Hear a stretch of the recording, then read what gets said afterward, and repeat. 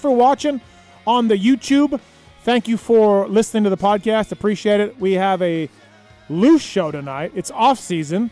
A variety of topics to get into tonight. Silly season stuff, some 2026 bike shootout things, O'Neill, golf, race tech rants. Lots of things to get into, people, tonight on the show. Really appreciate you guys paying attention and once again joining us. Got the WSX coming up. We'll talk about that. AUS-X, Paris, Supercross. Also, Colt Nichols will join us. Colt Nichols just re-signed with the HEP Suzuki team. So Colt 45 will call in and talk to us about that. Devin Simonson got a PulpMX ride. Happy to have Devo on to talk about that. He rode really well in a few limited races last year for the PulpMX guys. So Simonson will be calling in. Our guy Phil from Down Under.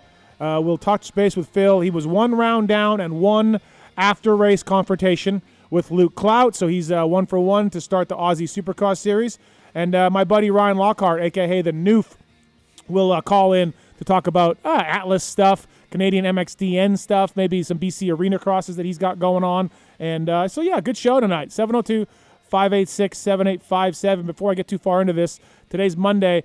Thursday, I don't know whether it's Australian Thursday or my Thursday, we're looking to have tickets on sale for Melbourne AUS-X live PulpMX show. So yeah, go through the AUS-X guys to buy your tickets for that. We're going to have special guests. I'll be down there and going to do a live show Friday before the race. So please check that out. Tickets on sale real soon. If it's not Thursday, it'll be maybe Friday, but stoked to come down under, stoked to see you guys. We always have big listenership from Australia and my first time in the country. So I'm looking forward to seeing that and going to the AUS-X Open and more. So stay tuned for that. PulpMX gives back. We'll talk about that later on as well here on the show. But themotorsport.com, Fly Race and Decal Works, Race Tech, X-Brand, Michelin, Renthal, Acerbis, Firepower, Maxima USA, OGO Power Sports, Cardo Systems, Pro Filter, Guts Racing, Renegade Race Fuels, Atlas Brace, MotorcycleIndustryJobs.com, Works Connection, Get Data, WUSA, Wiseco Piston, Fox Factory Vehicles, Factory Chassis Parts, MTX Braking, Luxon Ethica, Troll Training, all on board with us. The codes to save with many of those companies are on PulpMXShow.com. So please check that out if you want to save with those guys. We'd really appreciate it. And again, 702-586-7857. Let's get to our co-host, shall we?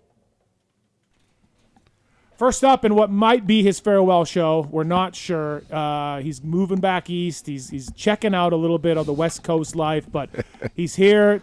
We treasure him while we have him here in studio. Keefer Inc. Testing, Racer X, the Kris Keefer. What's up, buddy? I'm back. Thanks for coming in. Bigger than ever. Check out. Do you like my what they call the fit? Do you like it? Yeah. So you are wearing a 2005-6. Travis Preston jersey. 2006 Travis Preston Fox jersey. It's XXXL because that's how they did jerseys back in the day. What is this, an XL? Yeah, but it's huge. It's huge. What a collector's item. Yeah. So I just want to really hone in on Mr. Travis Preston tonight, and I'm a big fan, and I just want to be just kind of like a part of him tonight. So. Sure. Yeah. I love it. It's great. Thanks for coming in. He says that, but he's just going to talk shit the whole time. No. On me. I'm going to talk positivity. That man is one of the only men to beat James Stewart in a 125 Supercross series, a factory Honda rider, champion, Yamaha Blue Crew guy now, the Travis Preston. What's up, TP? That deserves a round of applause. Oh, yeah. Thanks for coming in. It's been a while, but appreciate you coming in. Yeah. You're on the mend right now from a little bit of knee surgery? I am. I'm on the mend, had some knee surgery, so I'm currently not at work. So I decided why not join Kris. How about the CrossFit? What are we doing? It was none of that. It's just old riding. Okay. I mean, I was in the gym when it happened. But of course, shocking. Yeah. Shocking. Will wants to know when you take your shirt off for tonight. I'm not taking my shirt off. Okay. I didn't think about that. I forgot I did that.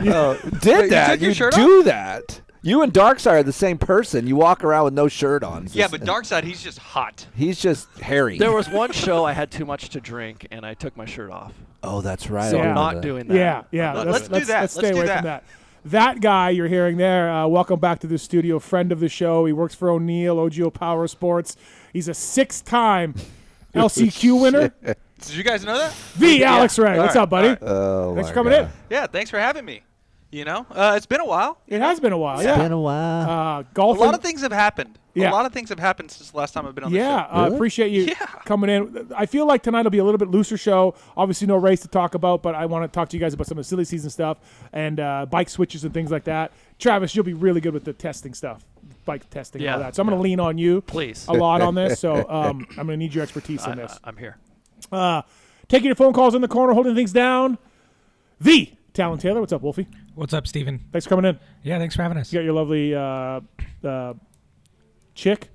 Yeah, the lovely chick That's is sad. here. I know, right? Girlfriend. She deserves better. And your baby. Right? She deserves better than that. You need to marry that up. And maybe. And also showing up is out of the blue, Travis Marks' beautiful wife, Courtney. Butte. With his baby. B-E-A-U. Hello, sir. She's looking good, dude. Yeah, She's looking good. Just thinking about it just makes me wish that Sam would have came with my baby too. Yeah, you know? yeah, you're a father. That's fucking incredible. He is. Yeah, incredible. if anybody, if I can do it, anybody can. What did you say in our group text today? You took a picture of the baby. Yeah. What'd you say? I said, hey guys, not that anyone cares, but I've kept this kid alive for the last 6 months. Yeah, it's fantastic. Honestly, Sam has nothing to do with it. No, she has a lot to do with it. A lot to do with it. If it wasn't for her, then none of it would be possible. But yes. Yeah, no, it's incredible. So thanks for coming in, Marks. Tallon, My thank you. pleasure. Thank you. Aiden Keefer's are in the corner. And then Andrew and Haley are here, a couple of fans of the show. Andrew did the wrap-up show with ARay. He did? Remember that show? Yeah. We did that with that guy from Texas? Yeah, I remember that so well. Yeah, so he donated some money to a dog rescue here. That's cool. Animal rescue, and we Very let him sit in. So Pittsburgh Steelers fan. more Penguins. Okay, You know. here we go. Also, Game 7 tonight, Blue Jays, Mariners. Go Jays. Okay, all right. What's going to happen if they lose? Are you going to just freak out? Another one of my favorite sports team letting me down. Did you see the Raiders yesterday? Yeah, but you're wishy-washy with the Raiders. Wait, who did the Raiders beat not that long ago? And there's Tennessee. Oh. The only team worse than them in the league. They beat those guys. Tennessee needs to tighten up. Yeah, they do. Yeah, they do. I really don't care. All right, listen, lots to get into tonight on the show. But Kris Keefer brought to you by the folks at Decal Works. Love these guys at Decal Works. Nick, Sean. Our guy Sean, he's punk touring. He's punked out. He's punked out? Yeah. Like Deco Works. Decal Works, great. Yeah. Oh, yeah, they did my my kids' PW graphics. Yeah, they do anything. Fantastic. PulpMX 25 is the code to save with Decal Works, decalmx.com, Red Bull KTM using them. All your graphic needs. Keefer's got a code too. Keefer uses them exclusively as well. decalmx.com. Thank you to those guys. And Alex Ray brought to you by OGO Power Sports. What's new with OGO? What's happening? Dude, Hampers. best bags in the game. Dude, anything T3, Dozer, 9800, backpack. Hampers. We need to talk. We need to get into the hampers. I'm so out of the hampers. What? It's You're a out stupid on it? idea. No, it is not. Horrific idea. Yeah, Something that Hey, comes in Travis, a 9800. He hits ARay up out of the blue. Your guy, the jersey here. He hits ARay up out of the blue and says, "Hey man, forget about gear bags. Forget about the things that I'd say just forget about it, but no, forget about gear bags, man. I have the idea." And I'm so, okay, like what can it be? He just wants OGO to make a hamper yeah. for your gear. Yeah, just something that you tie up after a race or after a race day or a practice A day. hamper. You ever had a hamper in your van? Just to throw Yeah, it there? but you need to have a gear bag to have your stuff organized when you start. No. A hamper's for when you're finished. Both. His hampers are so nice. You can just throw shit in there. I brought I didn't bring a gear bag No, a tonight. hamper's for like your garage No. by your laundry room. Hampers are where it's at. And a hamper stinks, so like Steve But- said, yeah. I want that in the garage away from... But think about it though. How many times have you taken your gear off? Well, you guys are on the West Coast. The East Coast, it's very humid, very sweaty, very hot. Mm-hmm. How many times have you put your musty shit back into the Yep. gear bag? Yep. And then drove home, however many hours, Yep. and then you open it back up in the It's- must. It's nasty. Well, see, when I do that, I have another separate bag, like a trash bag, that'll put my gear in. Well, I mean, Yeah, you this don't is- have to put the hamper back it's- in the gear bag, Okay, yeah, just but you can put your. anyway. you can still So put your helmet OGO in Power there. Sports hammers coming soon. We're thinking about it. You know, it's Okay, a good idea. All right. Pulp 15 is a code to save with OGO Power Sports, whether it's a carry-on bag or backpack, whatever. 9800 Dozer. Check it out. Kiefer likes he likes the bag with the strap with the two shoulder straps, Mm-hmm. Oh yeah, whatever that thing's called. Not forgot what it was. not the layover. or anything. No, Rev. no, no. Rev? yeah. You like the rev. Pulp 15 code saves with those guys, and again 702-586-7857. Early on, TP the chat wants to know TP's fastest Murph time. Fastest Murph time. Oh, shoot, that's a good one. It's 42 or 43. Okay, 42 or yeah, 43. less. There we go. Got that? What's a fast time like? What Yeah, is we'll it? let them know. That's a fast time. Like, what's a good time? I think anything in the 40s is pretty good. hard. Yeah. We got the Twisted Tea, I Don't Know Man, X-Brand Gongo Tear-Offs, Race Tech Rant, Motorsport.com tweet at Tallon segment coming up as well. I guess let's start with this, kind of the first big news. Garrett Marchbanks got the second spot at Cowie, 450 ride. Now, I was kind of going off some of his, some of my sources that know him well. Guy from New York, calls in a lot, good friends with him. And that source was like, there's no way he's going to do it. He just doesn't want to get tossed aside for 1 year of 450s, and then you got to, because Garrett can podium 250 stuff, right? We've seen that. But he took the 450 ride, and I do wonder if there was maybe so he signed a 1 year deal with PC. I wonder if there was another year added on, or something, some sort of incentive, right? To take them, because he's really helping Monster Cowie out. There's not a lot of guys left for that spot. Guillaume was really hoping to get a tryout, but Keefer, I'll start with you. Marchbank's second 450 job, indoors and out. What do you think? Well, I think it's a good move for him. One, we always talk about, or you guys at the end of these races, how his starts are really lacking, right? So I don't think that can get pulled aside and be like, hey, he can actually get some starts. He's strong enough. He's really good at into motos. And I feel like he's not a ragged rider. He's pretty in control for a guy that's trying to ride a 250 to its limit.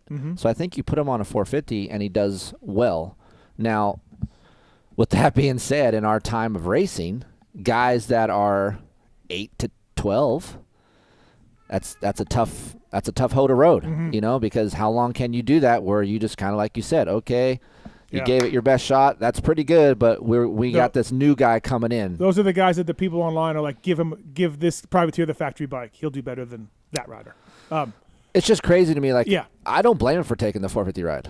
Like, why not give it a shot? He's been on 250 for a long time. He's done 450 Nationals before. Right. He's done at 450 SMX. You're getting a factory 450 ride. Right. For me, I think I would take it as well. But you have to. I'd be curious to see what his contract says. I wouldn't just be like, hey, 1 year, that's all I got. I'm taking a chance. Based on what my source was saying, I got to think they did something for him. I don't think he's just like, yeah, cool, I'm going to do it. Like, he does get to keep his gear money, obviously. Right? So he got his own gear contract? I would think it probably stays with Fox, but I don't know. But, yeah. Hey, Ray, what do you think of the move? I mean, it just sort of depends on what his future looks like, I mean, do they tack on another year for him, at PC? But what's the rule? Well, the rule doesn't really matter. You can just petition the AMA. Yeah, because like Chiz, he went up and then he went back. You just write the AMA a letter and they let you do it. It doesn't sound. I don't know anybody who's been denied the opportunity. So if you're top 15 in 450s, you cannot ride 250 class unless you petition the AMA. Yeah. My only thing is, I was thinking about it a little bit. If they did tack on another year, him on PC. Does he go back to a 250? Because if he spends a full year on a 450, he's going to start riding different. It takes a lot of intensity whenever you're that big of a guy to ride a 250. And I think, once he rides the 450 for a full season, right, he's going to lose a little bit of that aggression. Right. Yeah, maybe not. Yeah. I don't know. Right. Maybe he bulks up a little bit, adds a little bit of weight to himself. I don't think he needs to. I don't think he needs to add weight. I think where he's at is good for a 450. Well, I understand that, but he's also a bigger guy, and I'm sure he's been starving for the last 8 months. Yeah. Yeah. But yeah, it's tough. I'm sure it was a tough decision for him, but it just kind of depends on what he's going to do after the fact, because it is a 1 year deal. Is there a world where Mitch has him on a 450? No. On the truck? I don't think so. No. Okay. Travis, what's your take on this move? I think it's a great move. Yeah? Because he's a bigger rider, and he struggled in starts for outdoors. So he's going to like having more power. And I think the 450 class is just an easier class to race. Yeah. Guys are more settled. Guys make smarter moves. And I feel like he's a guy that's going to fit into that flow a little bit better. I'm with ARay a little bit on going back down. It's tougher. Yeah, no, I totally agree with that. Yeah. I disagree, though. I mean, yeah, it is for, like, aggression. You're going to have to learn how to ride a little bit different again, downshift one more time. But it's harder than you think racing at that level, though. But what I'm saying is he's done it for so long. He's been kind of already doing it. You said he's done the 450, go back to 250, and he's been pretty successful doing that. I feel like whenever he came off of the 450 at Club, it still took him a little bit to get back to where he was on the 250. Yeah, maybe. Yeah. I mean, I think if you're him and his agent, Bob Walker's his agent, you're definitely, holding Cowie over the barrel a little bit. I mean, what would they have done, right? What does Phil say? Is he a 450 rider? You know, some guys ride 450s better. Everyone says Phil's that. calling in, so we can talk to him about that. But I don't know. It has to make sense for him because I'm sure, I mean, he's making decent money at PC, right? Yeah, for sure. So it has to make sense. They're like, hey, jump up to the 450. We'll give you X amount, whatever. We'll. I mean, you get to keep your gear money, so right away you're making. You think what does that contract look like? You think? What, a gear? No, the 450 ride. Oh, a second. Well, I don't know what his would look like, but a second end guy is 400. A secondary guy. That alone would be better than what he was. I'm sure Yes. than what he was getting at Yeah, PC. for sure. And then you tack on another 60 to 100, I guess, for him for a gear deal. Maybe on the cheap side. Yes, but then like Kris said, if you're 8 to 10, 8 to 12, you're maybe a year there, a year and a half there, and you're out. Yeah. Right. And then you're like, okay, I mean, wait. none of us see him doing top maybe they five, give him right? 400, and then they're like, hey, we're going to make your bonuses really big. If you were to do good. Right. Does he get top 5? No, I don't think so. I Right. mean, he could in a mud or whatever. Outdoors, like, I would say, yeah. Yeah. And his contract is for SX and MX. Yeah. Yeah, but also aren't some 450 guys are getting kind of older too. There's going to be a little bit of a change for sure. What if Levi Kitchen doesn't win a Supercross championship Yeah. or an outdoor Right. championship? No. He could potentially stay there for another year, right? Yeah. No, I don't think it's I don't think it's in stone that Levi's moving up. Right.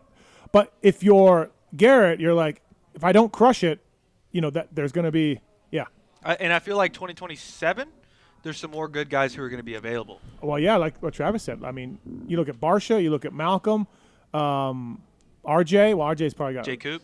No, Jay Coop's young, but I'm saying yeah. guys aging out. Yeah, like aging it's out, Cooper yeah. Webb, he's getting older. Yeah, Coop's doing maybe one more year, right? And then like 27, and then that might be it. So, so there's gonna be spots there. So Garrett, he's talented, man. He can really ride. Yeah, he can ride he good. is a great He's rider. not going to get tired either. He's 8 more roosts than.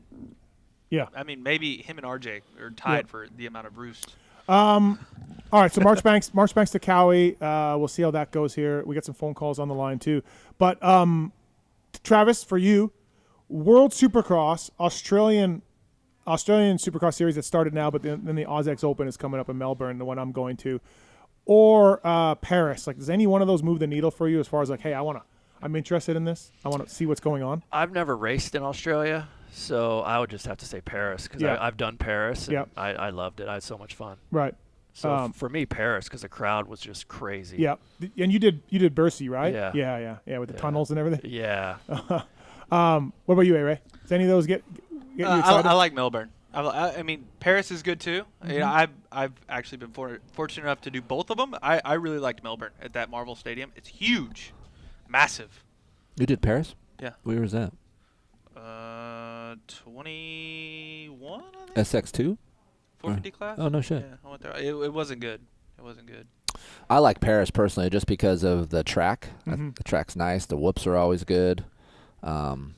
It's good racing. It's tighter, I think, than the other Australian track, So for me, I don't know. I kind of I think me and Travis are both older, and it's nostalgia, and for me, I always like, Paris is cool. It's hard to take anything from the off-season races, at least for me. But I will say, like, Cooper Webb got his ass kicked by the Lawrence brothers in 23 at Paris, and then in 24 he was closer, and he actually won one night. And then we saw what happened in 25, right? Yeah. Like, it's hard to carry that momentum over, but you do learn a little bit. For sure. Yeah, I would say so. Yeah, I mean, you go there, and I guess used to, it was more of a hybrid track, but now it's like a full-blown Supercross. See, I made the mistake of going there with the hybrid setting. Wasn't good, dude. I was seeing, like what Phil would say, I was seeing God every lap through the whoops. The Paris was hybrid setting? Or Australia? Paris. Oh. I thought it was going to be more of a hybrid track, but it wasn't. The whoops were freaking walls. Yeah, they're big. Yeah. How'd you do, Travis, there? I won one night. Okay. And I think Is this 125? Yeah, this is 125. Yeah. So I think I got Really? second overall. Yeah. Did you get start money or no? Yeah. How So much? I think 25, 30. That's pretty good, yeah. Oh, yeah, this guy. What year? Yeah. What team were you on? Or what That was 2002. That was after I won the championship. Oh, okay. He doesn't have to work, dude. Stop. Yeah, why do you work? Right. I got divorced. Okay. That helps. Yeah, that does happen. Yeah, that does explain it. Travis, Preston, Kris, Keefer, Alex, right here on the PulpMX show tonight, and lots more to get into. I definitely want to talk to you about some of the Anderson to Suzuki, Tomac to KTM, Sexton to Cowie, Prado to KTM, things like that we know is going to happen. Tomac to Cowie? Yeah, dude. Dude, these people online, dude. Oh my god. It's fucking incredible, man. I don't even know. Like now there's this new thing going on Facebook where I saw it for Jet and I saw it for Hayden and I saw it elsewhere where they're making up full quotes about these riders taking political stands and it's a full Is it AI? fake. I don't know, man. But people are sharing it because we're stupid. And so people are just sharing it as if it really happened. And you're just like, we are so fucked. Dude, we are it's so just like, fucked. what do you call it? Like- the media hate something? What's Media it? hate? No, like where they make something up or something. Fake news? Yeah, like, I don't know. Okay. Anyway, good talk. Yeah, He no. doesn't give you enough time. The Cowie, the Tomac to KT, Think of it. Tomac to Cowie thing. Like, what the fuck, man? That's why I wrote about it in Race Thread because Yeah, I I saw saw that. it going I know. on, and I've been testing some things that he's going to put on his Kawasaki, and put on his KTM, and I'm like, dude, everyone needs to calm the fuck down. The thing is like, if any of these people, and I've said this over and over, like, if you don't like myself or my show, no problem. But if you listen to Swap Moto or the Vital Right. MX guy, like, there's numerous very respectable media that's been talking Tomac KTM is done. It's going to happen. Get ready for it for months. Just listen to anybody that knows anything. Why would you not listen to people who know what's going on? The problem with it is with social media is that one guy does it, and then the people that are bored or not really into the sport, they're the ones that repost it, and then it grows. Us, when we see it, right, we're just like, oh yeah, that's lame. And you just keep scrolling. You're like, whatever. But these other people don't do that. It's like the photos of a CR500 motor wedged into a 450 frame and saying Honda's coming out with the 500. Yeah. Like- I know what like- it was now. What? It was, Okay, thanks, ARay. dude, it was Kaida Wolf's, Oh, the Supercross. yeah. Yeah. Yeah. That's The what, Supercross won. And no. At the MXON, whenever the dude posted about like the yeah, axle dirt blocks bike being lover. hidden. Dirt bike lover. Yeah, That's his name. Dirt bike lover. I don't know what you guys are talking about. I don't So go to Facebook for my when news. Kata Wolf was here last year Yeah. riding Supercross, Okay. someone repurposed that today or yesterday, okay. saying, "Hey, he's coming up for A1," and people are like, "Dude, that's That fake." also wasn't it. Yeah. It was the one at MXON where he was hiding his axle blocks. Oh, what are they Oh, hiding? hopper thing. Yeah, The what are hopper they thing. hiding? Oh, it's like, dude, he just Here's doesn't wanna get his it's shit rage money. bait. That's Yeah, what it is. That's now. what it is. Rage bait. What are they hiding? So Axle blocks? the new thing to do now is the guy who's shooting the video knows what the fuck is going on, but puts a caption that acts like he doesn't know what the fuck's going on, or it's literally wrong and he knows it is. But to get interaction Yeah. and get it rolling, Yeah, that's what they do. Because you get paid, right? Yeah. YouTube pays you, Instagram will pay you. So what like- happens is us idiots like me that like real shit. Fuck that. What is? So now I know. I'm like, that's what they're doing. They're trying to get me. So I'm like, I'm just gonna keep scrolling. But if that's you're what- trying to do that, are you just like if you know better, are you just like you suck, right? I honestly, I hope that they know better. Maybe I'm wrong and they really don't. But I would think some of these things that are posted are so obvious. But since there's tape or something just covering the outside people, oh my God, it must be secretive. And now I'm going to engage in this post. It's such a weird thing that we're living in right now as far as like media, social posts, What is media? interaction. What isn't, right. Yeah. Like it's a strange place. No, Yeah. you're right. Yeah, absolutely. People don't want to listen to people who actually know what's going on because they're the establishment, and the people that don't know what's going on will tell you that they know what's going on, and you're like, wait, what? Why? But Some of the look at, and I'm not going to hate on everything, and I just pointed Hopper out because that's what you're talking about. Yeah. Because he does some stuff that I'm like, oh, that's cool. He's showing that. A lot of people don't know about that. Yeah. Like there's some valid stuff out there, but then there's the other stuff. You're like, that's rage bait. You're just trying to get that. You know? Yeah, no, listen, I get it for sure. Rage bait is the word I was trying for. Okay, yeah. I mean, how many things have I said on social media or on this show, and then it gets posted? Do you think anybody gives me credit or talks about, like, hey, Matthes said this? No, it's just they just run with it, and that's it, Yeah. right? I need to start putting fake shit out there on purpose. No, And because that won't work for you. Yeah, but tell all my buddies, hey, I'm putting this out. Yeah. Watch this, and then we'll all sit back. You and did laugh. this week. You said McAdoo on the Cowie. I didn't say McAdoo was on Cowie. I didn't say it was done. You Yeah. kind of said. You Sounds heard. like McAdoo. Yeah. Sounds like. No, yeah. Cowie. Sounds like They that's went- what it was. No, they went deep into it. Yeah, for sure. There was Deep. Yours, what happened if you did that, you'd just get hate. You wouldn't even get the people like, oh yeah, dude, that's probably something, you know. it'd be like, Steve, you're a liberal. Fuck you. You're an asshole. That's something like that. Maybe. All right, lots to get into tonight on the show. 702-586-7057. Phil Nicoletti's coming up here. Yeah. We do have some phone calls. First up, it's Dale. What's up, Dale? Hey, how's it going, Steve Good, and Keefer? Hi, Dale. Hey, so I emailed Keefer a couple months ago when he was at Loretta's and was looking for a donation for a helmet or something for our canine auction that we do for our agency. I just wanted to say thank you to you guys for donating that helmet. It really went a long way, and the dinner was successful yesterday, so I really appreciate you guys' help. I remember this. Yeah, didn't Fly helped out, right? Fly stepped up. Yeah, they sent us a helmet, and it was for a good cause. All the proceeds that we got from the dinner goes to help our retired canines that we have. Oh, yeah, that's cool. Take care of the vet. Yeah, take care of the vet bills. Anything that needs to be done for the dogs. That way, the handlers don't have to come out of pocket. So I really appreciate your guys' help.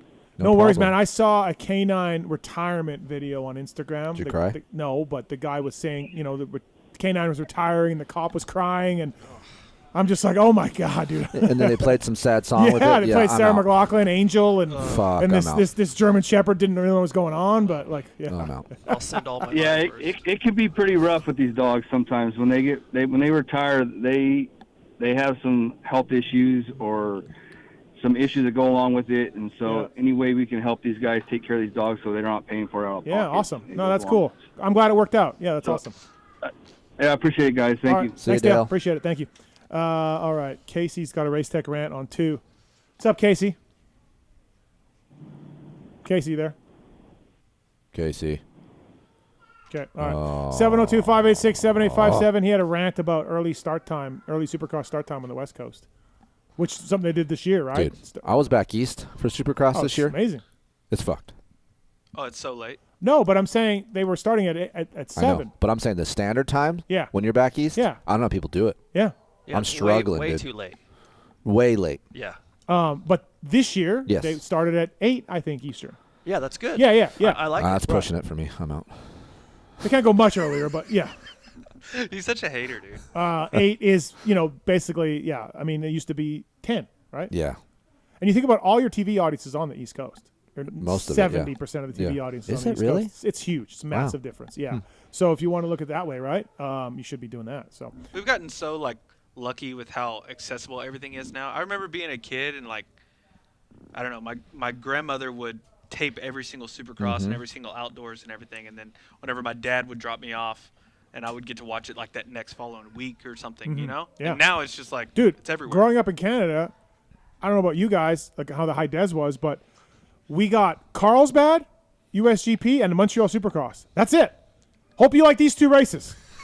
Carlsbad was on ABC. The and 80s. Golden State Nationals? No, we didn't get those. Oh. But we got bootlegs, months later.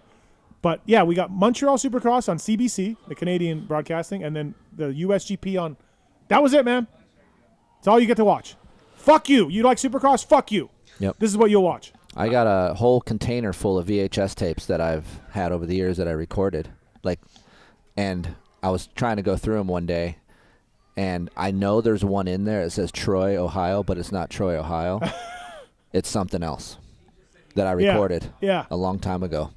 Over Troy, Ohio. I put Troy, Ohio, so my dad would see it and not look at it. Right. So what was it? Who was she? You know what it was. So I'm was trying. Was it like a solo mission? I'm trying. Or was someone else there? No, someone else was there. Okay, all right. My ex-girlfriend, before Heather. What was her name? Heather.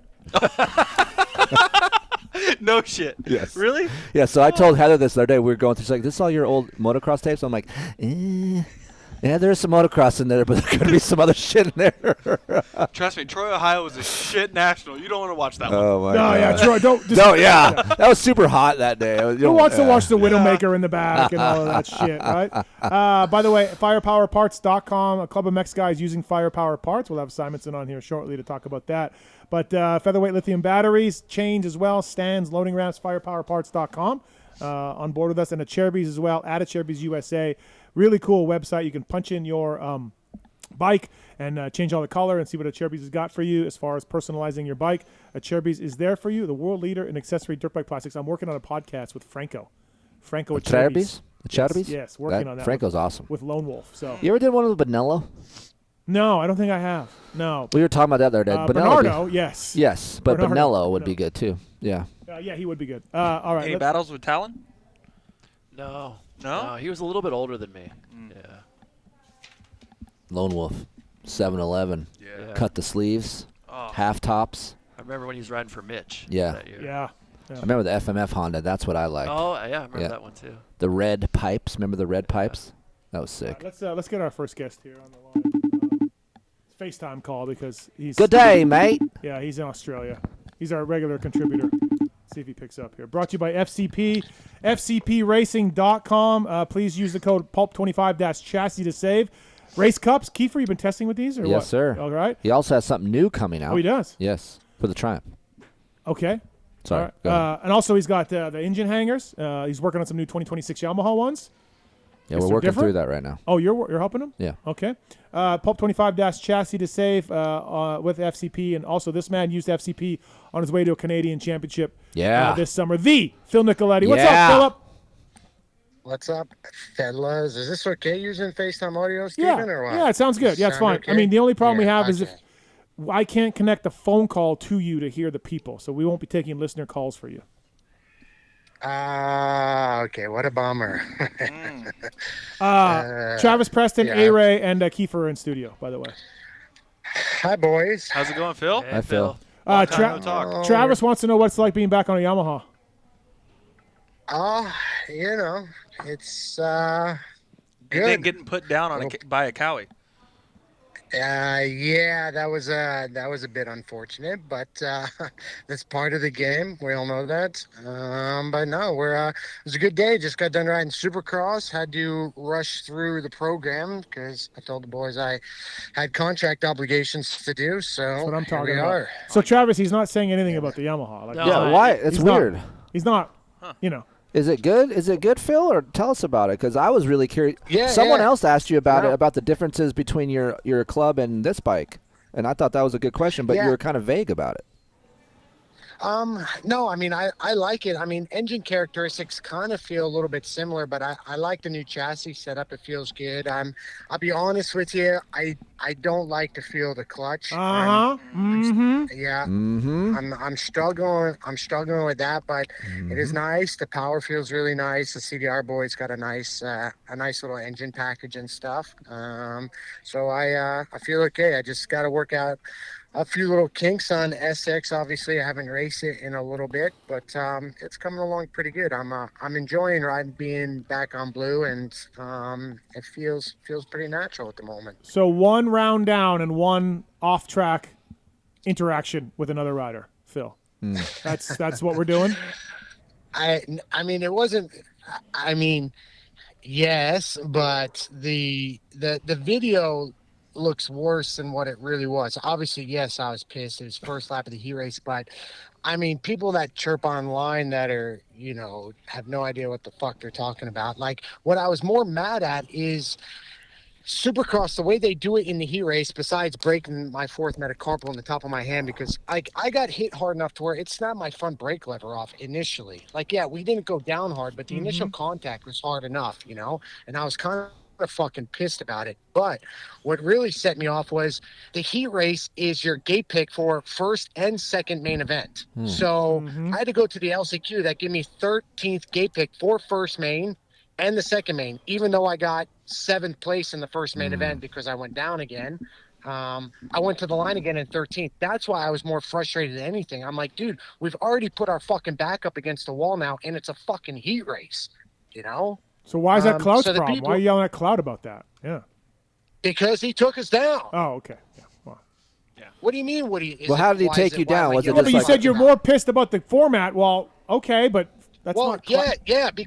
Well, that's why I went up to him. I'm like, dude, why are we doing that in a heat race? Like, does it matter if we get first or second? I mean, we go to the line second or fourth versus, Got it. 11th Okay. and fucking 13th. You know, and the gates were fucked. So like, there was only a couple really good gates, and we already put our back up against the wall. Was it a corner block pass, or what did he cross jump, or what did he do? Did you see it? No, I didn't see it. It wasn't that bad. I thought it was bad. You did? In the corner, right? I think in the right hand. He hit him hard. Can he pull it You up can't on see here? the fucking initial hit. The video doesn't do any justice. But the first contact, dude, it snapped my front brake lever off. I felt like fucking Deegan out there, dude. But I will say that the track didn't help, like the I guess, dirt conditions, because it looked slicker than You had to good make shit. a move. You had to. Yeah. And it was. And again, we're all racers. So first lap, first heat race, after they put water on it, and then you come up way on the inside where not many people have been, what do you think's going to happen? Mm-hmm. You know? I don't know. Just the that whole deal was not smart in my own personal opinion. Correct me if like, I'm... Obviously, I know he didn't mean to take us down, but I was just fucking heated. Like, dude. But it also didn't help, Kris, that he'd made some comments about imports getting rides. That's what I was about to say. Okay. Yeah. Or did you not care about that? I mean, I did a little bit. I mean, I brought it up in the press conference and stuff. Right. But it's just like, you know, like he's mad that, you know, we're bringing over imports or whatever. But, you know, and I addressed it in the press conference. And, you know, I mentioned, you know, that I go on the Pulp show and I talk about the races and, you know, the other riders. And you bring, you know, you acknowledge the series and bring it some credibility and stuff. And the same with Dean Wilson. Dean's got a huge following, and you know, the more views you bring to it, you know, hopefully you bring more sponsorship dollars and stuff like that. And I'm just like, Cloud's plenty talented enough to fucking beat me. Of course, I'm not necessarily so much about Dean, but me for sure. It's just like, well, just go beat me then, you know? Like, you don't have to fucking chirp in the background. Right, you know? right. So yeah, we got on the screen here, by the way. Yeah, we put it on the screen. Pull it up. I want to see that. Yeah, no, you're right. Yeah. It's same as you going to Canada. You know, it's giving the series more publicity and more ears and eyeballs and all of that, right? Because think about it. Yeah, if Phil wasn't there, if Dino wasn't there, would we really be watching it? I don't know, man. That wasn't bad. 100%. You know what I mean? Like that. Yeah, like that's kind of where I'm at. And, you know, and I think everybody else in the paddock understands that. And, you know, can I win? No, I don't know. I'd like to win, but again, Cloud's got plenty of talent. He should be able to beat me straight Chris, up. he literally just said the video doesn't do it justice. Yeah, okay. It just looks like from our angle, Phil, like he washed it out and then hit you. That's kind of like what happened. That's kind of what I took out of it. Yeah. Okay. All right. But listen, I know what you're saying, though. The initial contact on the top of my hand, my fucking front brake got snapped off. All right. It looks like he's talking to him while he's talking to us right now. It looks perfect. Keep talking. Go ahead. Kris, if you got hit hard enough to where your fucking front brake lever got snapped, how would you feel? Would you feel some sort of way or no? Yeah, no, I get what you're saying. Spike out for sure. Now I didn't see this front brake lever broken, so I can't. But if that is a hard hit. But here's the reason why Phil's a good rider and I'm not. Phil is not willing to take shit, and he will fucking tell people. What I would have done, I would have been pissed, and I probably would have yelled at Heather when I got back to the truck about the situation. Okay. So that's why Phil is better than I am, because I should be in someone's ass, but I'm not. So after two rounds, we're 8th in points, Philip. Yeah. Okay. I mean, obviously, I struggled on Sunday. Couldn't really hang on very well, you know. So it just sucked. But hey, again, it was cool, awesome. A lot of people at the Australian Supercross. Saturday night was packed. They had like 10,000 people, which is really cool. And I'm enjoying it. I'm enjoying the CDR program. They run a tight ship down here, and it's been good. I got a race this weekend in Sydney, in Cronulla, and then I head back on Monday. So, it's been. I sent Phil a DM like after like his first day of Supercross, I think, and I was like, "Hey, did you hit the quad like your teammate?" He said, "I see no quads." That's all he said. Why was Harrison jumping someone? I don't know if it was Harrison. Who was that jumping those quads? Yeah, there was a huge rhythm that they were doing, you know, at Shane Boyd's place, and I'm like, dude. And if you screw up, like there's like a 50-foot drop off at the end of it into a car park, you know. And I'm like, dude, I'd be buying a new vehicle. Not a fucking.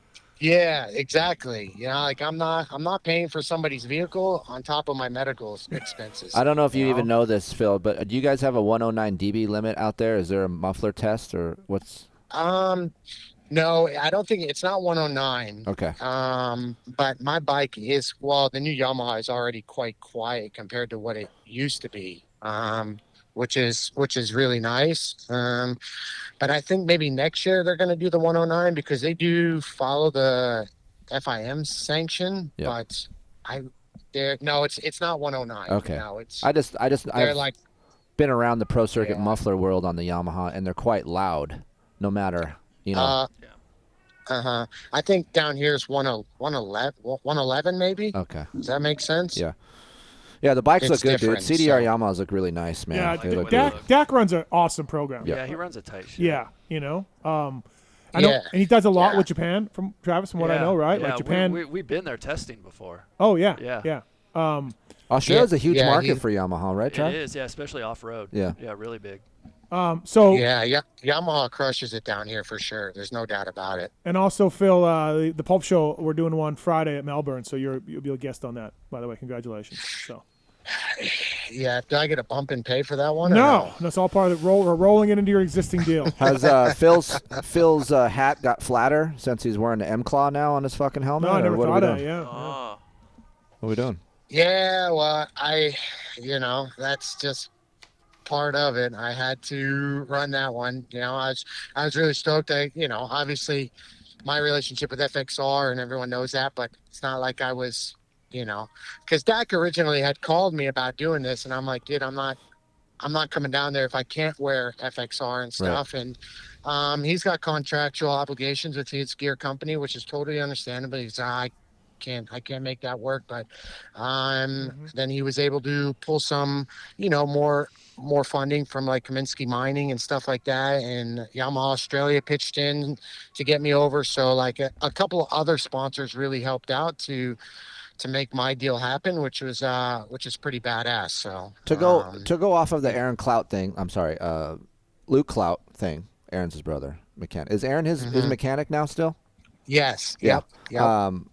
It's not like Phil got a call and says, "Hey, do you want to come ride in Australia?" Nah, man, I'm not going to take that because it should just go to an Australian. It's like, who the fuck's going to do that? No one's going to do that. So I don't understand, as an Australian, if you got called over to race in America, none of us are gonna bitch about it or bark about it. Like, no, I know. That's what I'm saying. There's been some Canadian people upset over the years at Americans getting rides. Not Phil this year. How but could just they in the be pissed off at Americans saying yes, I'll come? Like, it's not know. Like be more mad at the team. Right.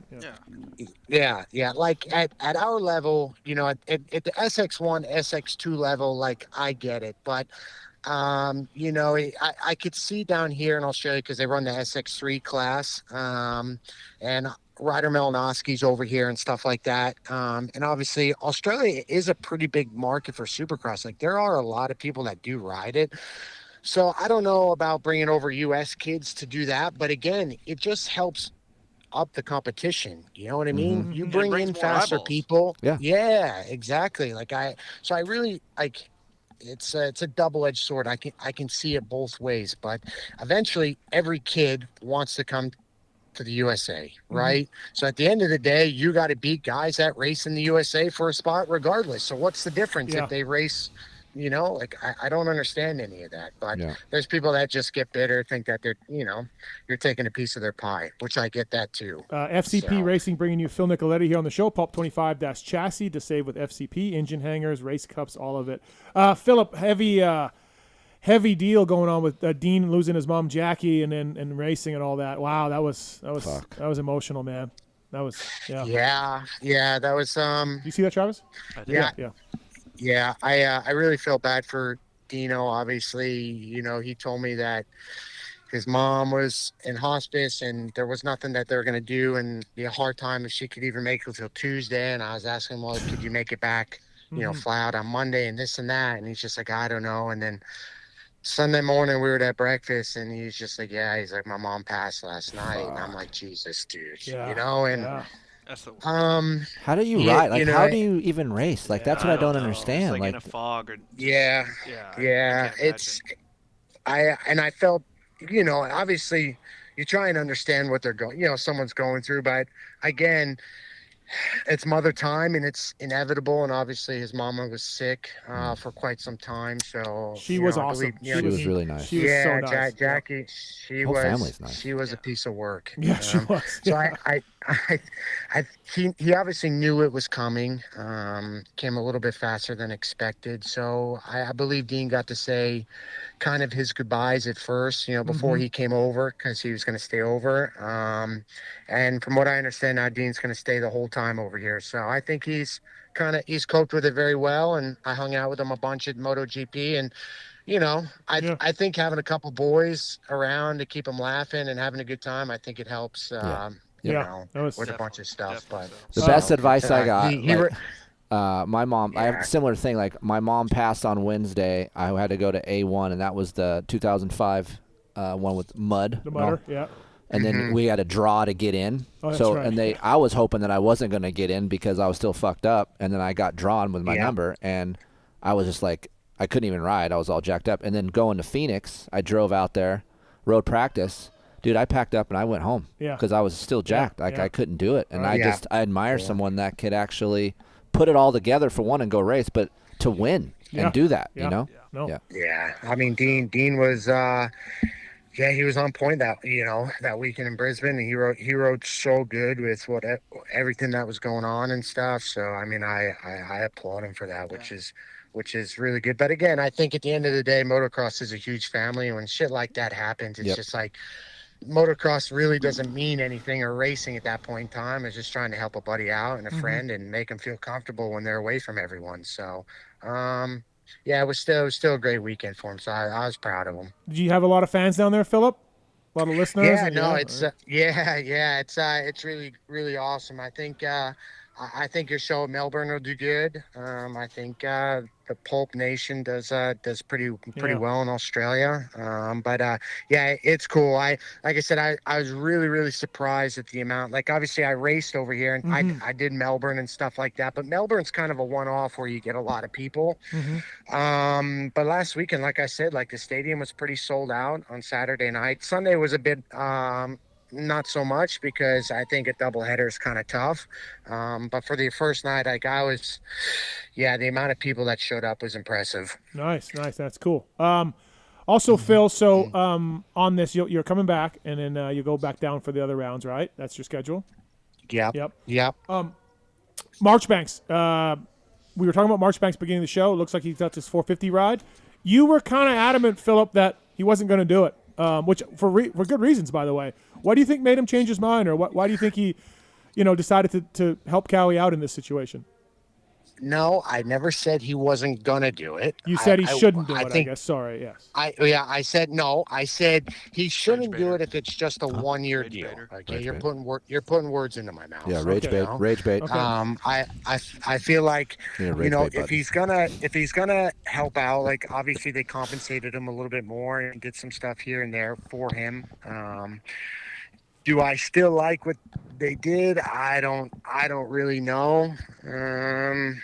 I don't know if I'm such a fan of it still, but again, I think the incentives that he has in his contract, I do think Garrett can hit those to where he can be on Cowie in 2027 as well. So okay, so it's not a one and done necessarily. Yeah. No, it's not. It's not a one and done necessarily, but I believe there's some stuff in there too. If he hits certain things, kind of like a J Coop, they'll re-sign him for the following year. Which is really good. But I think Garrett will hit those. But which I wanted him to have a 2-year deal, whether it was at factory Cowie or go back to PC for an option. But Cowie did take care of him okay though, so I'm excited to see him on the 450. Is he going to stay in Fox? FXR. I have no idea. Oh, I just assumed Fox would kick in. FXR. Yeah, FXR. Yeah. Maybe bring him back home. I just threw that out there. I don't really know. Well, I would think they would. If he was going to do anything, it would be FXR. I would think. I mean, if Phil's O'Neal? around him, I would assume so. No, it just depends on who wants to. There you go. Rage bait. Did you got J. Coop and Fernandez again? No. Oh, you don't? Ferrandis is a Ducati. Oh, that's right. Yeah, he's Is Ducati TL? Yeah. No. Hey, our budget's close. Yeah, but ARay's got J Coupe for another 2 years. Remember? Yeah. That's a lot of cake right there. Yep. You know, which is Juju? awesome. But Juju? No, we don't have Juju. That's Juju. one. Oh my God. Yeah, it's a little bit like Husqvarna and KTM over there. They just don't want to say it. The one industry's an No, O'Neill. We're separate, bro. Hey, We're separate. It is separate. It is separate. You're in the same fucking building. It just ships from the same warehouse. Separate That's the budgets. It's all different. But Frank and Mark are making decisions for one and O'Neill. No. Who's making the one industry? There's a whole different marketing division. So Frank's out of that. Frank has no say in who wears one. Yeah, I'm out. Rage baiting. I'm out. I hate how you guys put me in this position. Why can't we all just fucking be honest on the It's show? ridiculous. No, It's so it's dumb. bullshit. Pete No. Fox decided who wore Fox and who wore Shift. No, it's bullshit. No, it's completely separate. Well, I mean, We work closely you got to with rob Peter to pay Paul. Yeah. Travis, how much did you get for your Fox deal that I'm there's wearing back in the day?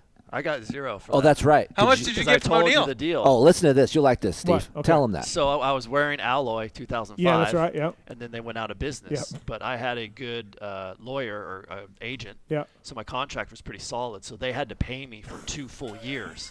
Without But- wearing the gear. But a stipulation was I can't get money. I can't Oh, double from dip. another company. Right. Right. So then I talking to Honda, what should I do? Honda's we work with Fox a lot, so we'd Yeah. like it if you wear Fox. Yeah. So for 2006, I wore Fox. Yeah. For And free. just For getting free. paid from Alloy. Right. And Yeah. Fox is like sweet. Yeah, they It's love great. it. Right. Yeah. Wow. I never knew that. That's I think pretty I knew that. Yeah. It's pretty cool. Travis is one of the only riders to successfully sue a company for breaking a contract and get money. And get the money. Yeah. Because Yeah. like normally That's legit. in this industry, it's just like, yeah, man, we're broke. So Yeah, see you later. I'm telling you what, that's one mistake that I made was because this lawyer guy that I had, he was a lawyer/agent. Okay. But everybody in the industry hated him. Everybody didn't like dealing with him Okay. because he was of course hard to deal Yeah, with. Had to change the contract. Because he's the lawyer. But man, every contract he did for me was totally solid. Right, And right. then once I left him because I got cheap, didn't want to pay the money, then all my contracts went to shit. I went with MDK, lost a bunch of money Right, there. Travis was telling me the other day he thinks riders should have 2 separate guys per guy, right? Yeah. Because you need a lawyer to look over the contract and Yeah. you need an agent. Yeah. An agent I knows think the industry. every right? rider should have a lawyer looking at their contracts for sure. Yeah, it's insane to me that these guys don't. It's nuts, Yeah. right? Like, Yeah. yeah. I'm one of them. Well, the big agencies do have all that, you know. Yeah, if you're Wasserman, they have Yeah, in-house lawyers right. that look at Yeah. all everything. You don't know Yeah, for sure, yeah. but a lot of guys don't, right? Yeah. Yeah. Um, Yeah. Well, TP looked sick in Fox in 2006. Yeah, it did look He had good. some Yeah, it was cool. good. Is Is that cool where you get-ups. podiumed the first 2? Which year did you podium? That was 07, 07? and I got 4th first couple rounds. Oh, see, I thought you made the box. I was close. Okay. Yeah, I was close. I think Timmy got you one race. Yeah, I was battling for 3rd, but I didn't get it. Phil, what for you? How much testing have you done on your bike? How was the CDR guys to work with as far as that? Like, have you changed a lot, or did you jump on and like you really have a suspension package that I think is probably what you like and everything else. So how far off are you from your stuff, or how far did the CDR guys have to go for you with the bike? Quite a bit for me, but they did a really good job getting me there and stuff. And even after Brisbane, during Brisbane, we were changing stuff. And but last week and this week, I really didn't change a whole lot of stuff, so it's been really good on that front. But it took a little bit for me too, because I was spoiled. My Supercross settings the past couple of years, I was with, KYB and Bill and Gilly and Ryan, and those guys were doing my stuff. So I had a real nice comfort feel to where I could hit whoops and be okay and be, is basically soft in spots and stiff where I needed it. So nice and plush in areas. And I finally kind of got there with the CDR bike, but it took some time. But they grind down here. There's no doubt about it. So Is it and it's factory nice that stuff, they get full Phil? factory. Yeah, they get full work stuff. So Oh, nice. Nice. Is it spring? Yeah, You so got it's, spring, or are you on PSF1? I'm running spring. Okay. Yep. So and that's what's nice about the work stuff too, like the pieces and stuff that come with it for the certain areas of the fork and the shock, like you can just specifically do those areas, which makes a huge difference, Yeah. You don't have to completely reinvent the wheel. Stock which makes linkage or life different linkage? Well, Travis, so I don't know if he'll probably get mad or Yamaha or whatever, but I actually went back to the 24 link, the knuckle. After hold on. Oh my God! Let's just Thank ask, you, Phil. Hold on. Thank you. Let's just ask Phil oh, why. here we go. What is he looking for? Maybe Okay, he's hold looking on. for Can Supercross. I answer? This is on a Supercross. Can I Yeah, answer this this? Yeah, this is No. Okay, you're right. You're right. It's Phil. Supercross. Let You're Phil right. talk. Go It ahead. is Supercross. Go ahead. Jesus, Phil. Okay, Phil, go ahead. I'm going to hang up now, okay? No, this is great. This is great, Phil. He needs to hear this. Go ahead. No, I just get, for me, the comfort either the 24 knuckle than I do the 25 and the 26 on Supercross, especially for me in the whoops and stuff. It just, I can get the bike to settle a little bit more. And it was just easier for me to get the bike in the wheelhouse easier with the 24 knuckle than it was the 25 or the 26. So the knuckle that you had to have on the 26. You had to have it. Remember that? Yeah, I do remember that. Yeah. Yeah, was well, outdoor- I was did outdoors, for outdoor. Yes, yeah, it was but outdoors, I yeah. that was for outdoors. But I just couldn't get that feel that I wanted on Supercross, especially in the whoops and stuff. With the current updated knuckle, like I just had a feel for the bike with that knuckle, and I couldn't get it with the new one. So Travis, would you like to? but So no, I mean Phil is a professional racer at a very high level. Yep. This is a jab. Yeah. This is a jab coming Okay, towards me. where, Yeah. maybe a level Kris hasn't been. Right. No, that's true. Big boy. I mean, that's facts. That's facts. That's facts. So Yeah. what Phil's saying is 100% accurate. Yeah. Right. So that link that Phil likes is going to hold it down a little bit more. It's going to keep it a little bit lower in the stroke, which works good for his setup. Maybe with the new shock works even better. But for the general public, I think the other link is better because it holds it up a little bit more in the corner. Mm-hmm. So with the 26 Correct. link, say you're coming out of a corner, does the 26 hold up Yes. more? Yes. See, I Correct. would like I'm that out. more. I'm out. See, I always felt like I was it falling off the does. back of the 24.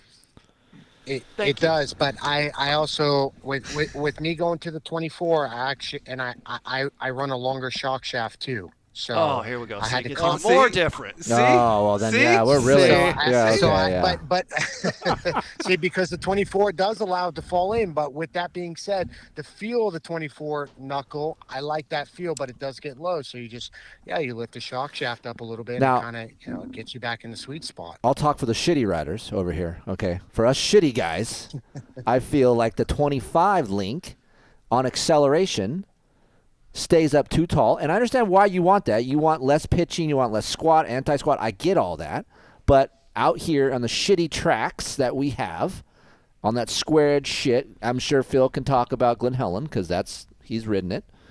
It's just too tough feeling for me. That's all. The 24 Yes. had a And little bit more suppleness in that area. But then you also Yes, but forget. on Sorry, the 24 No, go ahead, was hard to turn. You're right. You're right. Yeah, and the 24 for me was hard to turn as well, but with a longer shock shaft and stuff, it's not as bad. It kind of goes back to the 25 feeling, where it's up in the stroke, but again the shock moves a little bit more.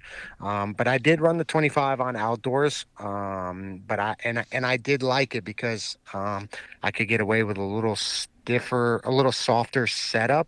But it's just when you add Supercross suspension to it with the 25, 26 link, I just couldn't get that jar feel out of my foot pegs away. And as soon as I went to the 24, it did help with that.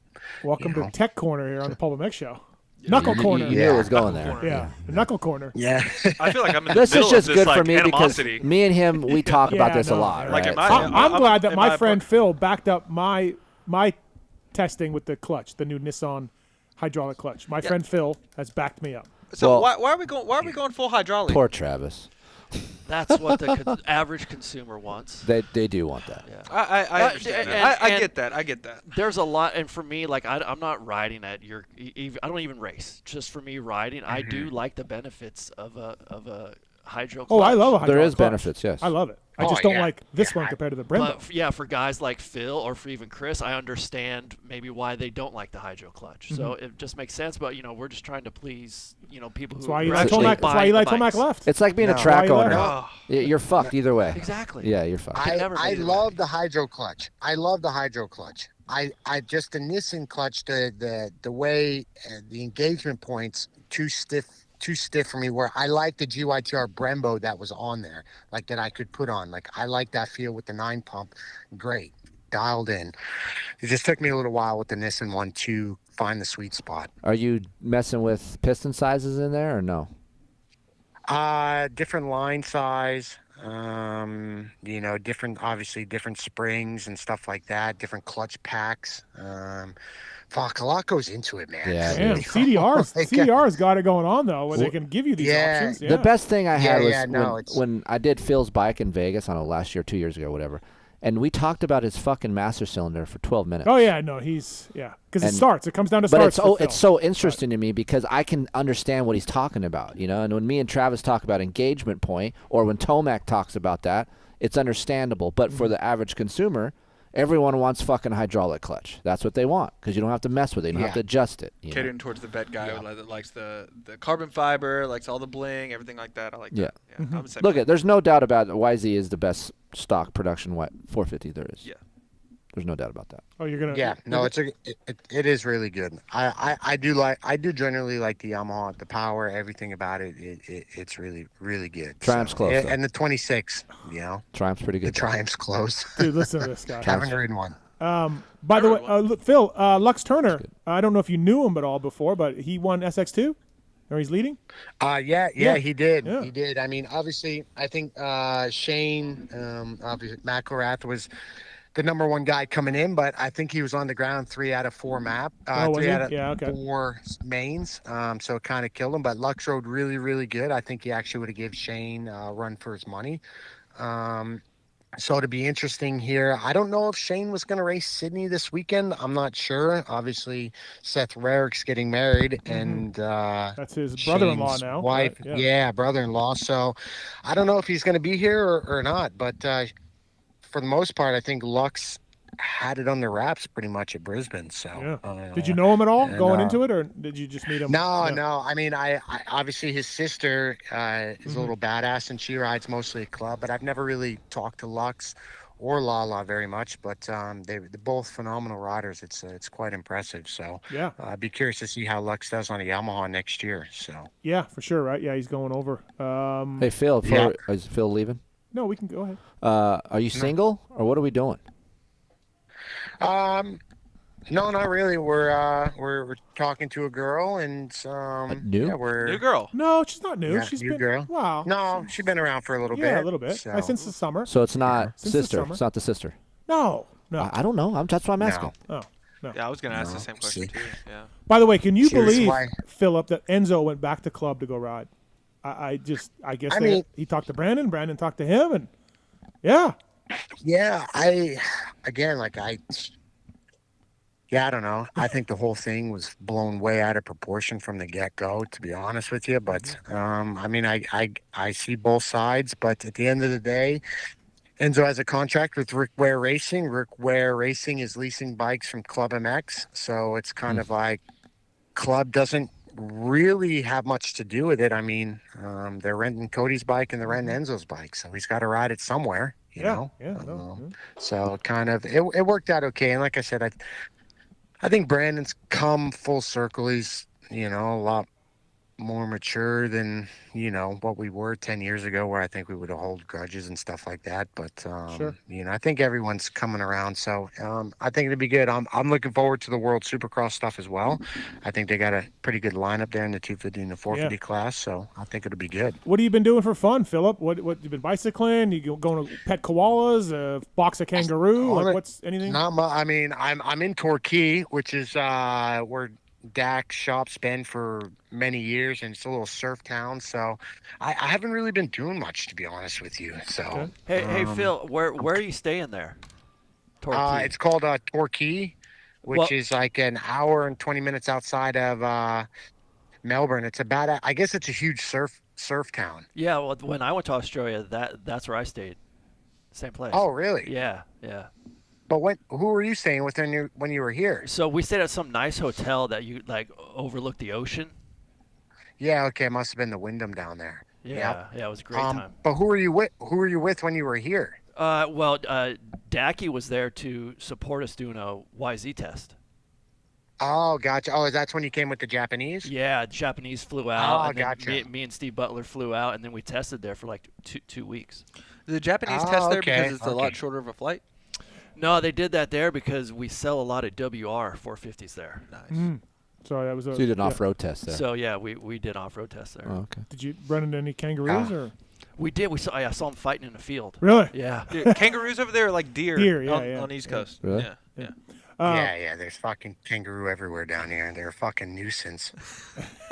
All right, Philip. Well, thanks for the time. Appreciate you cutting your testing short just to deal with your media obligations. So yeah. It's okay. It's good to talk linkages and clutches and stuff on here. It's great. Just to get in trouble. Yeah, just to get a phone call on Monday like, hey. Yeah. But thanks, Philip. Yeah. Appreciate it. And Good luck to you, buddy. Good luck to the next round, and we'll see you Good back luck, in the Phil. USA. All right, Yeah. thanks. ARay, I'm going to send you an order, okay? Got it. All right, thanks, fellas. I See you, appreciate Phil. it. See ya. Bye. All right. Same. Switch back to O'Neill. What's the order? OGO probably. Yeah. He hit me up Hampers. last week about some gear Hampers? bags and stuff. Hampers? I was like, I was like, hey man, I ain't shipping these things to Australia. It's like, no. Like whenever I get back, I was like, all right. You can't beat an OGO bag, dude. You can't. No. All right. Our next guest is on the line as we speak. That was Phil Nicoletti, brought to you by FCP. The next guest up on the show, brought to you by the folks at Luxon Clamps, luxonmx.com. They're using these over at PulpMX, and they're making other racers worldwide as well. They're all designed, engineered, and made right in the USA. Pulp 2025 is the code to save. Luxon uses advanced engineering techniques to develop products that are unlike the rest. Lighter and strong with optimized stiffness to improve your riding comfort and handling. These are great clamps, a lot of options, a lot of colors as well. So if you're in the market for triple clamps, luxonmx.com, Pulp 2025 brings you our next guest of the night. He's a friend of the show. I once cut this man's hair to let him race the LCQ race. I forgot about Devin Simonson. What's up, Devin? How are you, buddy? Yeah, what's up? I'm good. How are you guys? I'm good, man. Yeah, thanks for the time tonight. Appreciate it. Congrats on the ride. Yeah. Yeah, thank you. I appreciate it. So you've been living there, training there, riding there, and obviously, like, you jumped in last year and really crushed it. Like, you rode really well. Were they telling you to just hold on? Because that's from the outside, Devin. Like, it seemed like they waited to hire you, or did they give you did Brandon and everybody give you an idea that you were like first in line or anything else? Like, how stressful was this waiting to see if the club guys were gonna get you a ride? Yeah, man. Pretty much from the end of Supercross last year, like I kind of had an idea that we were probably going to work something out. Okay. You know. Okay. All right. Nothing was set in stone like 100%, but yeah, I mean it was a pretty good idea that something was going to happen. So. Yeah, from the outside, I was like, dude, he's been riding there and working there and training and all that, and then like he's just going to be like, yeah, sorry, man, no ride. Now you got to find a place to ride and a team and all that, right? So, but no, it wasn't really like that. Yeah. Yeah, no, it worked out and good. So, yeah. Good. So, how's it been going? How's the prep for World Supercross coming? Yeah, man, it's been great. I've had like solid probably 2 months or so of prep. So, yeah, everything's been good. Just been, grinding, normal day-to-day grind, and yeah, I'm ready to go racing here in just a few weeks. Is it different being like a full? Obviously, like we said, you jumped in last year and filled in and all that. But is it different being on the team as far as testing and all that stuff? Is the program changed for you? No, same program, same stuff. Yeah, last year it was. I mean, yeah, same stuff. All right. So how do you feel? Feel good, ready to go.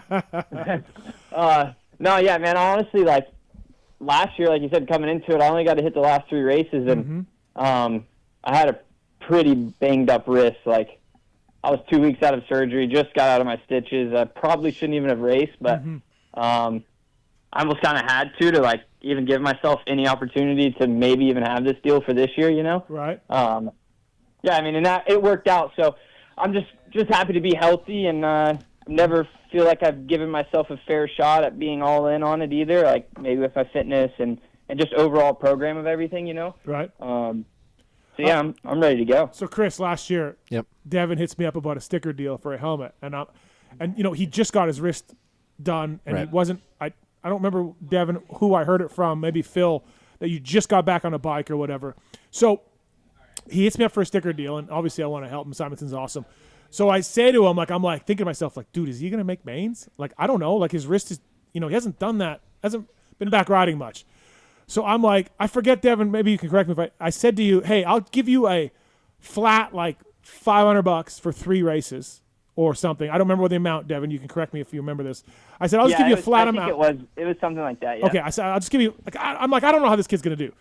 Or I'll give you like $250 a main or $300 a main. You pick. Right. So if you feel good, you'll make more money. You'll make more money, but I'm like, you probably should just take $500, kid, because you just got your wrist just no, but dude, he hadn't been riding. Right. His wrist was jacked, and he goes, no, I'll take the per race one. Nice. And dude just comes out with like a three top tens or whatever. Just crushes. Yeah, just $900. Like, hey Steve, pay up. Sails into the main event. You know what I mean? And I'm like, okay, goddamn. So cool. like, yeah, Devin, well, you really believed yourself. Yeah. Yeah, well, and that was the thing, dude. Like, pretty much when we were making that deal happen, yeah, like you said, I hadn't had much time back on the bike, and it was not like I was having good days. Like, Right. I was on the struggle bus pretty bad, and I honestly just kept telling myself, like, I'm going to show up on race day. I'm going to show up on race day, and yeah, that's what I did, and collected some of Steve's money. So. Yeah, no, listen, it was good to see that you believed in yourself. That's cool. Yeah, because I was I just like like that. thinking you should just take this flat. What have you done, ARay? Yeah. I threw whips whenever you were my mechanic. Yeah. See? Yeah. I threw whips. Devin Simonson here, brought to you by LuxonMX.com. Pulp 2025 is the code to save. I got a good Devin story. Yeah. I don't know if Devin knows this. Okay. So Oh, man. earlier in the year, the family and we went out to club for a couple days and rode. And as you guys know, I'm an observer. Travis, you know this. I sit back and I watch and I just look and kind of see how the shit goes. Well, Devin parks down just from us. He's on his own deal. He's in a van. His bike looks like fucking hammered dog shit, and he doesn't give a shit. And not only he doesn't give a shit, he is like the only guy that we actually got to talk to, like besides Cade. Yep. But the guys that were riding there, he was the only one that would, hey, how's it going? What's up? He was very talkative, very nice. And for me, that goes a long way. So, Devin, you were really cool. You talked to Aiden a little bit. So I was like, I always remember that kind of shit. Like, he's out there putting the work. The bike looks like it's been about 150 hours old, and he's still ripping it, and he's a good dude. So for me, I thought that was really nice. Yeah, I appreciate that. Thank you. I try to, really, started off being humble, so I'm trying to, keep that, and I think humbleness goes a long way. So.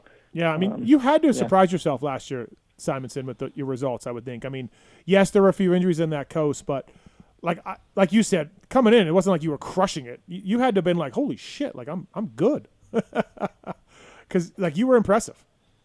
Yeah, well, I mean, yes and no. Like I surprised myself. Before I got hurt, like I was riding really well, and I was like, man, this is going to be a good year for me, And then the wrist injury happened, whatever, and when I got back riding, I wasn't sure, but I always I've known that I've had I'm having a brain fart right now, but whatever, the speed and stuff to do good, but maybe just haven't put everything together, like I should have, and so I always kind of knew the ability was there, but just putting it together was another thing. So when you were on a 450 when I was there, but then dropping back down to the 250 and riding that, how good is that engine? How good is that bike? Pretty much a 450. Yeah.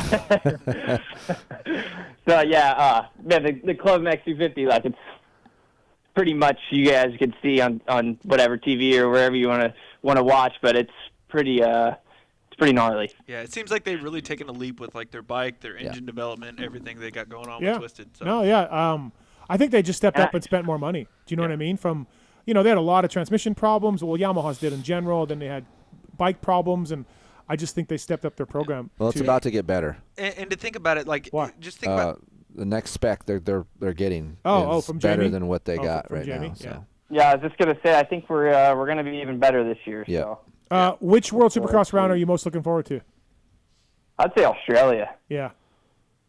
And you guys have the open house coming up, or is that already passed? That was last weekend, I think. Yeah, open house is this coming weekend. Oh, so this Friday, weekend. Saturday, Sunday. Nice. Be there, be square. Yeah. Yeah. Devin Simonson brought to you by LuxonMX. Pulp 2025 is the code to save.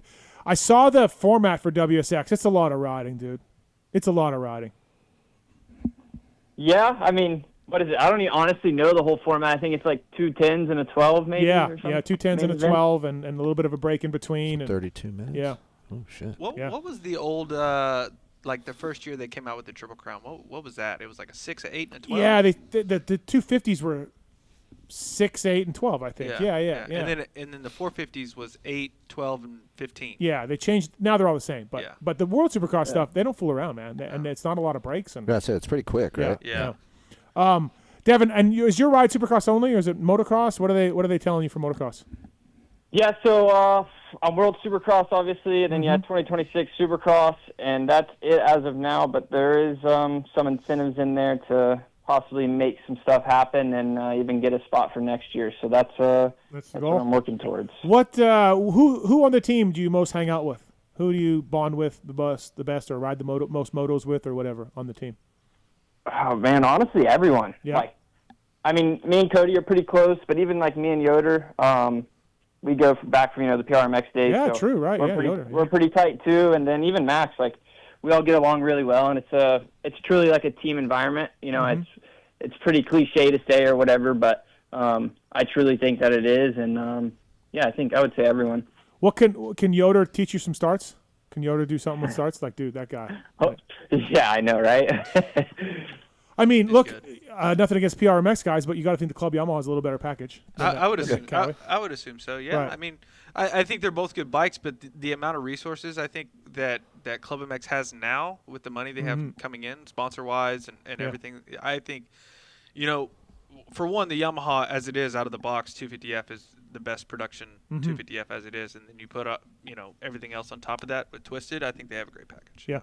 All right, we got a call here for a Simonson superfan on line 3, Devin. Yeah, but but the comment says he wants to call you out. So I let's Simonson superfan, what's up, buddy? Thanks for calling in. Hey. Last time that Simonson was in studio, I called in. Oh, yes, I do remember fan. you. Yep. Yeah, super fans. He said, hit me up on Instagram. I'll hit you with a jersey. With a jersey, Yep. Yeah, I did hit on Instagram. Nothing, no reply. I called him out. Keefer would approve. That's I'm the super fan. You said it online. It's international.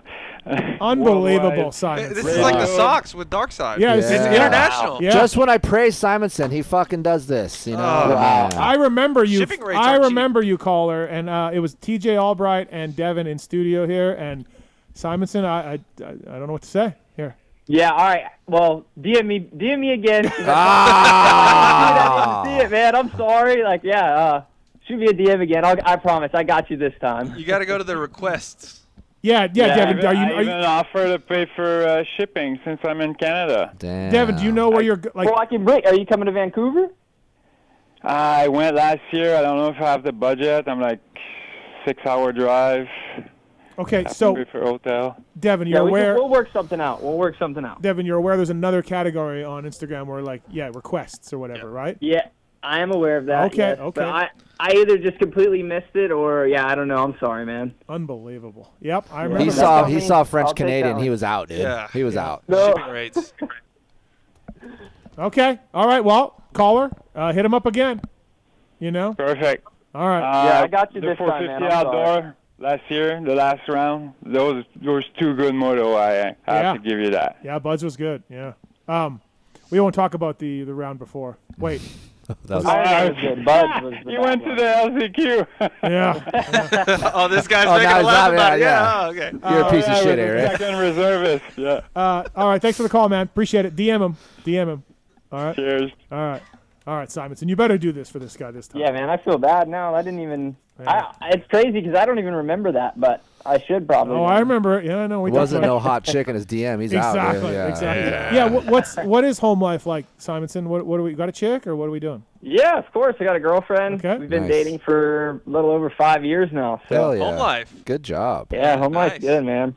Can't complain. Travis, do you ever remember Devin from the PulpMX LCQ race a few years ago? He let me shave his head to race the race. Yes, and I fucked it up on purpose. But he was like, "Yeah, go ahead, man. Whatever it takes to get in the race." Has he got long hair again? No, it's It's cut? yeah, it's like long-ish, Devin. Right? Yeah, it's not a clean cut, but right. it's not quite as long. No. Probably actually nowhere near as long as what it was. Looking back at pictures now, I'm like, dude, what was I even thinking, you know? Yeah. But what was wrong with me? I was 18, I know, whatever. Listen, Travis Preston there, he probably looks at some photos from Chaparral Yamaha. What was I thinking? Oh, bleach tips, Bleach earrings. tips, yeah. I've made a lot of mistakes, dude. A lot of mistakes. Yeah, I made a lot of mistakes. As long as you learn from them, that's part of it, right? Exactly. The 1997 Chaparral Yamaha team was the tallest motocross team in history. Right. 100%. Jimmy Button, Phil Lawrence, myself. Yeah. And Brandis, who's And also Brandis, is tall too. Yeah. Like tallest motocross team in history. Six riders, I think, on that team. You know what's cool about Brandis? Brandis actually looked good for a tall rider, like on the bike. It's hard. Good style. Yeah, good What style. about him? No. Interviews. The only time Travis looked the best, the whoops. Like it looked like it was awesome. Yeah. Simonson, is it too early to know East or West? I would guess East. Do we know? I think we're leaning towards East, but I'm not really 100% sure. Yeah, it's a little early for that. When's the last WSX round? Is it Australia? I think no, South Africa, I think, and I want to say it's either the second week of December, I think. Yeah, so enough time if you want to do West, you'd be all right. You'd be able to get back and do that. Yeah. Right. When's and the the first whole thing with racing World Supercross was to kind of get like a jump start on racing and kind of just be in the swing of it when Supercross comes around, you know. So, dude, watch those cardboard tough blocks they got in WSX. Watch those things. I'm more probably worried about Vince Freeze on a start. Yeah. I'm generally like, I wonder how that's going to be. Like, really? Do you think he's Well, going to get the starts? whole shot roadblock. Here's a great point, though. Daniel Blair made it. Mm-hmm. Vince isn't good in the whoops. He's gotten better. Not good in the whoops. Stark, also not good in the whoops. So, like, if he gets a start, he may just... Yeah, but how peaked up are the whoops at World Supercross? Like last year, you seen Eli Tomac or however many years ago wheeling through the thing. So, like... Yeah, Vancouver, right. Well, Vancouver, that was the dirt quality. But I mean, I raced Melbourne, and they were pretty small there as well. So, yeah. Go ahead. You had a question for Devin? Yeah, so I just wanted to, talk back, about your deal that you have.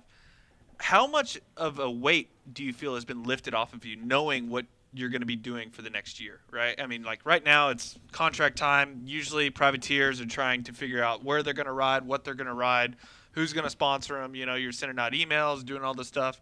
I feel like it's got to be so much more of a less stress on you. Yeah, no, for sure. I mean, just knowing what you're going to do. I mean, I knew what I was doing back in August, so I had a pretty big head start on anyone really knowing what I was going to do for the next year or year and a half, whatever you want to say. So yeah, like you said, way less stressful. But at the same time, I still have some stress. Wouldn't even call it stress, but to go out and perform. Like I want to perform for the team and perform for myself as well, and show why I have this spot at the same time. It just goes without saying, I guess, because now you can actually focus on what you're supposed to be focused on rather than like, oh, I need to go out and chase these sponsors. I need to do this. I need to do that. I need to order parts for my motorcycle, because like my chains wore out. I got to worry about my changing the chain or the air filter, changing the oil, all that shit. It's just, yeah, it takes a lot. A lot of people don't understand. It takes so much time out of what you're supposed to be doing as a job. Well, it takes a lot of bandwidth on your brain too, right? Yeah. Like when I raced 450 Supercross in 23, dude, I was practicing during the week with the same suspension I was racing on. So, I'd ride Monday or Tuesday, Wednesday, take my suspension off, fly to the race, put my suspension on. And most weekends, like, I had to pay for everything. So I wasn't paying for a mechanic pretty much unless I absolutely had to fly in or whatever. I was just doing all the stuff myself. So then I'm working on my bike all day. And, yeah, like you said, it's way less stressful. And I'm just pumped to have this opportunity, yeah. Yeah. Couple things about club I wanted to ask you about. First of all, Guillaume, did he ever ride during the week? Very rarely he Yeah. did. For outdoors, I honestly don't even think I ever saw him ride, maybe once. And it was like maybe for 20, 30 minutes maybe, if that. Yeah, he couldn't ride much. He's like not healthy, like Epstein-Barr or whatever, so he can't. Just tired. He can't spend too much energy during the week. Low T. Yeah, I hadn't talked to him a whole lot, but from what I heard from, some other people around the facility, they're like, yeah, he says when he rides during the week that he's tired for the weekend, so he just doesn't ride. Well, I mean, hey, it worked out for him because he had a yeah, exactly.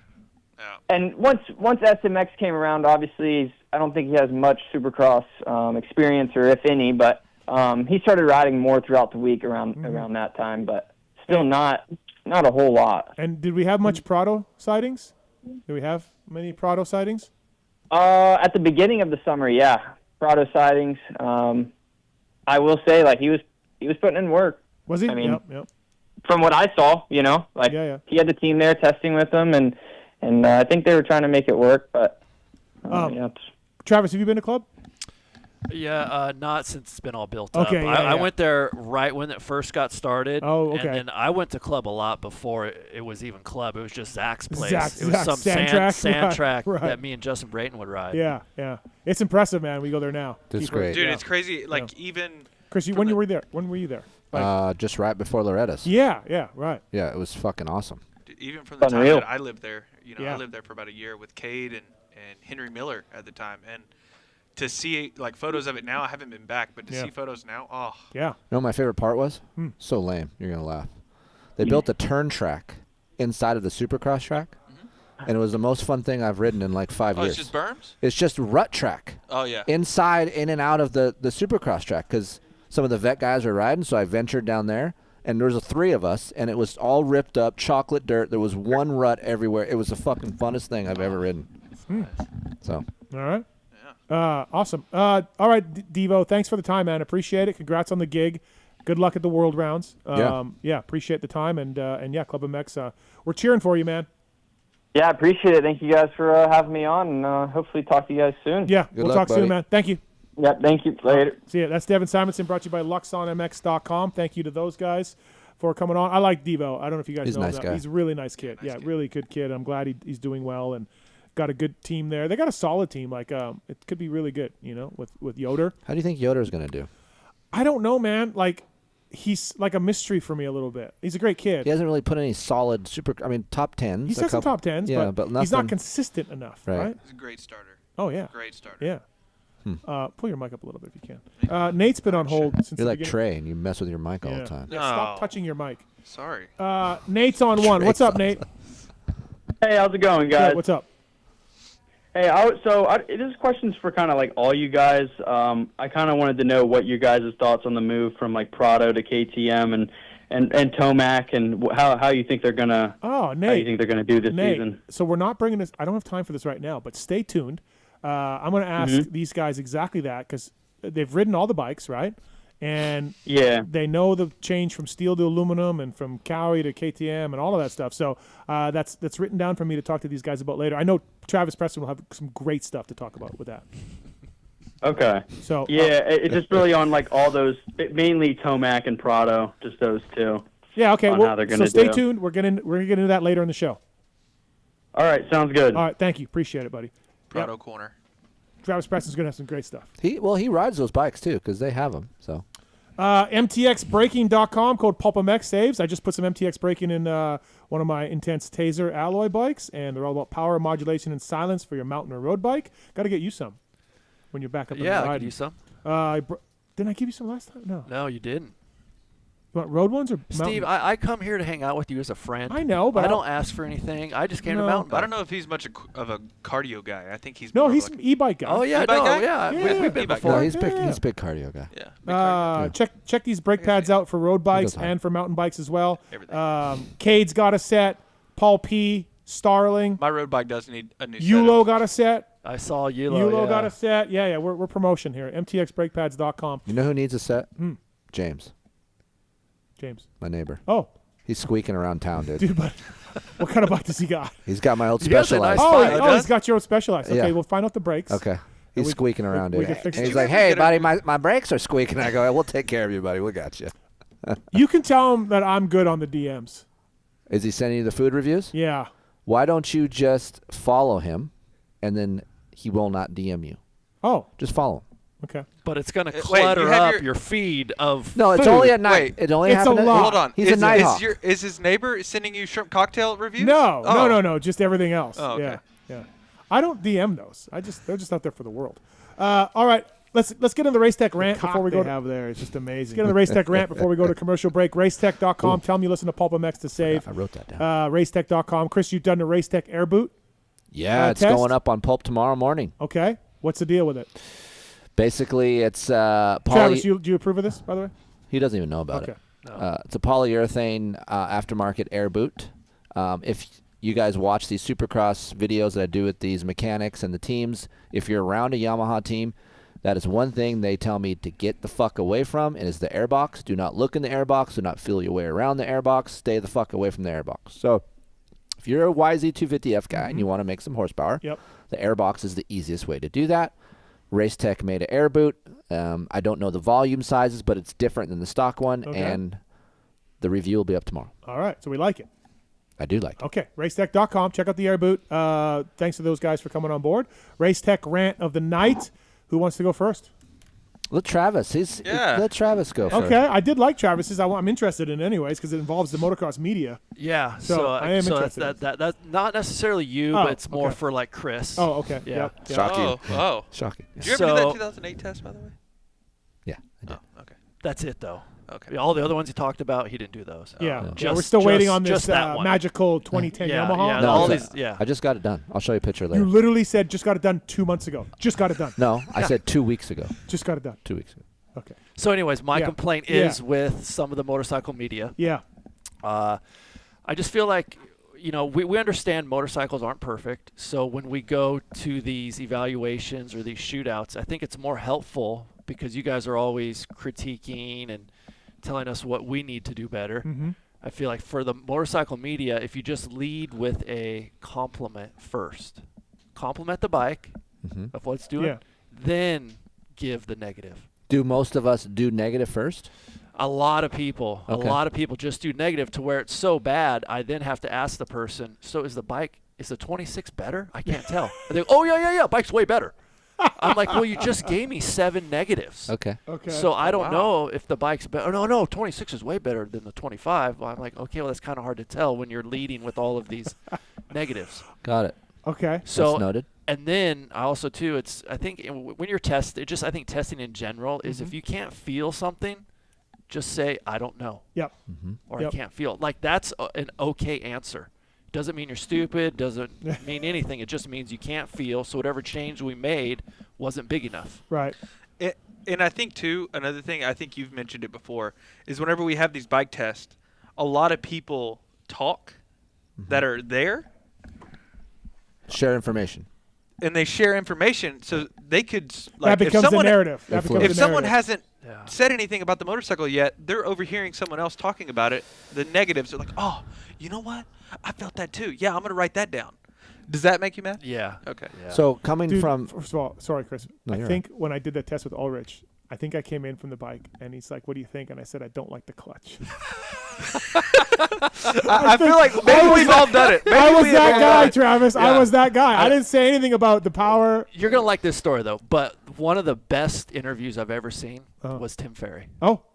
Tim Ferry did a shootout maybe last year. Okay, yeah. And, dude, he came out. It was so easy to understand his comments. Oh, he's a brilliant and he had like 3 positive points leading up with 3 negative points for each bike. It was just the easiest. He didn't talk too much. He didn't talk too little. Yeah. It was just the perfect amount of information. Brilliant. Okay. Going off what you're saying, you're not wrong. The media testers, they're not production-based test riders, right? So, like, they don't come from a background that you and I come from background. So that kind of thing, talking and doing those things, and the people running the tests, they don't understand that. We are wired that way because that's how we were trained when we started testing. So I guess it depends on the media magazine. But, yeah, I agree. Influence is a big thing among shootouts because everyone talks, and that could lead. I'm not saying that it does, but it could. Right. You know, because then what happens is someone tells you something about this bike and then you jump on that bike later. That's in the back of your mind. So you're thinking, you're looking for it. So that's something that is right. It's like everyone needs to stay in their corner, shut the fuck up, and do the bikes, and then everyone come together at the end. Yeah. I agree. All right. Great Race Tech rant. ARay? Shit, dude, life's good, man. I Okay. don't really have much Yeah. other than what I spoke about earlier, but I don't think it's really a race tech rant, you know? What was it? I'm good. What was it? About the just people talking to my kid like he's a baby. Yeah, say that. Yeah. So, all right. That's a good one. My kid's in daycare, all right? He's 6 months old. I get it. He's a kid. He's a baby, right? But whenever I drop him off, the teacher or whoever is like, has him the rest of the day. Oh, baby. Like, I hate that. Just talk to him like he's a human. Yeah, like, hey, how's it going? Yeah, hey, how's it going? Oh, you tired? Take a nap. Oh, you hungry? All right, cool. Like, oh, Baby talk. He doesn't like it. Here comes the fucking. Like, no, we ain't doing that. Okay. We ain't doing that. All right. Yeah, that's my only race tech rant. All That's right. the only thing I have a pet peeve about right now. I'm not a parent, so I don't know if that's I don't know. I don't know. I don't know. How did you talk to Aiden whenever he was a baby? we didn't do that with Aiden. Yeah, We just said we were loud on purpose, obviously, so he would go to sleep when it was loud. Yeah. He was around dirt bikes, and I think at some point we were like, oh, you like, but we never went. We didn't do that. I ain't doing that. Yeah. No. Okay, what's your rant? Rant is you. Oh, okay. Wow. Since he's always on me. Because my rant is you. So. Shocking. Yeah. Okay. So here we go. Right. Our friend Steve was supposed to ride with us tomorrow. I was supposed to ride with you last week. Hold on. I'm going to get there. No, I'm going to get there. Plan was last week. Just hold on.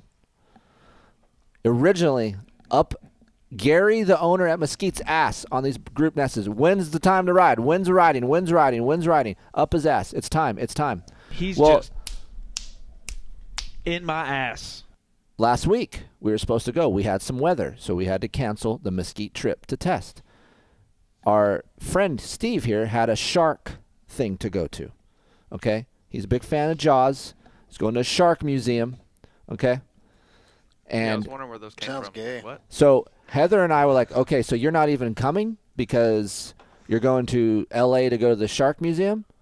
Yeah. So then me and Heather looked this up. Comes to find out the shark museum is closed on Tuesday. He was supposed to be there Tuesday, so he doesn't even know what the fuck is going on. There's a little bit of a faux pas on my end. So we saved him some cash by telling him, hey, man, Sharknado over there is closed on Tuesday, all right? So fast forward to this week. Shout out to Heather for being quick on that and being like, it's closed. Yeah. And me. That was. I feel like Heather did it. Fast forward to this week. Hey, we're coming back out. I looked at the text. You said, next week you're going to ride? Yes. Okay. I thought we were riding. Thought you were coming. Yeah, but I have a non-refundable hotel. Hold on. I have This is my rant. JSX tickets that I can't get rid of. You can't postpone it one more week? No. Well, I can't get out of the hotel. You can't postpone it? You can't ride tomorrow and postpone it to the I can't get out of the hotel. I'd be throwing that money away. JSX tickets. When is change JSX? Fees. Well, that's the flight I'm taking. I'm taking a JSX flight. Do you know what that is? So, no idea. Okay. So hold on, let me finish. Okay. So my rant is, my friend wants to ride. He has a brand new 26. He chooses a shark museum over a Yamaha YZ450F, Travis. That's sitting in there. That looks nice. He did a great job on his YZ450. Does look good. You see it? It does. Looks good. Great job. Red, white, looks nice. Really, it's ready to ride. He's up Gary's ass. We're ready to ride. I'm here. We're all going to go tell ride. the story that we were going last week, but the weather postponed it. I did you say that. Yes, I okay, did. because that was the plan, going last week. I did say that. Open week last week. I did say that. So I don't control the weather. Right. I can't call Jesus and say, change the weather. But I said next week, and originally you said yes. Yeah. I'll Okay. go. So let me know when I can. Okay, I'm not done. Okay. So I just want my friend that has a new bike that was wanting to ride Mesquite to go and choose his motorcycle over shark. But a shark. Jaws Museum. There's just buckets and teeth. It's a fucking movie. They got props from the movie there, Travis. I don't Real understand. props. I don't understand it. Hold on. So you're going I to do drive all the understand way to it. L.A.? You understand Well, it? I understand where Steve's coming from. Why? Because Steve has a life. Okay?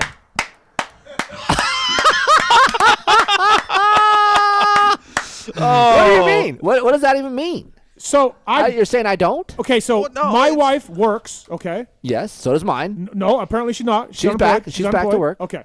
My wife works. So she has to take time off work. So what we did was, I don't know, a month ago, hey, babe, let's go see this. Let's She's a huge travel. fan. She's a huge fan of sharks. Let's go see this. Let's travel and see this. Yeah. All right, book a hotel, book Okay. the flights. Sounds fun. It's a night in L.A. I got a nice restaurant reservation. My friend Frank helped me. Hey, Frank's a big foodie. Yeah, Frank helped me. We got a nice restaurant. It's all planned, and we were supposed to ride last week. The weather fucked us. But guess what, Kris? I'm going to Mesquite on Thursday. When I get back on Wednesday, I'm going the next day because I can go up there. I'm out. I'm trying to, wife booked the time off, non-refundable hotel. Flights are a pain in the ass with JSX to change, right? Like you got to pay. Like it's that semi-private thing. Mm-hmm. So it's a pain in the ass to change. Okay. We're going. So we're going instead of Tuesday. We're going Wednesday now before we leave. Okay, but you're flying out Tuesday. Flying out tomorrow. Yeah, okay. Because again, non-refundable hotel. What time you fly out? Tuesday. We fly out at 8 a.m. Oh, okay. So hotel room Tuesday night. Can't get the money back. Fucked. How much is the hotel? $300. So, wife booked the time off. Mm-hmm. Like, hey, babe, we talked about it. Can we change it? She's like, nah, it's gonna be tough because. And she did. It? So, I'm just saying. I'm in this. So my race tech rant is you. Okay. So, in my defense of this, as Travis said, I'm doing something that doesn't involve motorcycles. Yeah. When was the last fucking time you did anything that didn't involve motorcycles? Now, Pookie and I, the best Pookie and I can come up with, because I was venting to her, I like that I'm the topic around here. I like that. The best we can come up with is you and Heather went to a stand-up comedy show in Ontario, not far from the high desert, everybody, not far. Not far. You went to a stand-up comedy show, I want to say 8 to 9 months ago. No, not that long. Not that long. I feel like you guys have been to the Spear since 8 to 9 months ago. We do a lot. We come up here. Come up here for what? The Pulp Show? No. That's motocross. We go to When's dinner. the last time you did that? When's the last time we went you to guys the dinner, did it? watch the Eagles, all of us. Concerts don't count. Dude. Why? Because that's all you do. Yeah, you just go. That's a life. Well, but it's concerts with Steve. Yes. Concerts. We like music. We do like music. Yeah, but that's it.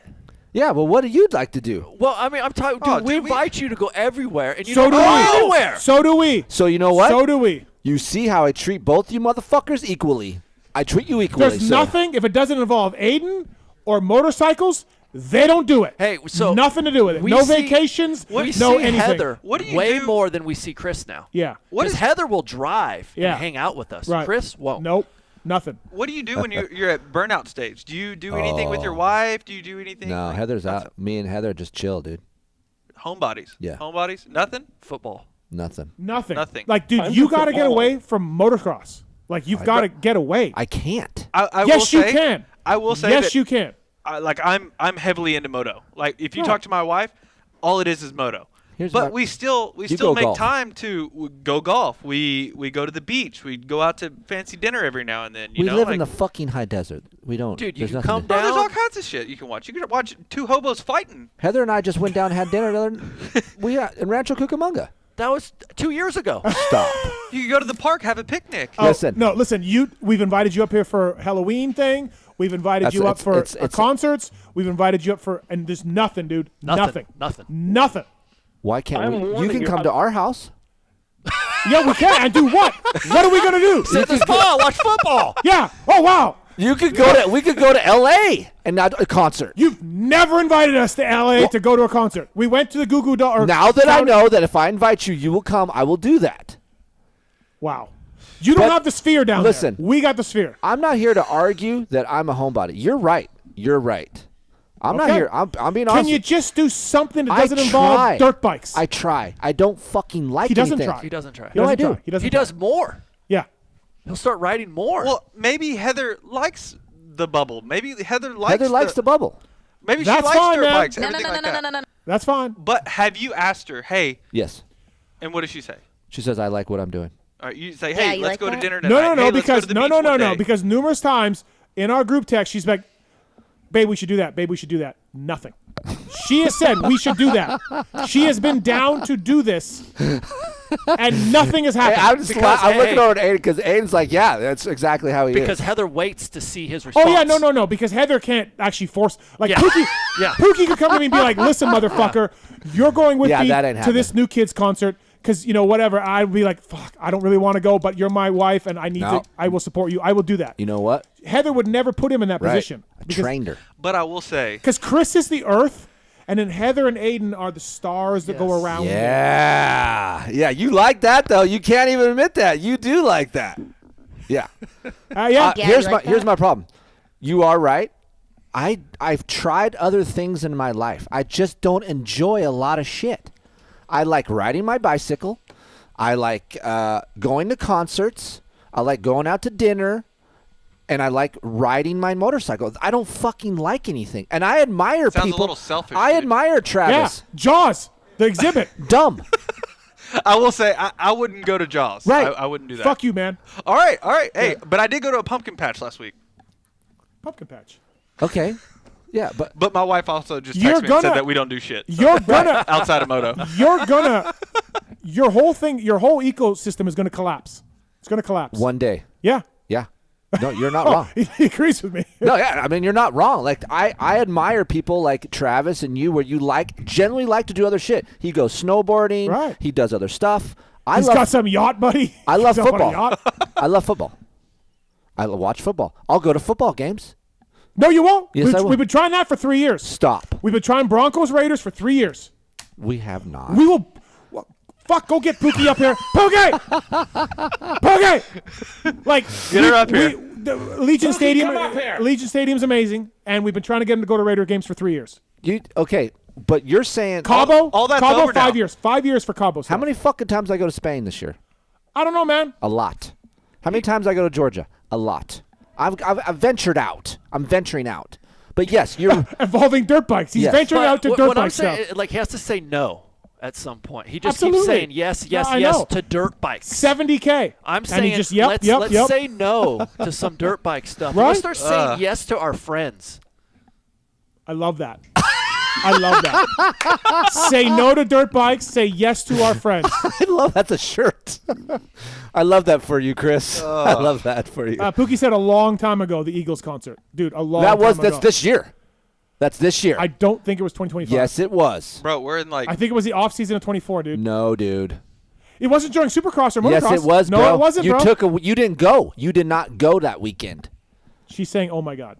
Yeah. Oh my God, that I'm right. OMG. Oh, it was October 18th last year. It was? That's what she said. She just looked it up. It was? A year and 2 days ago. Holy shit.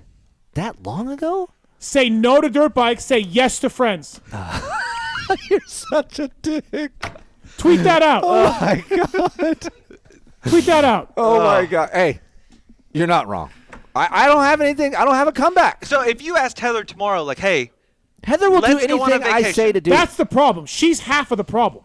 She's an enabler. Yeah. She is. Yeah. She's an enabler. She's an enabler to him. Yep. She's an enabler to me. Yep. She enables. Mine doesn't enable. So you gotta smack that down. Smack it down. Dude, I can't. She'll smack me.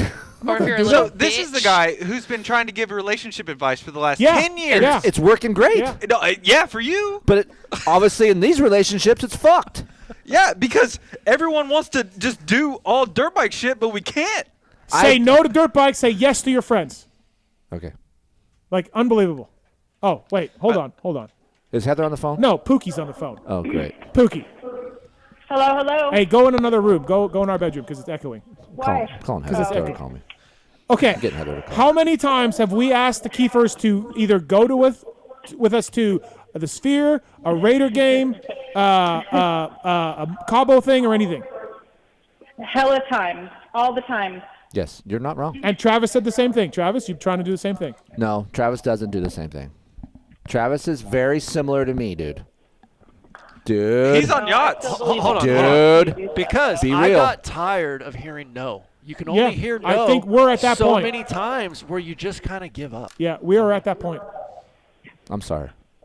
I'll You know what? We are at that point, babe, but I was just looking at the calendar right now to see who was co-hosting the next two shows, and I have Raiders Broncos like on the calendar, even though I know it's not going to happen. The dream is there. Yeah, she wrote on the calendar, Raiders Broncos.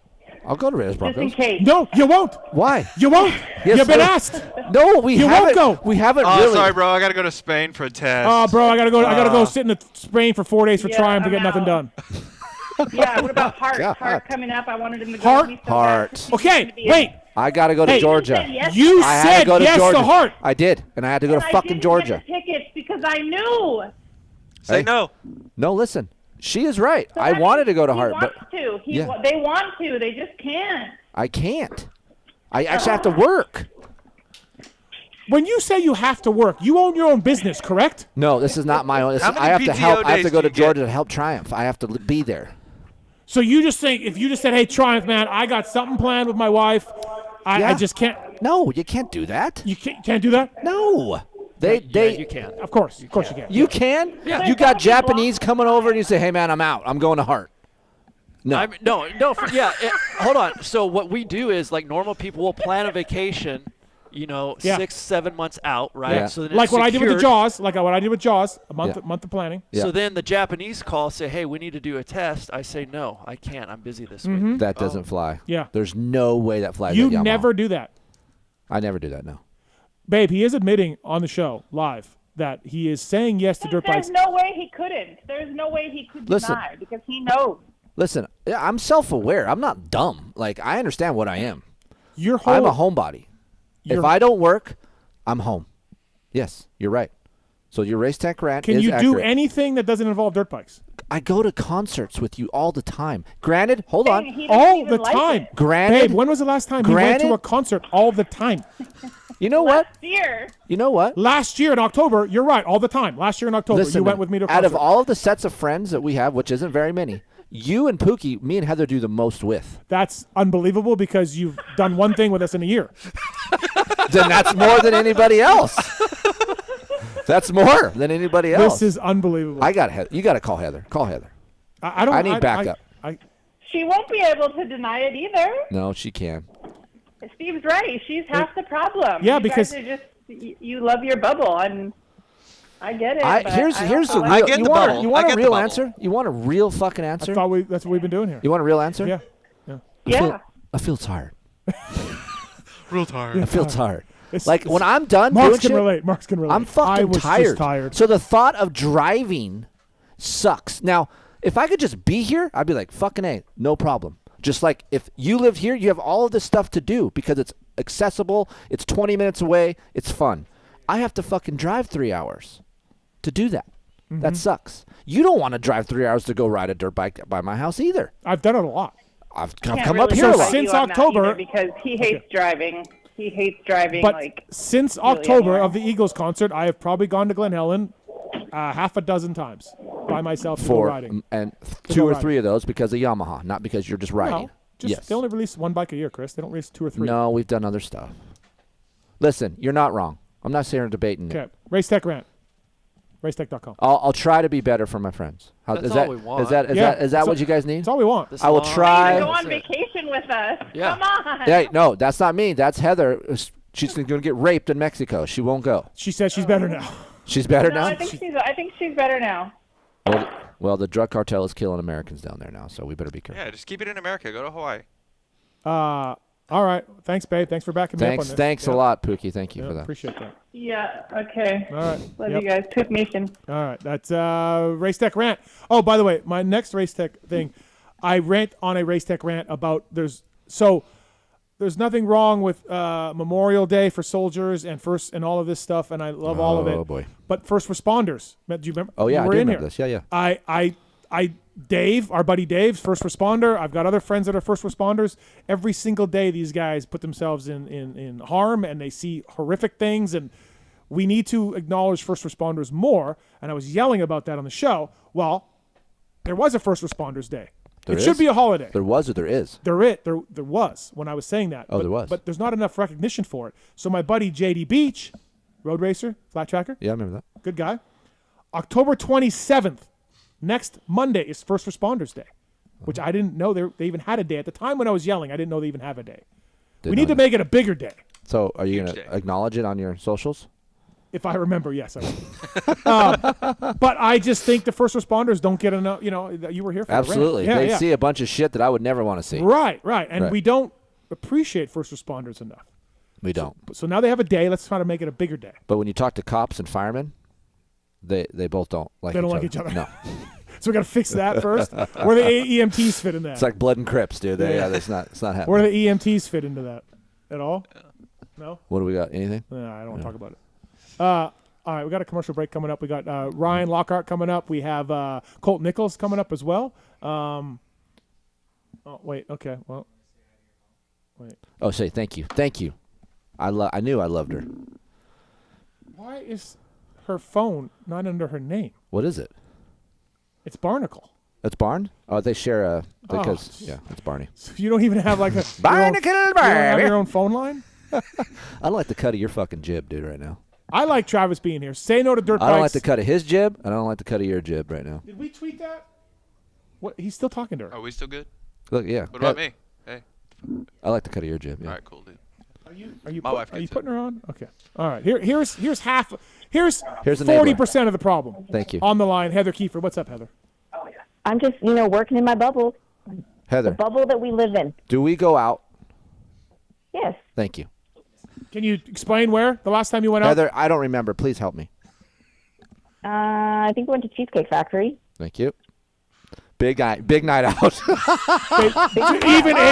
even ARay is rolling his eyes. Oh my God, bro! Cheesecake Factory. What the fuck? Who doesn't like that? I mean, the avocado egg rolls are So bomb, you but and your damn, dude. you and your wife went to Cheesecake Factory for dinner, and that's doing something. Sure. Wow. Like, do they not have a What does it matter steakhouse if of we- some sort? Hold Or on. What? Huh?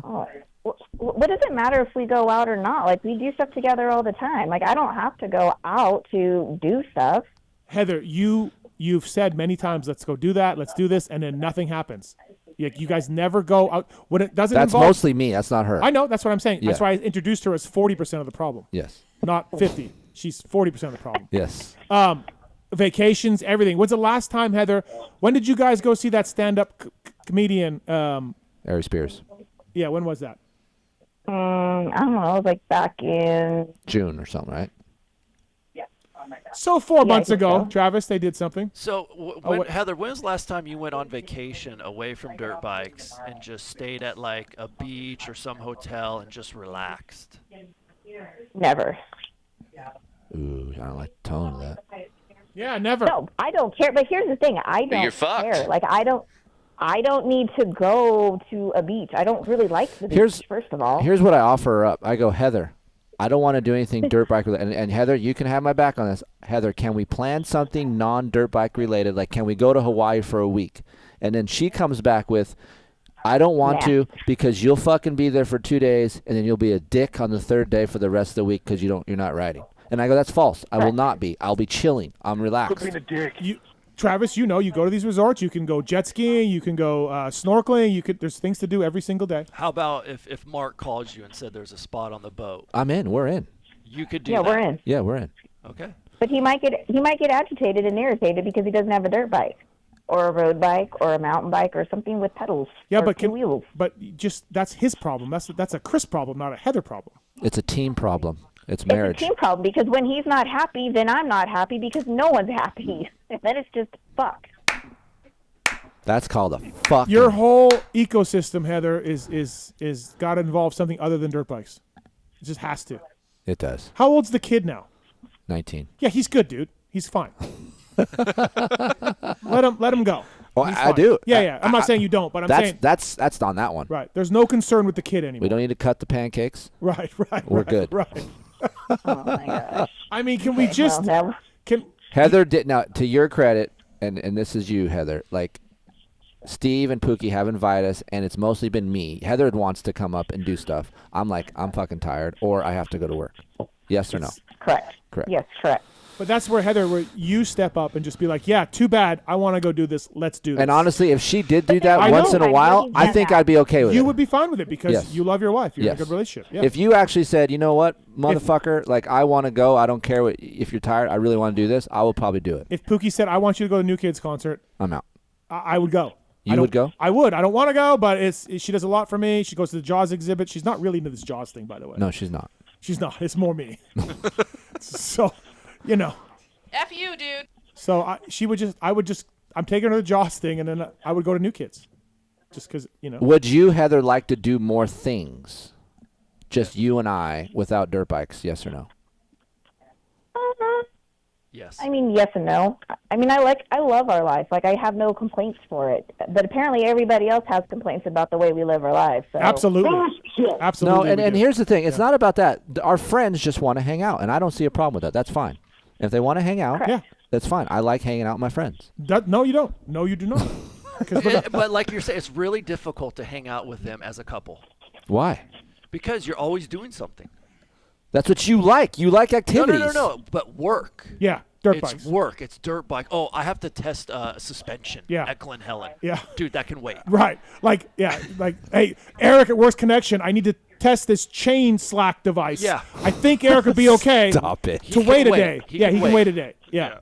Listen, with this job, you got to work. If you don't work, you don't make money. And if you stagnate, you're in the past. So, like, you got to keep up on everything. And so when I feel like I'm not working, I feel guilty.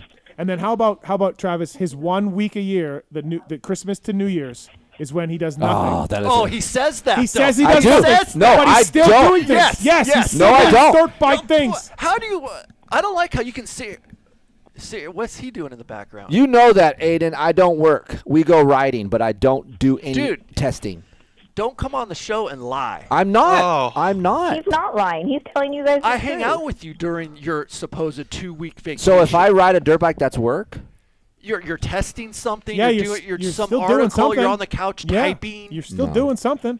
It still involves dirt bikes. So even your sabbatical from dirt bikes is involving dirt bikes. I don't like to cut your guys' jibs. Erroneous. I'm just glad this heat isn't on me. Erroneous on both counts. Yeah. No, because Kris is always throwing it on us. Like, oh, how's your relationship, Travis? How's your home life? You know, always trying to dig into my stuff. And once we start digging into his stuff, oh no, I'm fine. It's all good. No, I admit it. I admit my problem. My problem is I don't do enough with my friends because I hate fucking driving. And you know this. You know this. I drive all the time to go to work. I'm now down the hill. California sucks. Look, if you want an excuse. You want to see a chill Kris? Go to Georgia. That's a chill Kris in Georgia. Yeah. And ARay can't even fucking flinch because he knows what it's like. It's a good life over there, man. Thank you. Yeah, I get that. Good life. I How don't far want are you from Atlanta? in Georgia. I don't want to Or make Tallahassee? any like crazy talk here, but your marriage is going to end. Is it? It's going to end. My God, what? It's going to end. Kid's going to leave you. Heather's going to leave you, and you're going to be sitting on that couch in imagine high how des. I'd be Where done. am I going? You're leaving them. You're going to Where am I want to. going? I don't know, man. You're just going to want to do stuff. I feel like I do more stuff outside of motocross than Kris, but I feel like I'm still bad. Once the kid has his own life and his own career, He kind of does. Yeah. okay, Yeah. she's going to look at you and be like, now what? And you're going to be like, nothing, man. I'm sitting here on the couch. Go bring me a Superbird. Heather was like that at one time. She was wanting to do stuff more, but then I sucked her into my world more. Okay, and then all right. she's kind of like You sucked the life she's out of her. morphed Right, into right, yeah. Well, listen. I don't mind learning my faults. This is great for me. I like to hear it from you. I like to hear it from you. I'm fine with that, and I will try to be better. What was the slogan? What's the slogan? Say no to dirt bikes. Say yes to friends. Say no to dirt bikes. I'm gonna try to say yes to friends. Try. Hold on. Says the friend that is saying no to dirt bikes to go to a Jaws museum tomorrow. Yep.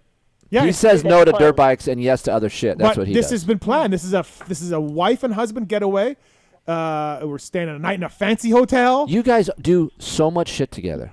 Yeah, Didn't you do guys too go to, much. Like 4 concerts You last do night? too much. You need to slow it the fuck down. Pookie went to fucking Paul McCartney, Ringo Starr. Yeah, dude. The Eagles. Me and Heather will sit there and She talk went to about your guys' Seinfeld, schedule. And We're she like, went to Atlantis in like 10 days. are you tired? I didn't go to all those. Fuck me, that's a lot. I know. I'm with you on that. I was just tired.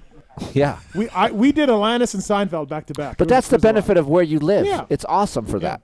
Well, listen, dude, you need to fight for your marriage. All right. I'm going to fight for you. Babe, we're fine. I love you just the way you are. No, you don't. She needs to. She's Yes, going to I fight for do. you. She's going to fight I know for my you. truth, Steven. All right, Heather. Well, thanks for calling. Appreciate it. Thank you. No problem. All right. Have a good show, boys. See you. Bye. See, This all started because I was your source of your rant. So I No, you were already going to go there. You were already going to go there. Every time I show up, I'm the rant. That's what happens. Honestly, I'm glad. Yeah, I'm glad it's you. Fight for your friends, man. Look and you're not the only one. He says the same shit. Yeah, I'm sure. So yeah, he knows you better than I do. I don't know what we're yelling about. Okay, all right, we're going to commercial break here. Alex Ray, Travis Preston, the guy I used to be my friend, we'll be right back after this break. We got Newf coming up. We got Colt Nichols. I want to talk about this silly season stuff with riding these bikes and what these guys are going to feel for. Maybe some World Supercross talk, X-Brand Goggle tear-offs, Twisted Tea, I don't know, man. No, wait. Yeah, we didn't do the Twisted Tea, I don't know, man. We did Race Tech Rant. We did Race Tech Rant. And then motorsport.com, tweet at Tallon in the corner there.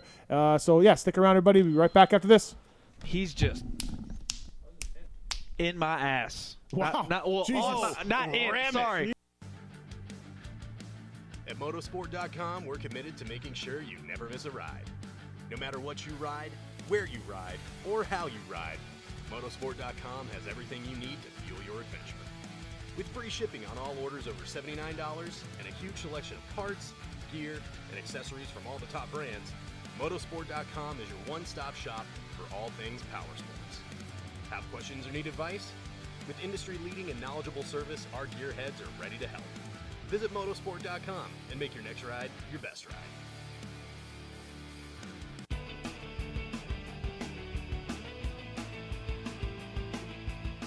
You likely know Racetech as the suspension and engine tuner of choice for the world's fastest privateers. But what you may not know is behind the scenes, Racetech is the trusted source for many OEMs and factory teams throughout the motorcycle industry. For nearly 40 years, Racetech has been producing high-performance suspension and engine components and services right here in the USA. Racetech doesn't just specialize in motocross. In fact, they have many off-road, hill climb, flat track, road racing, and supermoto championships on the mantle as well. Not a racer but want to smooth out the ride on the street or add some performance to your Harley? Racetech offers a full line of suspension solutions including industry-leading built-to-order G3S custom shocks. All Racetech products are 100% guaranteed to exceed your highest expectations. Don't wait. Experience the Gold Valve Advantage today by logging on to racetech.com. Don't forget to mention PulpMX when ordering for a discount.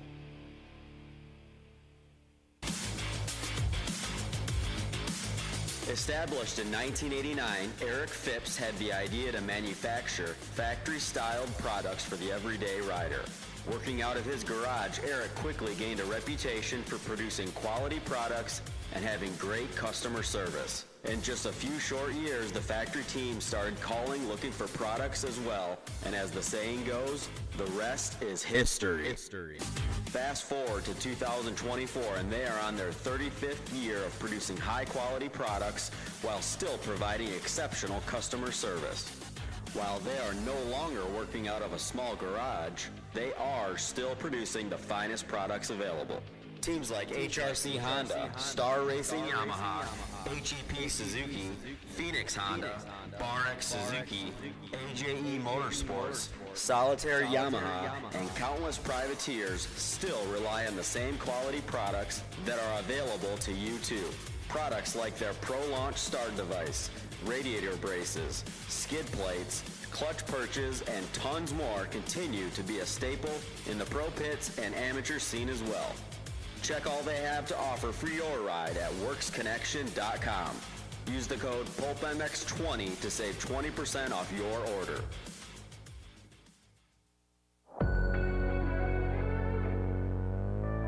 Wiseco Piston has over 80 years of experience manufacturing pistons in Cleveland, Ohio, USA.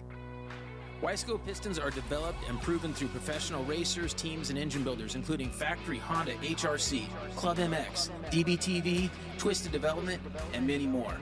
Wiseco is rooted in supporting grassroots racers across the country.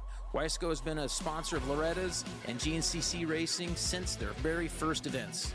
Wiseco has a piston to fit the needs of any type of rider, from reliable rebuilds to serious racers. Wiseco is still the piston expert. However, the brand has evolved and has a complete range of performance components, including engine rebuild kits, clutch and valve train components, crankshafts, gaskets, and more.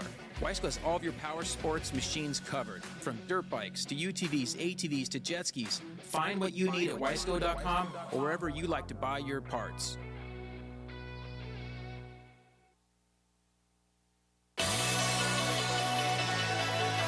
Factory Chassis Parts was founded in 2018 with one goal in mind, to offer the highest quality works level upgrades to the average rider.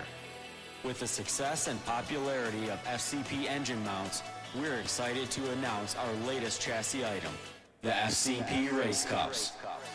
Offset steering races have been used by top motorcycle professionals to adjust the geometry on race bikes for years.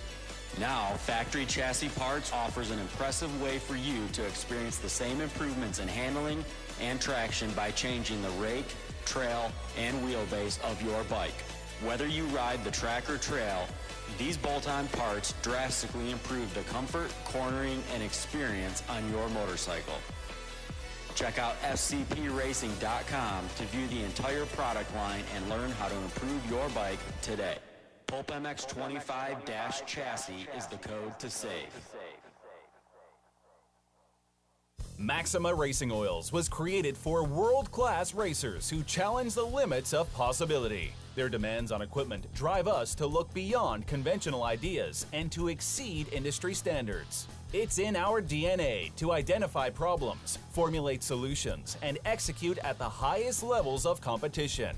Case in point, the championship-winning Factory Kawasaki race team, longtime Maxima partners who extensively use Maxima throughout the bike. Maxima's USA-made products exceed JSO requirements and can be used in all motorcycle brands: Kawasaki, Honda, Yamaha, Suzuki, KTM, Husqvarna, and more. Maxima Racing Oils. Experience the difference. Visit MaximaUSA.com for more information.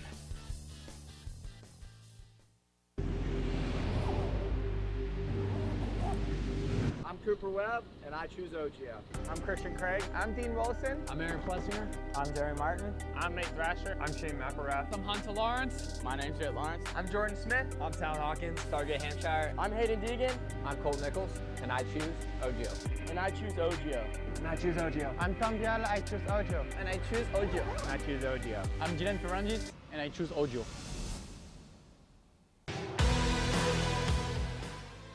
In 1990, my dad, Jamie Gregg, started Guts Racing. Guts stands for Greg's Ultra Trick Seats, because I was just a little kid that wanted a trick seat. And if you're out there looking for a trick seat, go to gutsracing.com, your local dealer, or Motosport, and place your order.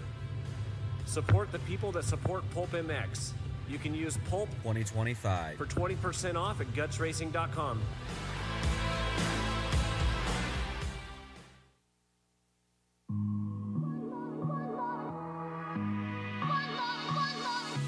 As a PulpMX show listener,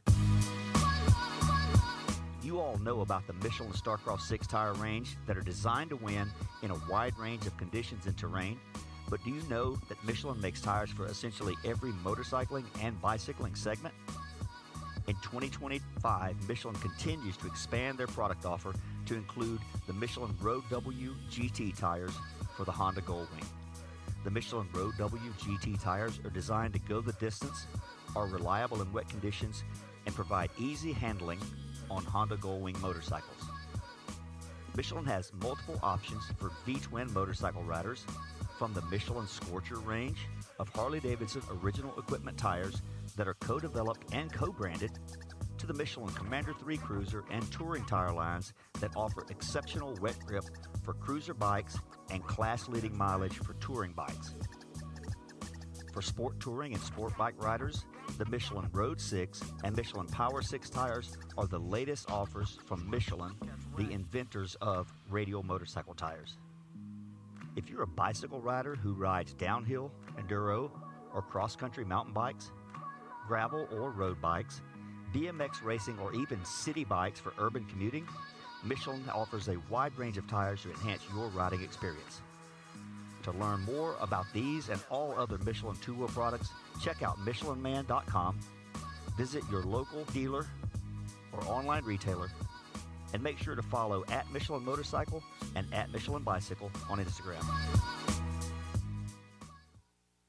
Having traction problems lately? The all-new traction boots from Atlas may be just what you need.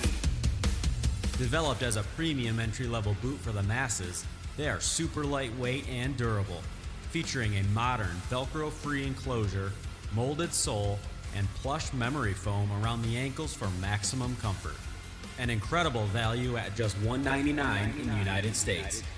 Atlas traction boots are available in MX and Enduro sole versions to suit the needs of all riders, racers, and weekend warriors. The addition of boots to the Atlas product line is just the start. Head to social media and follow @AtlasBrace so you don't miss all the product announcements that are still to come. To shop now, visit atlasbrace.com.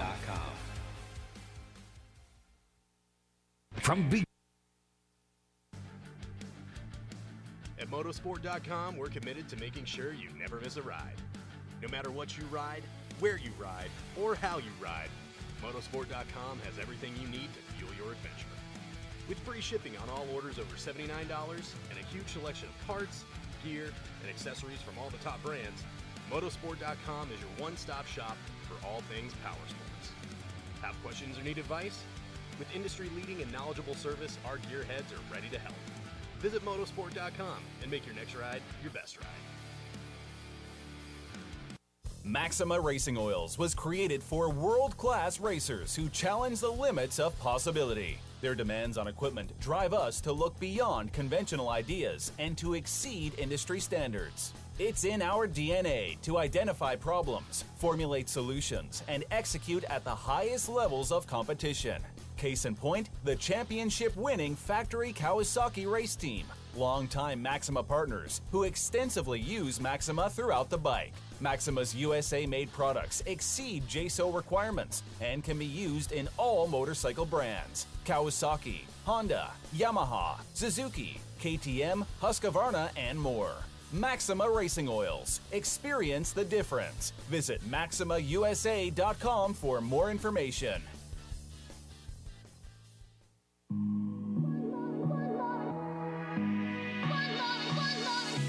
As a PulpMX show listener, you all know about the Michelin Starcross 6-tire range that are designed to win in a wide range of conditions and terrain. But do you know that Michelin makes tires for essentially every motorcycling and bicycling segment? In 2025, Michelin continues to expand their product offer to include the Michelin Road W GT tires for the Honda Goldwing. The Michelin Road W GT tires are designed to go the distance, are reliable in wet conditions, and provide easy handling on Honda Goldwing motorcycles. Michelin has multiple options for V-twin motorcycle riders, from the Michelin Scorcher range of Harley-Davidson original equipment tires that are co-developed and co-branded, to the Michelin Commander 3 Cruiser and touring tire lines that offer exceptional wet grip for cruiser bikes and class-leading mileage for touring bikes.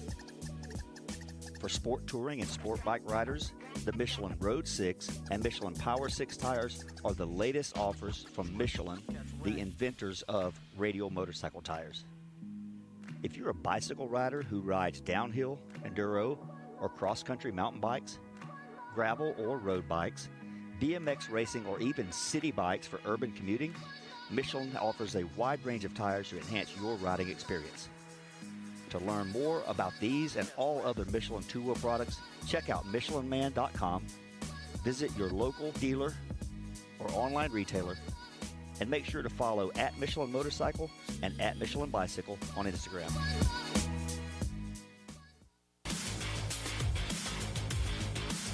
Established in 1989, Eric Phipps had the idea to manufacture factory-styled products for the everyday rider. Working out of his garage, Eric quickly gained a reputation for producing quality products and having great customer service. In just a few short years, the factory team started calling looking for products as well, and as the saying goes, the rest is history. Fast forward to 2024, and they are on their 35th year of producing high-quality products while still providing exceptional customer service. While they are no longer working out of a small garage, they are still producing the finest products available. Teams like HRC Honda, Star Racing Yamaha, HEP Suzuki, Phoenix Honda, Bar-X Suzuki, AJE Motorsports, Solitaire Yamaha, and countless privateers still rely on the same quality products that are available to you too. Products like their Pro Launch start device, radiator braces, skid plates, clutch perches, and tons more continue to be a staple in the pro pits and amateur scene as well. Check all they have to offer for your ride at worksconnection.com. Use the code PulpMX20 to save 20% off your order.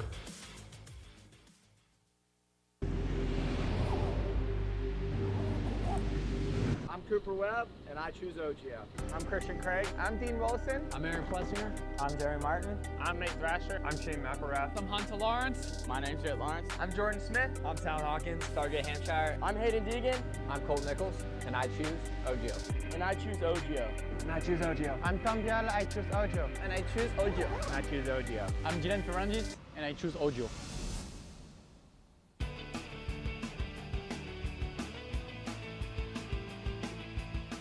You likely know Racetech as the suspension and engine tuner of choice for the world's fastest privateers. But what you may not know is behind the scenes, Racetech is the trusted source for many OEMs and factory teams throughout the motorcycle industry. For nearly 40 years, Racetech has been producing high-performance suspension and engine components and services right here in the USA. Racetech doesn't just specialize in motocross. In fact, they have many off-road, hill climb, flat track, road racing, and supermoto championships on the mantle as well.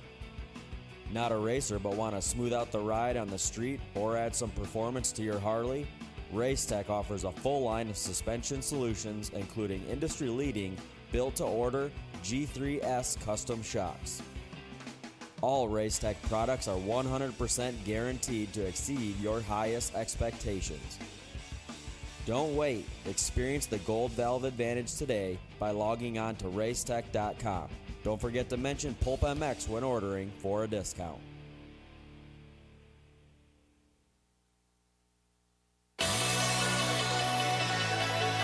Factory Chassis Parts was founded in 2018 with one goal in mind: to offer the highest quality works level upgrades to the average rider. With the success and popularity of FCP engine mounts, we're excited to announce our latest chassis item, the FCP Race Cups. Offset steering races have been used by top motorcycle professionals to adjust the geometry on race bikes for years. Now, Factory Chassis Parts offers an impressive way for you to experience the same improvements in handling and traction by changing the rake, trail, and wheelbase of your bike. Whether you ride the track or trail, these bolt-on parts drastically improve the comfort, cornering, and experience on your motorcycle. Check out fcpracing.com to view the entire product line and learn how to improve your bike today. PulpMX25-chassis is the code to save.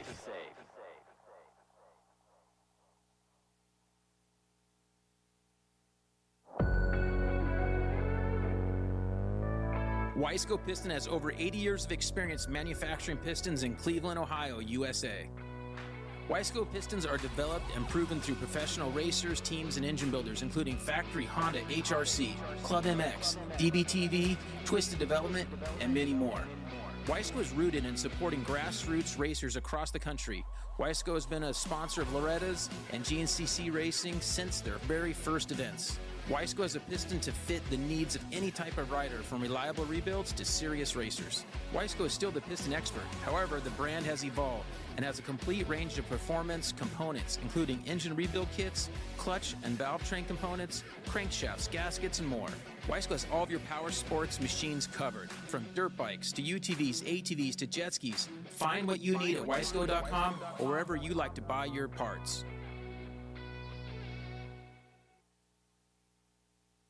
From beginners to seasoned vets, race teams, project builds, and magazine tests, Decal Works' mission is to cater to those who love to ride, upholding the true definition of quality, service, and knowledge. Visit decalmx.com and use promo code PulpMX23 to get 20% off your custom graphics. Decal Works, #1 for many reasons.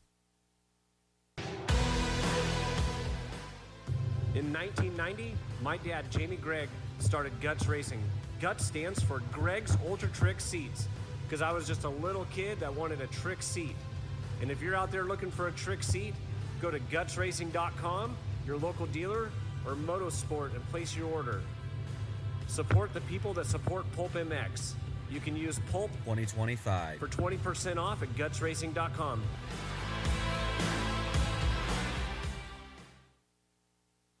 Having traction problems lately? The all-new traction boots from Atlas may be just what you need. Developed as a premium entry-level boot for the masses, they are super lightweight and durable, featuring a modern Velcro-free enclosure, molded sole, and plush memory foam around the ankles for maximum comfort. An incredible value at just $199 in the United States. Atlas traction boots are available in MX and Enduro sole versions to suit the needs of all riders, racers, and weekend warriors. The addition of boots to the Atlas product line is just the start. Head to social media and follow @AtlasBrace so you don't miss all the product announcements that are still to come. To shop now, visit atlasbrace.com. Yeah, welcome back, everybody. PulpMX Show presented by Motorsport.com, Decal Works, Fly Racing, Alex Ray, Travis Preston, Kris Keefer. All in studio. Ryan Lockhart coming up next here on the show. By the way, OGO Power Sports bringing you Alex Ray, and Decal Works bringing you Kris Keefer, but also Wiseco Pistons. You know, TP, that you had the giant Wiseco sticker on your fork guard. Of course. Everyone did. Yeah. Even if you didn't use a Wiseco piston, because they paid contingency. Wiseco, please check out wiseco.com for more information. Honda HRC, Club MX, Twisted Development, all using HRC, or using Wiseco stuff, I should say. They've been supporting grassroots racers across the country. They've been a sponsor of Loretta's for a long time. Forged piston to fit the needs of any type of rider. Pulp25 code to save at Wiseco. By the way, too, the code works as well with the folks at Recluse. So thank you to the folks at Wiseco for bringing you Travis Preston here on the show. And our guy, Randy Michelin. Randall, great mountain bike tires, by the way. They took the DH tire that I love, and then the E-Wild tire that they made for e-bikes, and they sort of married those two together. They got a brand new e-bike, mountain bike tire out, and it's fantastic. Great casing on it. So check that out. New E-Wild series out is now for your mountain bikes, and of course the Starcross 6s as well for dirt bikes. MichelinMan.com/motorcycle to learn more about the complete offering of what they have. And thank you to those guys for coming on board at Michelin Motorcycle as well, is the code to save with those guys. So say no to dirt bikes, say yes to friends. We had a little breakthrough. He's going to try to be better. I'm going to try. First step is admitting the problem, right? Yeah, absolutely. And I did that. So I feel like we're halfway there already, right? Well, I hope so, man. I hope that hopefully we can all do this together sometime and go to a concert here soon, and we can go on a cruise or something. That'd be nice. Yeah. See, his vacations are much cooler than ours. His vacation is going to be a little bit. Yeah. I'm going to be a little out of my element there. Like Dakota Tedder? No, like private yachts. He goes on private yachts. Damn. Yeah. Well, I just have a friend that owns a yacht, so I get to go. Also, by the way, I want to check out my boat, dude. I want to thank the rental.com as a new direct-to-consumer shopping experience. Free shipping on orders over $99. What? Rental. Okay. Yeah. Straight to the source, straight from the factory to your garage. Check it out, rental.com. Shop direct. Get factory direct access to Rental's complete product line, including mountain bike stuff as well. Free shipping over $99. Worldwide reach. Premium products, early access to new products as well. So please check it out at Rental, direct from the source, rental.com for more information on that. We thank those guys for coming on board and supporting the show. All right, next guest of the night. We see you guys on hold, and we'll get to you. One guy wants to talk about Deegs and Kitchen, and one guy wants to talk about Chase. Really? Yeah. I feel like we've done the Deegs Kitchen thing. Actually, it's 2 hours and 29 minutes the first time we mentioned Deegs, so it's probably a good thing. Just too much of Deegs talk. But from Atlas Brace, former pro rider, good friend of mine, the manager of the GDR Honda team, it's Ryan, the Newf Lockhart. What's up, buddy? How are you? The worst manager ever. No, not the worst manager ever, but we had a lot of gas problems. We figured that out, though. Hey, We Newf. had some problems. Hey, Newf. Hey, buddy. Do you do anything else besides dirt bike shit with your wife, or what do you do? Do you guys go out?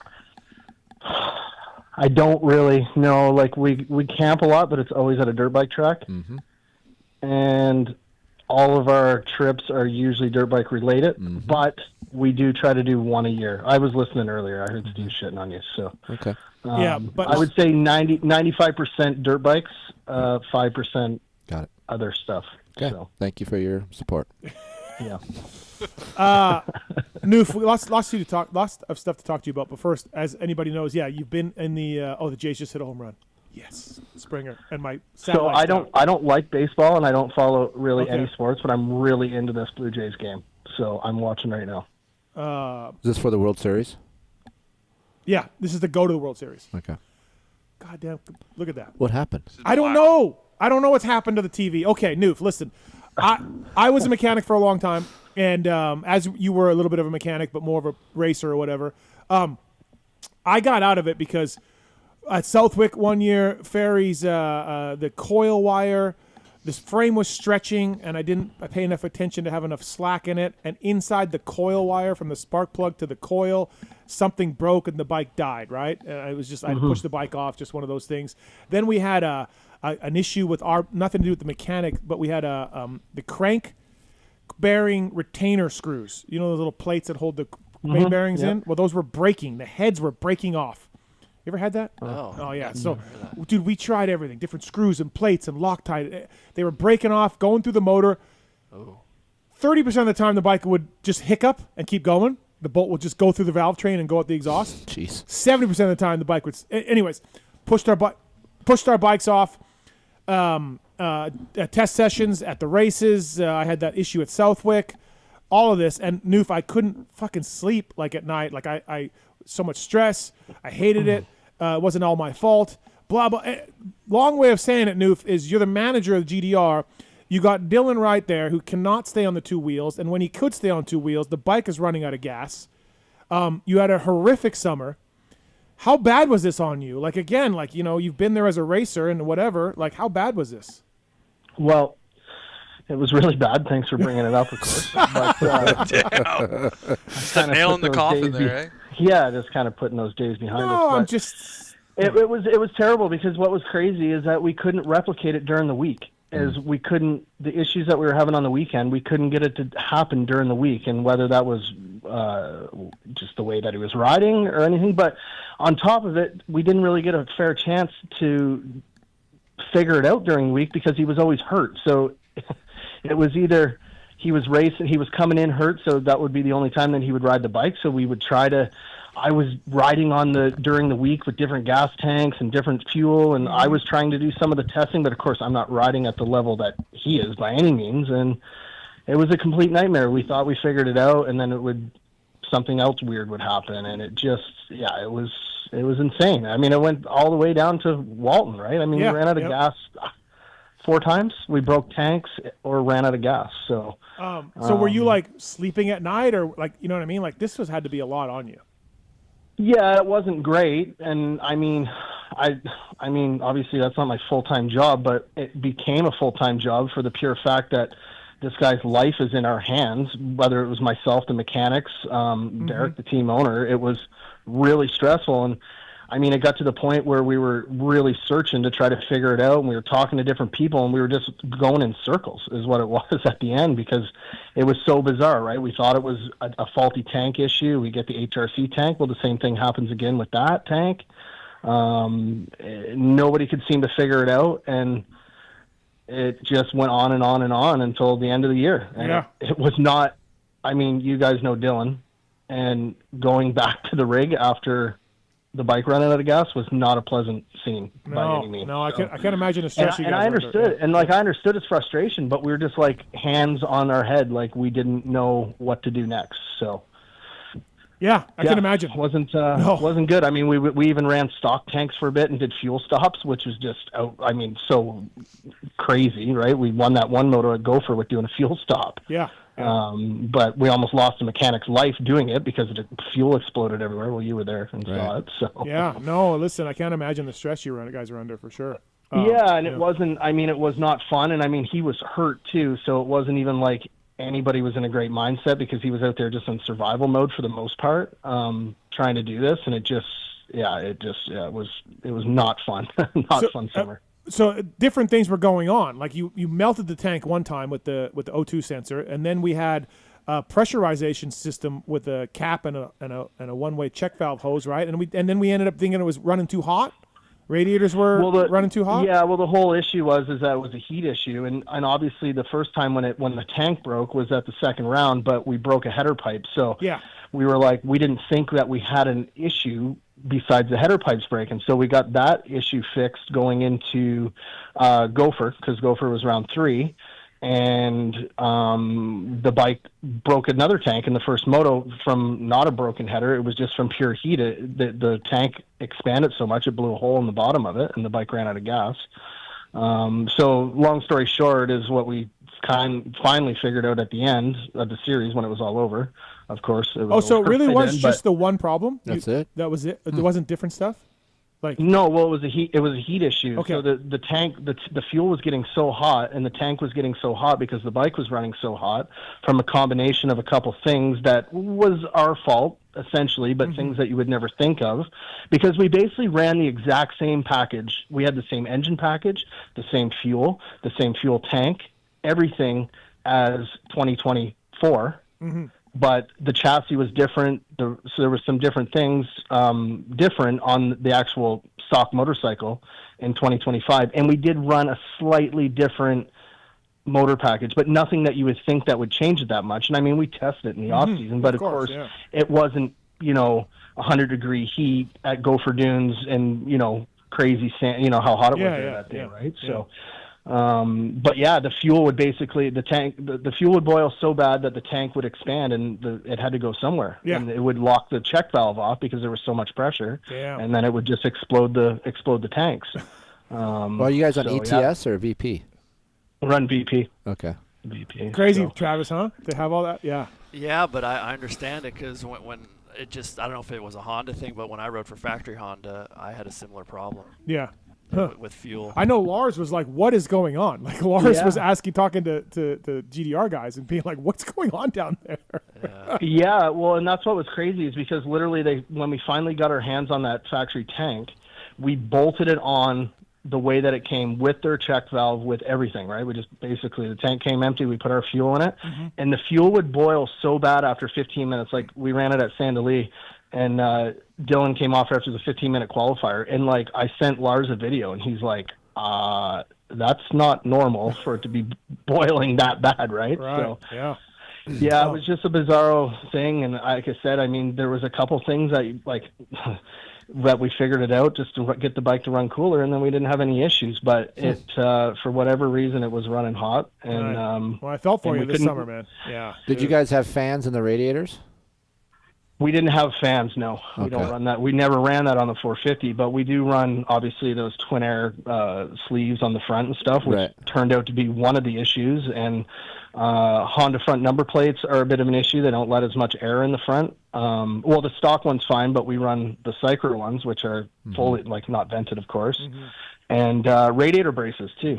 They don't let any air escape. So those were just a couple of the things I mean, stupid little things that you would never think of. No, did you guys run oversized radiators? Because I know on the Hondas, whatever, I used to run them. I don't think I had many. Yeah, I had a few overheating issues, but like the radiators on the Hondas are super, super like thin. And they are thin, yeah. Yeah, we had oversized. Yeah, we had oversized ones. Yeah. Crazy. Well, I felt for you, man. Tough deal for sure. Hey, we did a CMXU pod on the Motocross to Nations. Myself. Did we? Yeah, we did. I didn't know about it. Oh, okay, because that's odd because you were on the line. But a lot of those listeners aren't on listen to this show, or vice versa. A lot of our listeners maybe don't listen to that one. But go check it out. The Team Canada once again really underwhelmed there. Didn't make the A final, and me, you, Galdi, Ken, we all talked about it a little bit. It's a good pod. Some frustrations for sure. Canada should be way better, right, than what we are. But anyway, so yeah, just wanted people to check it out, Newf. Appreciate it. Yeah, no, it was a good one. I mean, there was probably more negativity talk on it than our normal pods, but there wasn't a whole lot great to talk about, of course. But There were some people upset, Steve, for sure, after the fact, but that's the way that it goes. But I mean, there's two sides to every story, and I mean, like ultimately, everybody's entitled. Anybody who's upset should be like, we were in the B final. We were in the B final. Like, what are we doing? Right? That's my opinion, anyways. Like, we're not talking about getting 16th to 14th in the A final. Like, they didn't make the A final, so. Yeah, I mean, I think that the pod would I guess our comments on the pod would have never happened if we had made the A final and got 14th. Even though I think that we can do better, but I mean that's kind of where we were 14 to 16, right? Yeah, 14th, and we all just shrug and go, okay, well, whatever, you know. Yeah, so, it's not great, but it's not. Is there a day where Canada comes into MXON and does really good? Is there a day? Newf was on the team when we sent Pettis, Wright, and McNabb. Yep. Our three best guys. That were all firing that year, too. Yeah. Like, I was thinking if we got a shot at top 10, this is the year. And we didn't even make the A final. Didn't even make the A final. Fuck. And, like, it's just, you're just like, and, you know, our guys don't race enough. They race 8 times a year. They don't travel the U.S. much. You know, they don't go outside Why is their it bubble. that Canadians don't do that? Is it just a Canadian thing? I think they're comfy making their money up there. I mean, Dylan's done it here and there, you know, but I think they're comfy making their money up there. Pettis is going to France or Bercy, so Paris, so that's good. But I think they're just comfy making their $150 grand, $100 grand a year. Did you see Pettis and Racine did that race at Tomahawk on the weekend? Dude, they crushed it. I didn't know Racine was that good on a big bike. Me either. Holy shit. He's a pretty good rider. I watched him a little bit in the B final. Like, just, you know, I mean, it's the B final, but still, like, he's got some serious skill. Like, it's good. Yeah. No, it's frustration for sure for all of Canadian guys, I think. And I think it's inexcusable to leave Dylan off the team. I know that he was beefing with Jess. I get it. Just wait a little bit. It's inexcusable to not have Dylan right on that team. Because, I mean, it's not like you guys wouldn't have figured out the gas problem. You already had. Yeah, for sure. No, it would have been figured out. But, I mean, he wasn't on the team, so there's nothing we can do about it now. But yeah, but that's politics. The reason he's not on the team is politics. Well, that's what I want to know. I didn't listen to the pod. So who said no on Dylan? The team manager. Which is? Courtney. Courtney said no. Yeah. Okay. But it all started with the big shit show that happened at Sandalee with Jess and Dylan fighting, right? Right. Like, yeah. I'm sure you guys saw that. Yeah, I saw that, and I knew all about that. News. And that didn't help things, and obviously it just never. I mean, I think from both sides, Dylan obviously could have helped his situation better at the time, but once again, his frustration from the bike issues, and then his frustrations with injuries, and then him and Pettis get into it, and then they hate each other, and it just kind of snowballed, and nothing really got any better, and there were some words said from, you know, Dylan's side to Courtney's side and vice versa, and it wasn't going to happen. I get it, but RJ and Wardy went. You think they were buddies? No. You think Dungy and Villapoto were hanging out? And when they went all those years, like, no. Yeah, I feel like in MXON you gotta put your differences aside a little bit. Yeah, and that's where we need to get out of our Canadian way on that. Our guys don't need to be hanging out. Like that's one thing that it's always Courtney really likes to send it as a team, and which is totally fine. But when these guys are competing at a high level like that, they don't need to be friends. No. They don't need to be friends, and they can work together for one weekend. But I don't think that they necessarily, well, for Ironman, they could have done separate programs completely. Like that would have been the easiest one to do it at. But for sure. I keep going back to, well, he wasn't on the team, and then he ended up getting hurt anyways, so it wasn't gonna happen. But but then Derek says he wasn't gonna do Budds Creek if he was on the team. So who knows? Yeah, exactly. Who knows? But I think we had to do Budds Creek with the motorcycle situation to really test it, to have faith of it going to Ironman for MXDN. No, but well said. Yeah. I look back at kind of to answer Keefer's thing a little bit. Do we see Canada in the top 10? I mean, we were in the top 10 before when we had JSR, Blair Morgan, Fasciotti, or Blair Morgan, JSR, Dusty Klatt. But those guys were in a different. I mean, obviously our guys are great, but the same thing. Those guys are racing all the time. They were going places. They were doing the first couple U.S. Nationals. They were doing the last couple U.S. Nationals. They were doing U.S. stuff in between our Canadian rounds. Our guys don't do that anymore. And dude, JSR would drive across the country doing everything. Yep. Yeah. And our guys don't do that anymore because, if you look at a guy like Dylan or a guy like Jess, you're right, Steve. They're comfortable making what they're making, and they have families or young families or starting families. They own houses. They're comfortable. I mean, would they like to make more? Yes, but I don't think they're quite in a position where they want to invest much more in themselves to go do these races. Well, listen, And- I like Jess and I like Dylan, but if they're not going to make the A main, don't fucking go. Don't go. It's a waste of everybody's I don't think time. that they want. I don't think they want to be on the team if they don't make the A final. To be quite honest with you, but right. Well, but you know, I mean, it can't be great for them, and I mean, for Jess, being Jess and Dylan, obviously, like it's not a good look for them when they're racing with dudes from countries that we never even heard of. No. Is Dylan re-signed already? Yeah, Okay. yeah, he's back. Okay. Jess is back. Yeah, he's so, got yep. 2 years left. So all the big guys have the same teams. pretty Yeah, much. I'm hearing Rempel to GDR is what I'm hearing, but we'll see. And the Gas kid, what was his name? Sorry. Tanner Ward. Tanner Ward, same yeah, team. Same team. Okay. Yeah, all of that. And somebody is Amiot going there? Who's going to Priority? Was there somebody? It sounds like Amiot's going to Gas. Yeah. Okay, yeah, that's what I thought. Ryan Lockhart on the show here, brought to you by the folks at Atlas Brace, atlasbrace.com.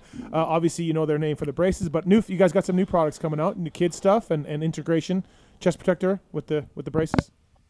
Yeah. So finally, it took longer than we would have liked, but yeah, all our new Pee-wee and youth chest protectors are out. So Youth Charger, Pee-wee Charger, which have been really good actually. I mean, the Pee-wee one especially because like having a 4-year-old kid that races like myself, there's not a lot of good protection out there that fits them properly. So yeah, did a really good job on that.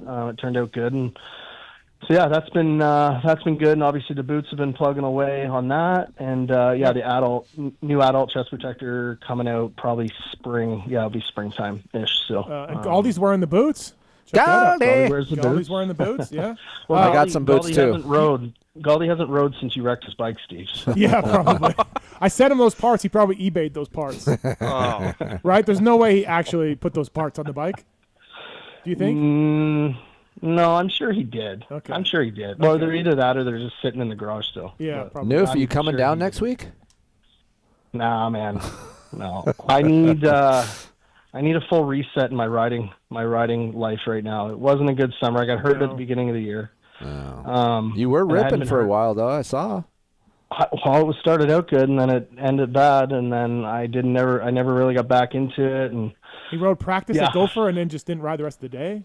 You talking about Wobet? Yeah. Yeah. If you come down, dude, I can rub out those forearms for you. Yeah. Yeah, I think I need more than that rubbed out. It's we can't help that. Yeah. I draw the line at the forearms. You know? Atlas Brace bringing you Ryan Lockhart, but Newf, we also besides the Atlas Brace stuff and everything else, use code PulpMX to save with Atlas Brace. By the way, your promotion now, you're a promoter guy. We got some news. We got news, yeah. Chilliwack Arena Cross. Hell yeah. 2 weekends back to back in the Red Barn. That's new Did shit. you ever do right that, there. Keefer? No, but Okay. I always wanted to do it. Yeah. But yeah, so you guys got a nice purse lined up, Newf? Yeah, no, it's been going good. So I've been going literally. This will be the 25th year of Chilliwack consecutively that it's been going on, and I've been there every single year right from the beginning.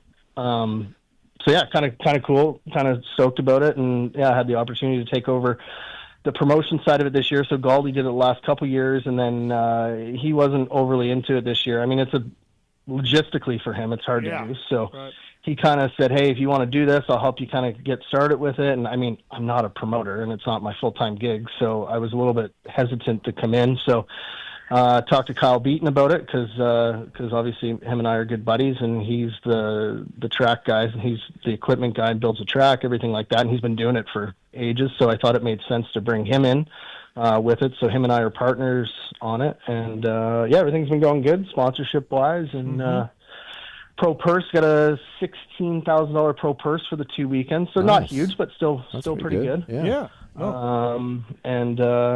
We're just got beer gardens, got vendors. It's a good time. on. I've been. I've been. It's a good time. How's Beats doing? What's Beats doing now?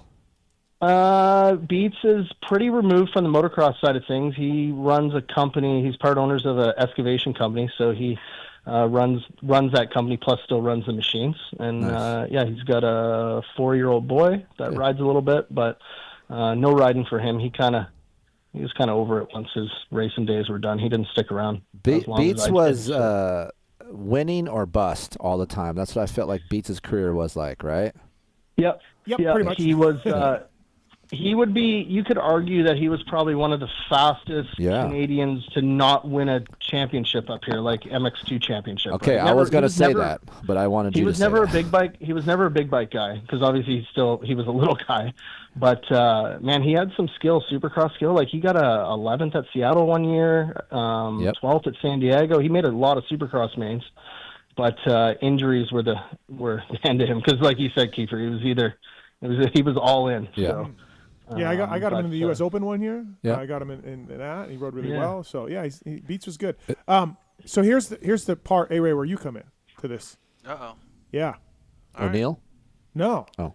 Listen, you got a young family. Yeah. You want to do things right with your wife. We just talked about that. Let's do it. Let's go to Canada. Let's go to Canada. So here's the offer. We worked it out already. Newf, you've got him a bike, right? Yep. He's got you a bike. I fly you with my air miles up to Chilliwack, and we strap it up again. All right, what are we racing? What are we racing, Newf? Whatever you want. Get that gun out. Let's see that. What do you want to race? What kind of bike do you want? Shit, Yamaha. Track's easy. The track's easy. Like you got this track, no problem. 450s or 250s? 450s. 450s. It's just an open class. Okay. Yamaha or Suzuki. Let's run it up. When's the dates? November 2021 and 28, 29. So it's back-to-back weekends. So you'd stay up here during the week. All right. So you're flying my wife too? Just you. Oh, see, I'm out. He's I'm out. Yeah. Can't do that. Can't do that, dude. Yeah, can't do that, dude. This is the chance to like get back on the gravy train. Gravy train. Well, can we just do one weekend? Do we have to do both? No, you can do just one. Just do one weekend. Just do one weekend. Just do the first weekend. Oh. Fly up Friday. Yeah, you can't miss race Saturday, Sunday. I will go. I will do it. You have enough air miles. Yes. Me and my wife. The kid flies for free. We use it as our anniversary vacation. We'll go to Canada. Oh, she'll be stoked. Yeah, oh, yeah. Hey, babe, this is Abbotsford. Soak it in. Soak it in. Yeah, Drink we'll go to it Canada. in. Yeah, we're Well, going he to could Canada. actually, if you flew him in on a Thursday, because it'd have to be Thursday, because we race on Friday, right? Okay. So he'd have to be there Thursday because it's open practice. So if they all came, then he does practice on Thursday afternoon or Thursday evening, race Friday, race Saturday, and then Sunday he could take the family up to Whistler. Yeah. Because it's a little over an hour and a half, and then you can fly home on Monday. Oh, perfect. Do I get show up money? We got no show up money. We just got No purse. show up money. No. We Is just the got hotel paid for? All the show up money went to all the extra parts I'm going to need for the Yamaha that we borrow. So. Yeah. He's going to be smashing some shit. Yeah, he's going to have to. Yeah. Whoever you borrow the Yamaha from, you're going to be like, He's listen, gonna- man, we just need radiators already. And yeah. He's going to be clutch banging the shit out of that thing, dude. Yeah, So. can you imagine him on that indoor stuff? Just, Dude. Oh, bro, I'm a little rusty, so I'm going to rely on the clutch. So we might need He's going to be clutch banging the walls. Yeah. So we in, or what are we doing? You want You want to check with the wife first? Yeah, well, I'll check with the wife. See if she wants to go to Canada. I had to intervene right there because Yeah. See me, I'm in. I'm in all day. I got to check and see if I can take off of work. Listen, It's a whole you're thing. fine. You're promotion. You're going to be promoting O'Neill. Okay. Or whichever one you want. Oh, stop. So O'Neill. I'm O'Neill. I've got air miles for One you Neil. for a Thursday to Sunday. Okay. We're in and we're out. We're getting in. We're going to clutch bang and we're going to Thursday get to out. Monday, he said. Thursday to Monday. Well, yeah, but I'm thinking if you're not with your wife, you want to leave Sunday. Oh, yeah. It's too bad this is dirt bike related because I would have went. Hey, no, you know what? Is this one of those things where I need to say no to dirt bikes and No. yes to friends? You're in. But this is like yes to both. Yeah. I'm looking at this like, look, man, this is a chance for you to stand on top of a podium and win some money again. Oh, I thought Sam was texting like, Because- Oh, no. Yeah. Oh, no, not You're yet, not yet. going to be coming off your vet national, right? So Yeah. So you're going to have all the My training. forearms are going to be still pumped. Or you could be really depressed after the Vet National. So Yeah, but I feel like I do better under the lights. yeah, you do. You're better. I can promise you that Chilliwack will be easier than GH late in the day on fucking Sunday. There's no signed big up jumps. this You'll morning. jump everything right away. It's Who's showing up, Newf? Like, got what Amy good on. I guys think we got are Amy coming? on. Hey, Newf. Yeah. Just so you know, I did go to Finland about this time last year, and I feel like I still had it. So, I mean, it's only been a year. I haven't ridden much, but it's in Well, there this somewhere. track will be easier than Finland. So. Okay. What do we got? That Washington guy always comes up and wins, right? Yeah. So there will be the crane operator. Yeah. Amiot's coming. Jurin's always a maybe because you never know what he's going to do. Is Brad the Rocket Noddick coming? Because he loves I these was type of... I was talking to him tonight. He's not sure if the purse is good enough for him to come because of the exchange. Yeah. So, but then he was very excited when I told him there was a beer garden. So he did enjoy that part. Okay. And Can we get what- Newf a few free beers? Yeah, can we get like an exclusive like card, like for the beer garden? Yeah, Like, whatever- hey, like whatever flash you my need. card, Whatever give you me a need. beer. Yep. Yeah, whatever you need. And beers you need. before and after the main. It's such a promoter thing to say. Whatever you need, just get me. Okay, all right. Yeah, you're already good at this game. right, You yeah. sound like Buddy Ford. It's Newf King, dude. Newf, you sound like Buddy Ford. Newf King. See, ARay's got to check with his wife. I got to check with Beats to make sure it's okay. Okay. All right. Yeah, man. I'll have your people call my people. So We'll see. yeah, you don't want to do it Call my Thanksgiving wife. because that's it's a big deal Thanksgiving, but the weekend before is on. Yeah, dude, don't The thing miss about it is, like, Thanksgiving. I live in California. Like, we have no family. Okay. So we don't have any plans for Thanksgiving or You come to the Keefers, man. We don't go anywhere, but you can come to our house. Do we? What do we do? But if he does good, the first weekend though, he might want to come back, right? Mm-hmm. Yeah. What if you just win? What if you fucking win both classes? Dude, I'm not gonna win, bro. But what if you Stop. Don't. No. What do we got? So we got Amiot. We got Amiot confirmed. Amiot, Blake Davies, which he's good. Tyler Gibbs, defending champion. So watch your front wheel with him. He likes to saw them off. Honestly, pretty I don't good. know who He's any pretty of these defensive. people are. You know who Amiot Yeah. is? Yeah, I know who Okay, Amiot is. Yeah. Yeah. Other than that, I don't know anyone. The other guys are good though. The other guys are good. It won't be. It will be fairly competitive. Yeah. So if ARay came up there and just started flexing on people, like taking people out, shit would be popping off then? I'd love it. I'd love every second of it. Besides having to fix this bike that I'm going to borrow from somebody. Now, are the Canadians gonna get mad at me because you're hiring an import to come? Yeah, they're going to be like Australians and be mad at them. No, they'll be fine. They'll All be right. fine. All right. They'll be all good. Yeah. So We'll okay, think so- about it. We'll think about it. Okay. We'll All right. do. I was talking to my wife in the break about going to Hawaii for our anniversary, but maybe we just go to Canada and race. Yeah, Chilliwack, dude. I mean, Let's just go to Chilliwack. It's a the tradition. Same thing. Yeah. Yeah. This is it's tradition like no other. 25 years. Yeah, Chilliwack, dude. Yeah. I had to go to 25-year frickin' anniversary. French-Canadian arena crosses. Sucked. I wanted to go Chilliwack. Mm-hmm. Yeah. I had to go Chicoutimi. Well, the cool thing, Steve, you've been there, right? Yeah. You came Yeah. one year. Yeah. Like, it's a pretty cool setup. Like, the track is, I don't know, it's probably like 42, 43 seconds long. Like, it's oh shit, it's bigger. It's way bigger than arena cross. Yeah, that's big. So it's because it's two barns. It goes from one barn to the other, right? You kind of zigzag back and forth between the two barns. Yeah. So and it's loamy, sandy, kind of, right? Can we get some heavy Yeah. springs for the Yamaha? Can we get some heavy springs? Some heavier springs. I was watching it. I thought ARay looked in pretty good shape. No. Yeah, it looks like you did lose some weight. I did. Yeah. I've been riding the road bike on lunch break. Nice, good for you. Yeah. Mhm. Trying to reel it in a little bit. I Okay. had a TI. So what's the odds you do this? 2 thing? bills. Oh, dude, I've been 2 bills since Nom, dude. Yeah. Since Nom. This freaking 250 thick over here, boy. What are you gonna do this, or what are the chances you do this? 30%. Shit, that's not good. Oh, that for 30%? Damn. I got to check with the wife. I mean, She's fine. This is big of that cash you're gonna bring home. Oh, cash. What's that movie? Indecent Proposal. Sam's gonna Yeah. be laid out naked. You're gonna cover Canadian loonies. I need show up money. Loonies and toonies, dude. Yeah, Give me loonies and toonies everywhere. $2,500 in a hotel and we're good, and some beer garden money and I'll be there 100%. They don't have $2,500. It went from 30% to 100% real quick. Well, I mean, hey, First year $2,500. promoter, ARay. I don't have money coming out of my pockets here. First year promoter, buddy. Yeah. Cut me some Yeah. slack. Yeah. Can we call Galdi? You got no expenses, and you got time of your life. Okay, if he all doesn't go, I'll fly Aiden up there. He can race. There we go. Actually, yeah, let's do that. Yeah, he needs some arena cross He experience. does. We keep hearing about Aiden racing futures, and nothing's happening. So Yeah. let's get him warmed Get up. a little warm up. Just get warmed up. A little yeah. warm up. Yeah. Get slammed a couple times. Yep. And be good Yeah. Okay. Hybrid track, nothing too crazy. Medium size, everything, right? Yeah. Let's revisit this week. All right. Oh boy, that's going backwards. No, I think he's in. I think he's in. I hope he is. You Yeah. can win. So hey, this is the same guy You who could told me, fucking hey, win. this is the same fucking guy right here who's telling me, hey, no, bro, you don't need to race. You have a family now. You have a family When now. did he What are say you that? fucking thinking? You do have to. You have a family, dude. Yeah. Think about that. Okay. All right. But well, you if can some win. dude, freaking whoever the fuck he's talking about, Amiot or one of these other Gibbs? guys. Gibson. Yeah.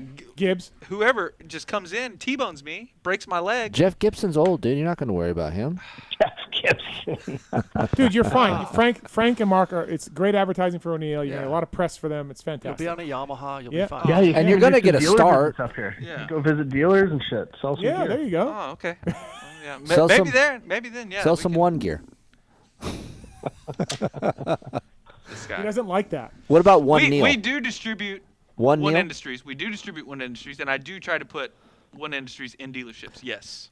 Next time I talk to Mark, I want to say, can I get some One Neil gear? All right. Anyway, I'm not going to have a job tomorrow. Don't leave me hanging too long because I got to make sure. He's got major guys calling? He's got other guys coming, yeah. Oh. He's got Vial calling. He's got Prado. He's got a lot of guys. Nicoletti, dude? Well, Nicoletti. no, they don't have show-up money. Yeah, Nicoletti's not coming. You never raced Chilliwack, Trav? No. Have you gone up to Canada at all and raced? I have, yeah. Which ones? I was in Montreal. Oh, Montreal. Okay. You're a big Canada guy. Yeah, big. What did you race up Why there? don't you What was go? it? Why don't we It both was go? an RM250. Oh, I suck. 1998. Oh shit! Way back you when. ride all of the time. It was a big I don't stadium, remember. though. Yeah, it's huge. I don't remember you You'll racing win. it at all ever. Yeah. 98 on a Suzuki. Hey, who What would be number were better you, right like, now? 43? Do you think? 43. I don't remember. Oh. That's Who not would a be question. better right now? Do you think? I haven't ridden Better in than so long. Than who? Than him. ARay. At Chilliwack. ARay. ARay. You're a supercross You'd guy. be better. You'd be better. You're better. Better than who? Keefer Hey, here. Betts is getting me World Series tickets. No, he's not.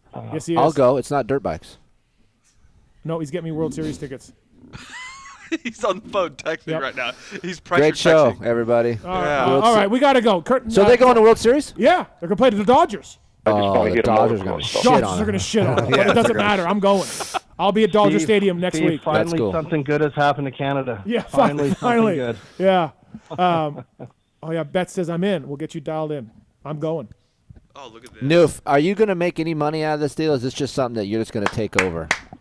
Oh, I'm going to lose money for sure. Okay, that's what I was going to No. say. Then why are you trying to invite me? You're going to lose even more in bike parts. Because it's all about putting the show on for the fans. I can put a show on. Because I can put a show on. I can. Yeah. I feel like we talk to these. We talk to these promoters a lot, and they never tell us the truth. Like they act like it's a nightmare, blah blah blah. But you have to be making some Galdi fucking. made good money. Don't listen to Yeah. this. Galdi's the one that said it's a pain in the ass. Well, because I think what I've learned so far that any of this stuff, whether you're dealing with trophies or awards or sponsors, buildings, all this stuff takes so much time. So the return at the end has to be pretty good to make it worthwhile. Got it. Right? Like, this isn't my full-time gig. So if I'm going to put all this time in and all this extra stuff and talking on the phone and emails nonstop, and I only make like $3,000 at the end, I'm going to be like, that wasn't worth it. So do you get the entry fees? Do you get the ticket sales? You get all Everything. of that, everything. Everything. Got Yeah. it. Okay, and then you pay Everything. the stadium or the arena, the barn, an X amount to rent it out. Yeah, it costs like your expenses in total are about $90,000 to do the whole thing. Okay, so ticket sales That's are what- important then, obviously. Ticket sales are important, but your amateur entries are the most important. Right. You need amateurs there, right? So Okay. Can I that sign is up in like the amateur class? you could ride. Are you 30 yet? Yeah. You're Oh, 30. yeah. You could ride plus 30. There you go. Get warmed up. Yeah. Get warmed up. Wait, hold on. How is the riding schedule? Is it a lot of riding, kind of like Finland? Like, it was a lot of riding. No. Okay. All right. Well, then maybe I can warm up. No, to you'd be 30 bucks. doing. Yeah, the main events are about 12 laps apiece. So that's you do 2 mains a night, so 24 laps, and then if you get about a 10-minute practice, which is your time qualifier, 10 or 12 minutes. Can we work that arm Can we pump out? comp the hotel, or how do we get him a hotel? What do we do for that? Can we just stay I'll at figure someone's that house? out. Okay, we'll I'll figure figure that out. Okay. All right. If he's in, but if he's not in, then Yeah. you No, gotta he's tell me, in. like, He's this in. week. I need to know this week. Okay, he's in. Call Kevin Leb. Well, hey, he has some room. Send the boss a text. Cheers. Say ARay said he's going to Canada. Okay, I will do that. All right, we got to run. We got Colt Nichols coming up, but Newf, always a good time. Chilliwack Arena across everybody. Sign up. See ARay there. Get your money now. Get your tickets now because ARay will do something. Yeah. Something. It's going to happen. Yeah. I did hit a last year whenever I did the Finland race. Yeah. I landed on a flagger. Yep. Oh my God! I forgot to ask That's Phil. not- Did you I don't see want that? to hear that. That's a big liability. Yeah. Yeah. Well, put him in a helmet. In Australia, you see that SX2 rider land on the other guy? Oh, yes, horrible. yes, Fuck, yeah, dude. That's so bad. Uh, They both just got up. Oh. Thanks, Newf. Thanks, buddy. Appreciate it. Bye, Newf. All right. See you guys See ya. later. That's Ryan Lockhart, everybody, coming in, and Alex Ray signing up for Chilliwack. That's cool. I like that. Renegade Fuels, racers that win, pour it in. Brayton, Wilbur Hahn, winning titles with Renegade Race Fuels. They got a Supercross Mini 50 now, pre-mixed with a proprietary synthetic certified two-stroke oil. Racers that win, pour it in. PulpMX 25 for Renegade Race Fuels. They'll deliver it right to your door, which is a pretty sweet deal for the folks at Renegade. That is cool. And Fox Factory Vehicles as well. Your home for Black Widow, Rocky Ridge, Black Ops, partnering with top OEMs like Chevy, GMC, Ford, Jeep, Nissan, and more. Backed by the OEM manufacturer's factory warranty. Easy finance through your local dealership. FoxFactoryVehicles.com to find your next custom vehicle. Thank you to those guys. Congrats to the Toronto Blue Jays. Travis, he should do this, right? ARay? Yeah, Yeah. for sure. Okay. Yeah, I'll do it. Yeah, like haven't ridden very much. Yeah, I mean, if my knee wasn't busted up, I'd be trying to get in on it. I mean, you ride a lot though. Like you two ride a lot. Dude, but this is Steve rides more than I do. I had 37 hours on my bike last year. You did? Yeah. That is Shit. way less than me. 34 or 37, something like that. Yeah. I can maybe ride once, twice a month. Okay. If that. Why don't you go into Sutter's in the evening? I do sometimes. Okay. It's tough. It's Baby? tough. Yeah. Yeah.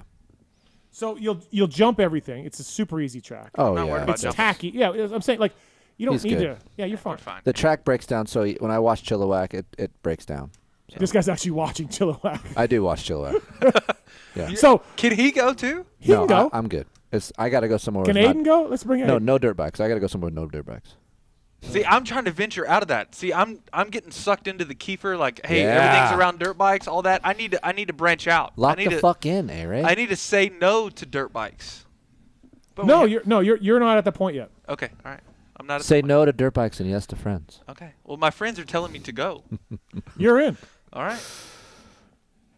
Hold on. Tallon's having trouble getting hold of Colt. I'm just trying to set up Oh, no. listen, we got a lot more coming up here on the show, by the way. Do Hot we? Tub's on, by the way. Nice. So I'm looking yeah, forward to that. You're dialed in for that. We got Twisted Tea. I don't know, man.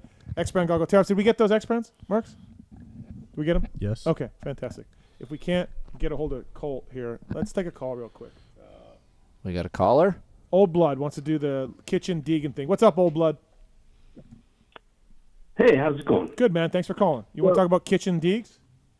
Yeah, I was just wondering, do you guys think that Levi changed MX history with the Deegan takeout? What do you mean by MX history? Like, what does that entail? Well, it's probable that Deegan would have won the title and gone to the MX Nations, and we might have won. I don't think we were going to win. This is not a good take because everyone seems to yell at me. I said this on Twitter. I think we take our A team to MXON. We still don't win. We still get second. I know a lot of people hate on me for that. No, I don't think you can stamp it as a win. You at still all. have to beat both Jet and Hunter. That's what I'm saying. On the like, 450, you have to. They beat had what? How many point lead from second? 11 or 14 or whatever. Yeah, it was? because if you give Deegs the win over DeWolf, that's only 3 spots better than Webster. Correct. That's not enough to do it. Right. Okay, but I love seeing us die trying. Yeah, no. Well, the guys did that now, though, don't you think? And he would have died trying. Yeah, but Kitchen didn't break Deegan's fucking collarbone. No, but Deegan didn't. If Kitchen doesn't do that, then Deegs doesn't do what he did in Vegas. Oh, because he has the title. It started the whole thing. Right. But do you want a guy? So obviously, I think Deegs would have done really well and probably better than Justin Cooper. But do you want a guy so affected by emotion on the track that maybe he makes a mistake trying to leave it all on the track, like Deegs? I think probably we would not have won, but we would have fought like hell, and I would have loved to see that. I feel like we did that anyway. Yeah, though. I feel like they fought like hell. Yeah. No. Weren't We we did. up by 4 points at one point in the second after- moto? I feel Second like we're moto, tied. wasn't there a point where Yeah, we were maybe up? when That was Jet- the when- first moto, when I Jet think. was coming up. I think first moto we. I gotta were at. say, I love RJ Yeah. forever. RJ He's got throws heart. everything out there. I think our team was good. There was nothing wrong with our team. I think all the guys did great. It's hard to beat the brothers right now, regardless, no matter where we're at. Those two guys are so good at starts. Their bikes.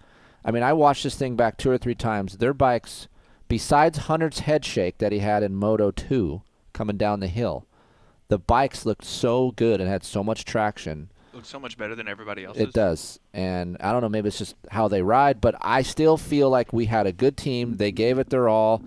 RJ's going to try his balls off, and he's going to crash. Deegan might have got in a dick measuring contest with some of the 450 or the open guys. Like, we don't know. Like, so for me, saying it changed the course of MX history, I don't feel like it really did.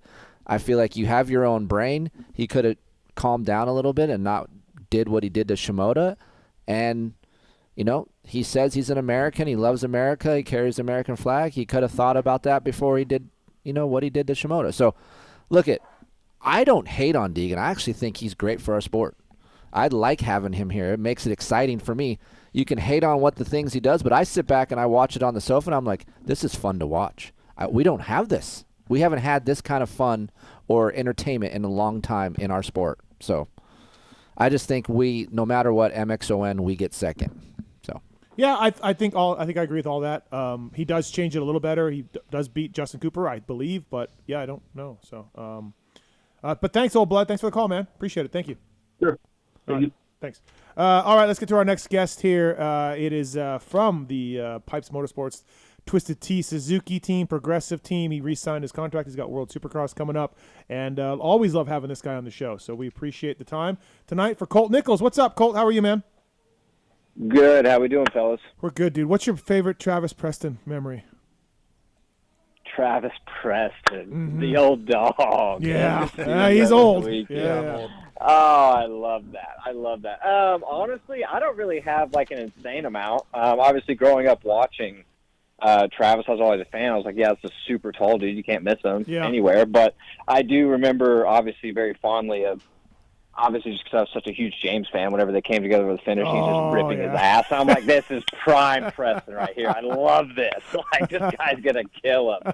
But, yeah, I mean, Travis is a dog, dude. I got nothing but respect for this guy. I know I could throw it to you cold like that because I know you're a fan and you would watch that shit. So, yeah. Easy. All day. Yeah, no, for sure. Travis, you get talked about that James stuff all the time, I'm sure. I do, but it's fine. It was a crazy situation. And he really should have looked. Yeah, he should have looked. And then, I told him how I felt about it. Yeah, exactly. It was awesome. No, it was good. Oh, it was crazy. Thanks for joining the show tonight, Colt. Appreciate it. Twisted Tea bringing you Colt Nichols on the show. So re-signed with the team and World Supercross. And is it a Supercross and motocross or just Supercross and World Supercross deal? Yeah, all of it. To my knowledge, I'm not sure 100% what's going on with World. I think I was supposed to maybe race some towards the end of the season this year. Oh, okay. Yeah, not in for the full thing, but maybe a round or two at the end. Not 100% yet. And then next year got my deal done. I was super stoked on that. We were probably around a few races into Supercross last year before I got it done. So for me, I'm like, thank God. Like, we're done super early. Stoked on that. Same team, same bike, same shit. I can kind of just go into the season, and I haven't had that in since I was a lights rider. So for me, that's really cool. I'm excited for that. I think fair to say for you this year, like some up, some down, right? Like I felt like at times you rode really well, and we saw all your skills were online. Other times, just a rough night for you. I'd say some ups and some downs. Yeah, I was kind of struggling to be honest. Whenever we switched suspension before the season, I was kind of struggling to kind of get myself kind of situated. So.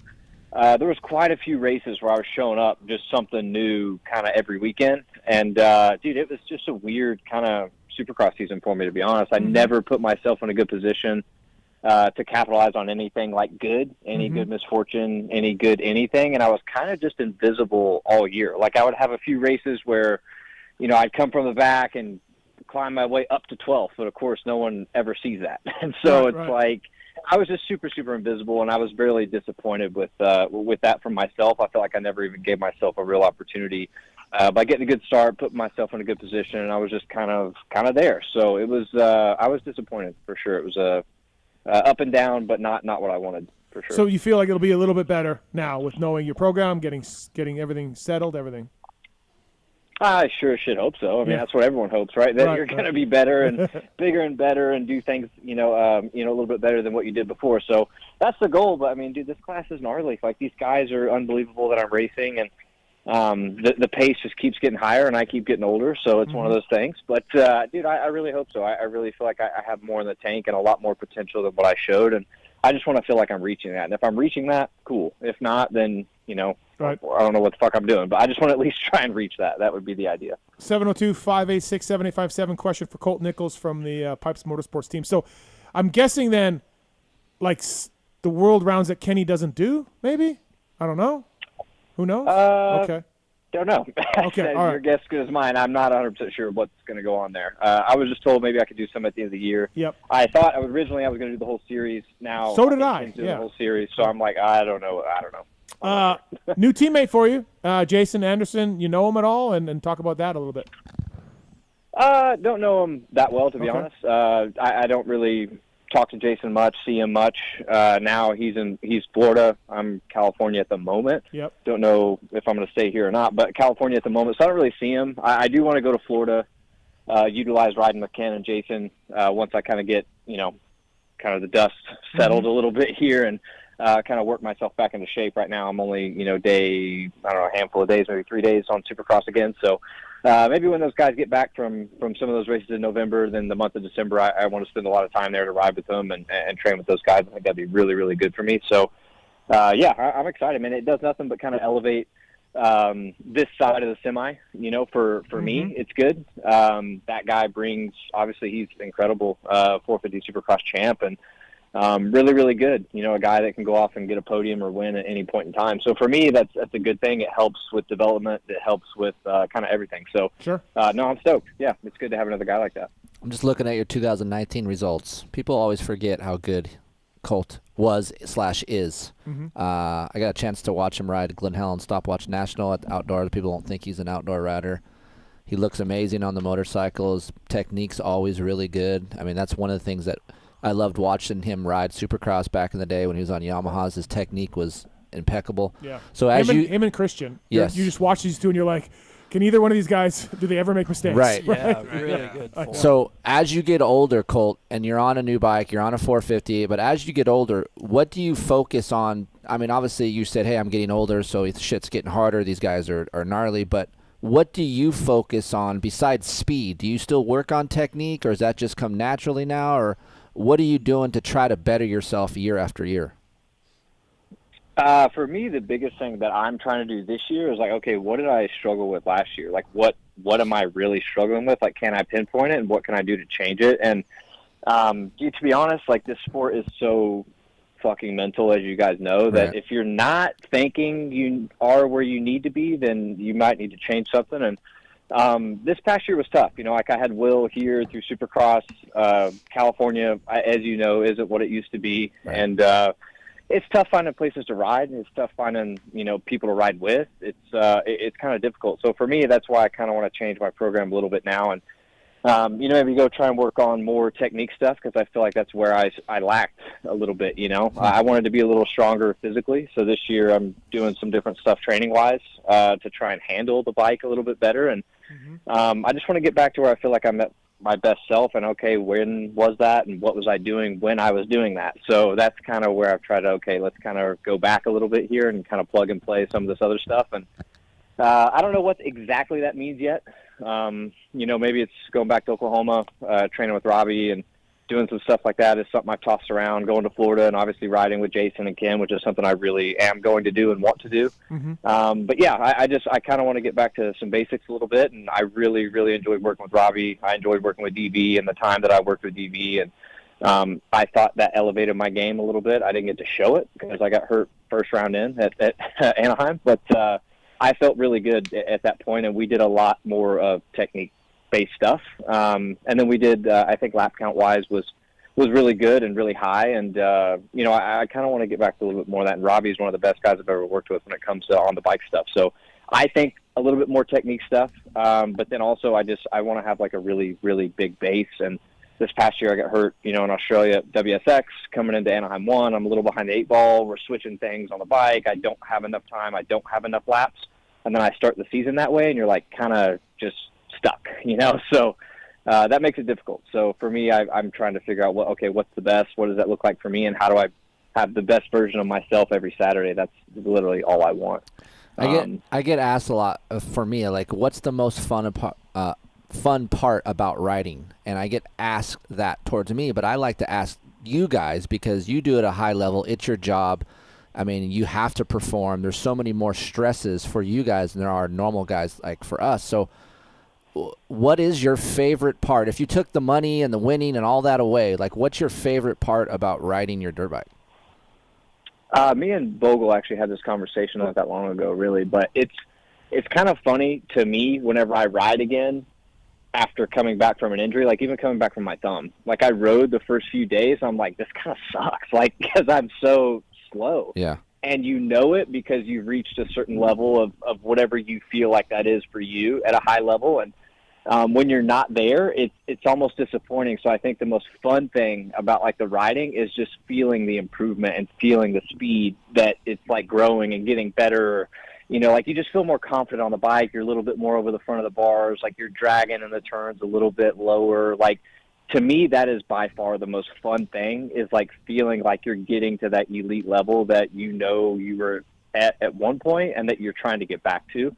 That, to me, is what makes it fun, because it's always such a challenge, and it's never, ever perfect unless you're, you know, maybe Jed or RC or Jeremy or somebody like those guys. So for me, it's like trying to get to that level is what makes it so fun, and seeing, like, that day-to-day progress. Like, I like the grind. I like all that stuff. It's fun to me. Obviously, the racing side is completely different. That's just strictly competition. You know, you're just literally putting yourself against the next guy and being like, I want to be better than him. But the riding side, to me, that's what makes it really fun. Like, I just love the progression and seeing yourself get better and feeling it. And, like, that is so fun to me. I love that. Kris, we can just jump into this now. You can give your RMZ speech now, or you can do the RMZ speech when Colt gets off the line. What's my RMZ speech? Just about how it's a good bike. It's a great bike. It's a great bike. This is the speech you give when we have Kenny on or Chiz. So if you want to wait till after Colt's. What's funny is, and this, I'm sure Travis can attest to this, these other bikes evolve, right? And sometimes manufacturers screw them up. Mm-hmm. And you have a couple years that are not very good. Yep. But then here's the Suzuki. Mm-hmm. Hasn't done dick in how many years, right? And the thing hasn't changed, but it's solid. And now these other bikes, some of them are going backwards. And Suzuki's like, hey, man, here I am. Haven't changed yet. Here I am. I'm still pretty good. Yeah. I ride the Swap Moto Live RMZ Suzuki every time I ride. Engine's great, right? Right. It's amazing. Yeah. Yeah. ARay gets it. He gets see? it. He's a yellow rider. You know what I mean? am. RM Army. Yellow Magic. Hey, I've been saying Yellow Magic for a while. Does Yamaha even have a Suzuki in their test fleet to even try?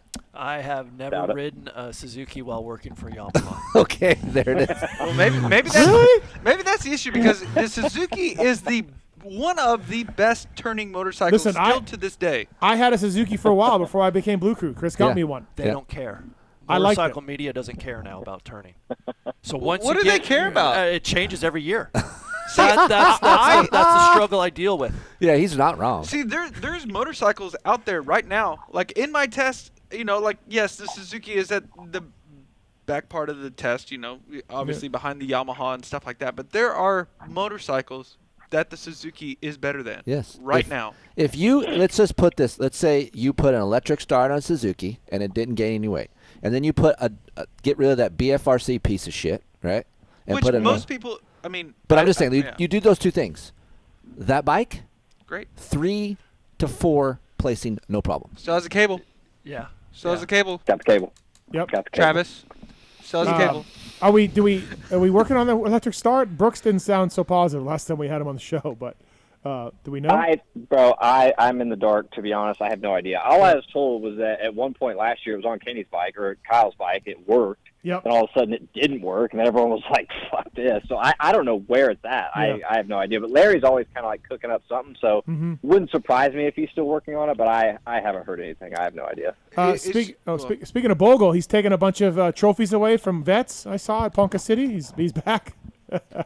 Oh, my guy is so back. He's Him back. And Mr. McFerrin himself, they went there. Trey was his mechanic, one of our boys. And yeah. They went and took it by storm, dude. They got That's docked. awesome. They had to deal with AMA. Yeah, why'd he get docked? I didn't. What happened? Do you know?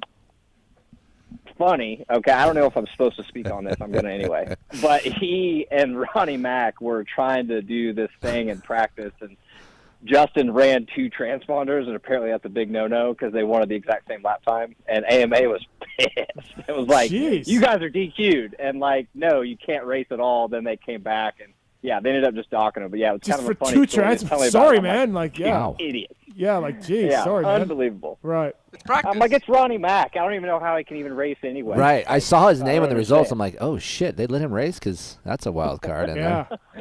Yeah, it was really funny. I guess he had a really good time, though. I mean, Bogle, obviously just being back racing again, Yeah. I think was a little bit fun. Amateur days, it's local, close to home for him, and that's where he's been, obviously, back in Oklahoma. So I think it was really cool, and I was pumped to watch it, see some stuff, and, yeah, that was a cool deal. Yeah, listen, I think Justin's been a little bit waylaid, a little bit lost, finding what he wants to do in life or what he wants to do, the next step. The Stark thing was cool, but I don't know if he liked living over there and doing all that stuff. And so now he's back home and racing Ponca and, yeah, living life. Good for him, Yeah, having a good time. That's what I told him. I'm like, dude, this is the next chapter. You got to go do something fun and figure out what you want to do, and whatever the hell that is. I don't know what it is. Obviously it's for you to figure out. But right now he's having fun, dude. He's working with Malcolm at Mended and doing some content stuff. Went and raced, obviously, which I think is really cool. So, yeah, he's doing it, man. I'm pumped for him. I need to get him in here for a co-host. He'd be a great co-host. He's a good dude, too. Yeah, He's a nice guy. Hey, I seen that he brought the orange helmet back. That's cool. I haven't seen something like that since amateur days. Literally went and got it painted. He was like, dude, it just feels right. I'm racing Ponca. I need an orange helmet. And I was like, you know what? You kind of got to do it. So that was cool, man. Matched the gear good, matched the bike, had a cool setup. So I think that T likes that stuff anyway. So it was cool. I just remember showing up to like the amateur nationals back in the day because we all grew up together, sort of racing the same classes. Yeah. Colt, I believe you might have been a year younger. I don't know, but I raced with Bogle a lot, and dude, the orange helmet was just. That was the Bogle thing? Yeah, I never knew that either. I didn't know that. That was the Bogle I thought it was thing, yeah. MXA. So did MXA I. was old. It's too close to No, MXA. dude, it was almost like he had his own like little like orange helmet deal. Okay. Like, on the East Coast. Yeah, his dad did that when he was younger because he could never find him on the track. So Ron, his dad was like, I'm just going to paint the helmet bright orange. Like, I don't even give a shit so I could see it. move. And then it literally just stuck. Like, he had it all the way through his amateur career. He had an orange helmet constantly. Colt, awesome. I used you as an example the other day because I was ranting and raving about the sport, something about the sport, and I used you as an example because I think it's better now than what it used to be. But for a while in our sport, we were running through kids, getting them a lot of money and really good rides, and just in and out, right, in and out. And these managers would just cycle the kids in and out. And I would tell, this was a rant on my show like for a long time, and I think Phil has helped my case. You've helped my case. Alex Martin has helped my case. I think in our sport, and again, it's better now than it used to be, but you went a number of years, Colt, just arena cross / this janky team / Costa Rica, trying to make this living and trying to put things together before you got a real quote unquote ride. Alex Martin, same thing. Phil, same thing. I think our managers forever were not looking at these like if you came into the pros as a privateer, that was it. You were branded a privateer forever. And I don't think our guys did a good enough job, the managers in our sport, of like, hey, this Colt Nichols guy, he's got good style, he's got good speed. Look, his bike's a pile, and I don't know what he's doing for training, but if I got him training and a good equipment, I think I could make something out of this kid. Same thing with Troll. Same thing with Phil. Instead, for so long, they were like, hey, you got 7th and 250B, you have a 3-year deal. And I just, it used to blow me away that the managers would overlook guys like you. I used to call you guys triples because they would always go for the home run because like they'd sign the kid and hope for the home run.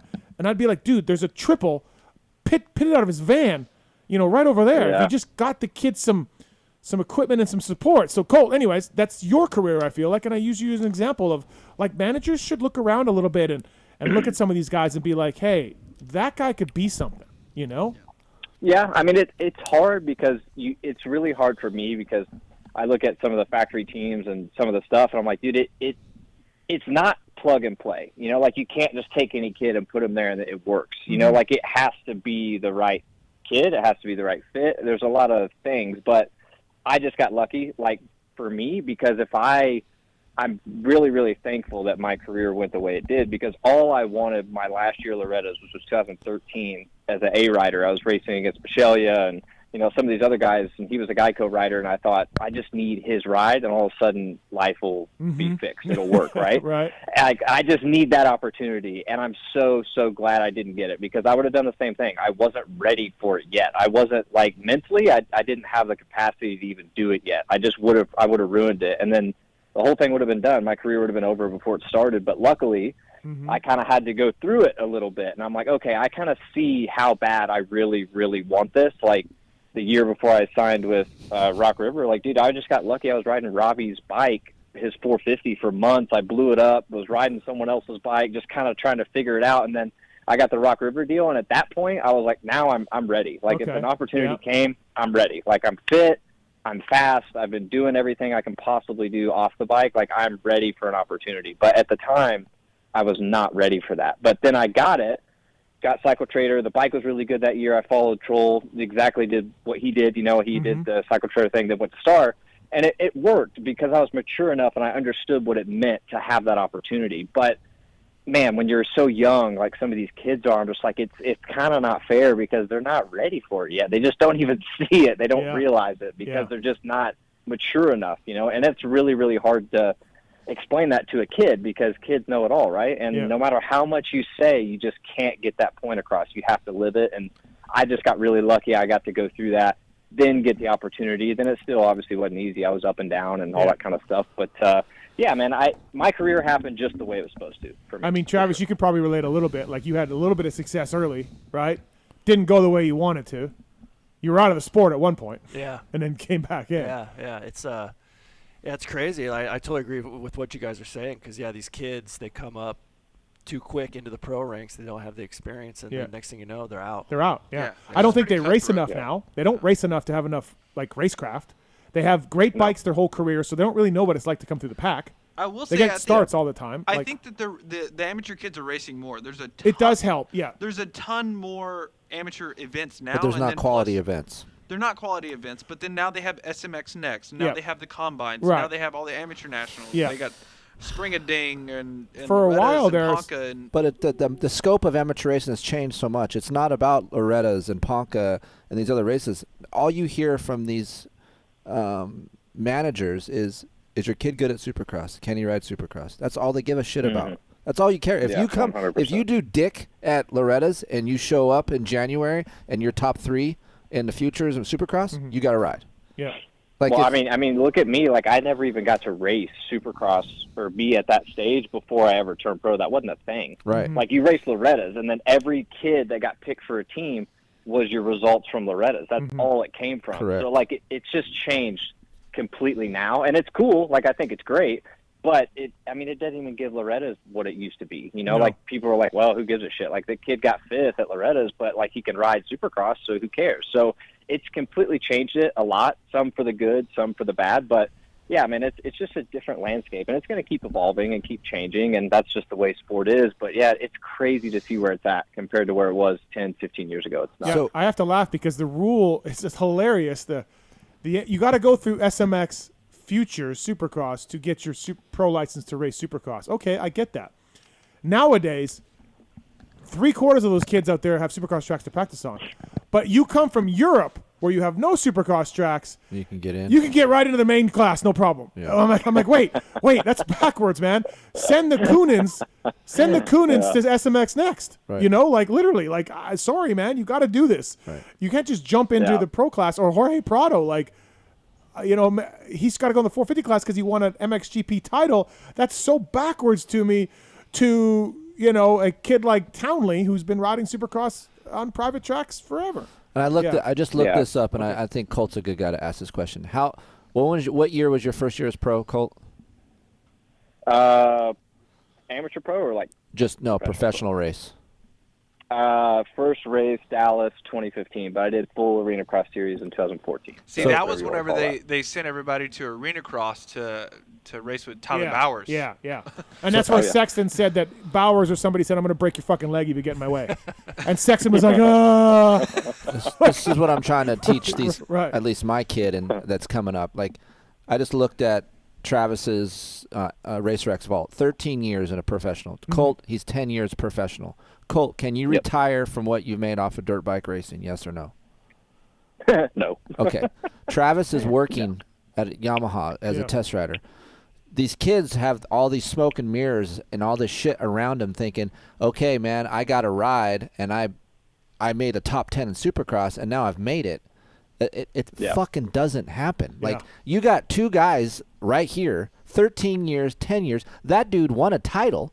Colt damn near won a title. Colt did win a title. Oh, yeah, right. Sorry. I was looking at results. Sorry. And they still got to fucking work at some point in your life. Yeah. So yeah, I mean, it's just nuts to me too, because it's like, I mean, obviously we know our sport. We wish the pay was greater. We wish you could do this. We wish you could do that. It is the way that it is, but it's funny to me because, like, I kind of, in a way, did the same thing. Like, when I signed my star deal, my dad was like, dude, you made it. You are a factory rider. I'm like, I get it, but that's kind of small-minded thinking. Like, let's see if we can go do something with it. I want to try and win on this bike. Right. Like, I want to do well enough to win.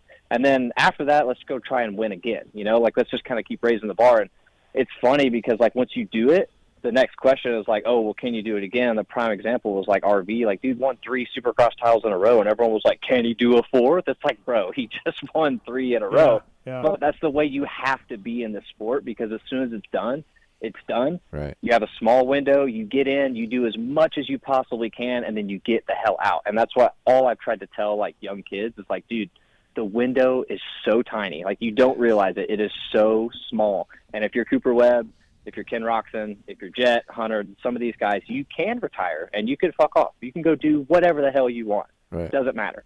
But you have to win at a 450 elite level, and there's only a handful of guys that can do that. That's just the way it is. But if you dedicate yourself and you try and get to that point to take advantage of that opportunity, you're set, dude. The next 50 years of your life, you're chilling. You're like, you don't have to do much. But for me, it's like, dude, I can't do that. Yeah, I've busted my ass, and I've tried everything I can to get to that point, to be like a 450 guy, and some guys can reach it, some guys can't, and that's the way it is. But, man, to be able to retire from the sport, obviously that's the goal for everybody. That's the dream. Not reality for 90% of the field, 95% of the field, but, man, it would be cool if more guys could, but that's obviously the goal. That's the dream. Yeah, Travis, how many years were you factory? Oh, shoot, factory rider? Yeah, including factory connection, you know, like. Maybe 7, 8. Yeah. So 7 or 8 of your 13 years with a good salary. Yeah. We don't count MDK. Yeah. No. Yeah. But hey, Cole, I have a question for you. So, you know, it seems like you're pretty smart on the bike and you speak well off the bike. Do you have any idea for plans when you're done racing? Like, would you like to continue doing something in the sport, test rider, coaching? Yeah, I mean, I want to stay in the sport just because I love it. I mean, I have a real passion for the sport. I want to do something. Now, what? I'm not 100% on what I want to do. I mean, I see guys like Will at times, like especially when he was a trainer and I was around him 24/7, then being at Star too, and I'm like, maybe that would be fun. And then I see the other side of it, and I'm like, I don't know if I want to do that. And then I see guys like Brock, and I'm like, maybe that'd be fun. And then sometimes I'm like, I don't know if I want to do that either. So it really just depends. Obviously, I'll make that step, and I want to have a plan in place before I'm done so I can kind of step into it and go. But, you know, I've tried to be somewhat smart. I invested a lot of money over my years of racing to try and have some sort of income and some stuff to do where I don't have to, like, panic, which is good. But still, it's not enough for me to just not do anything, you know. I want to do something. I want to contribute. I would love to speak about the sport at a big level. I do feel there's kind of a few voids that could be filled within our sport to take it maybe to some bigger heights. And, you know, maybe I could be that guy. I don't know. But I would love to try at least to see if I could do it. And if I can't, so be it. But I would like to try for sure.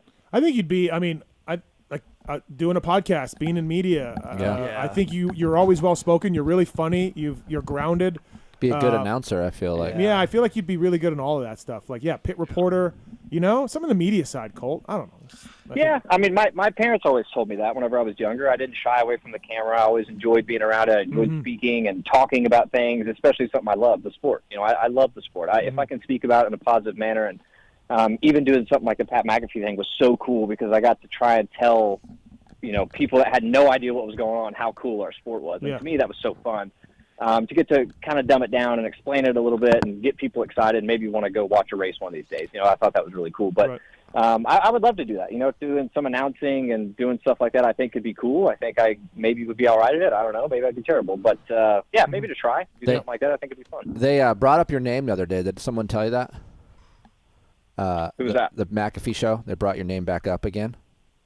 Oh, I love that. Nice. Yeah, so they were talking about McAfee was in Oregon, right? And there was a BMX track behind him and then the guy with the cowboy hat on, I forgot his name. Do you remember his name? Tone. Okay, so he was like, "Yeah, Colt said that was a really good track."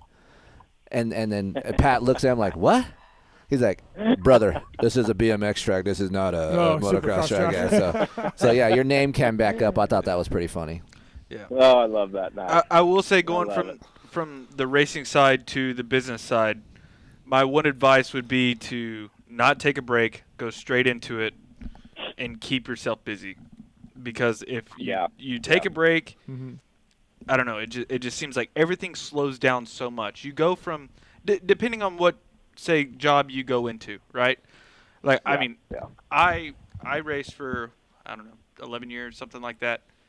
I traveled every single weekend, all the things. Like, it was amazing. Not on the level of Colt, obviously, with him being a championship, but I still raced every single weekend.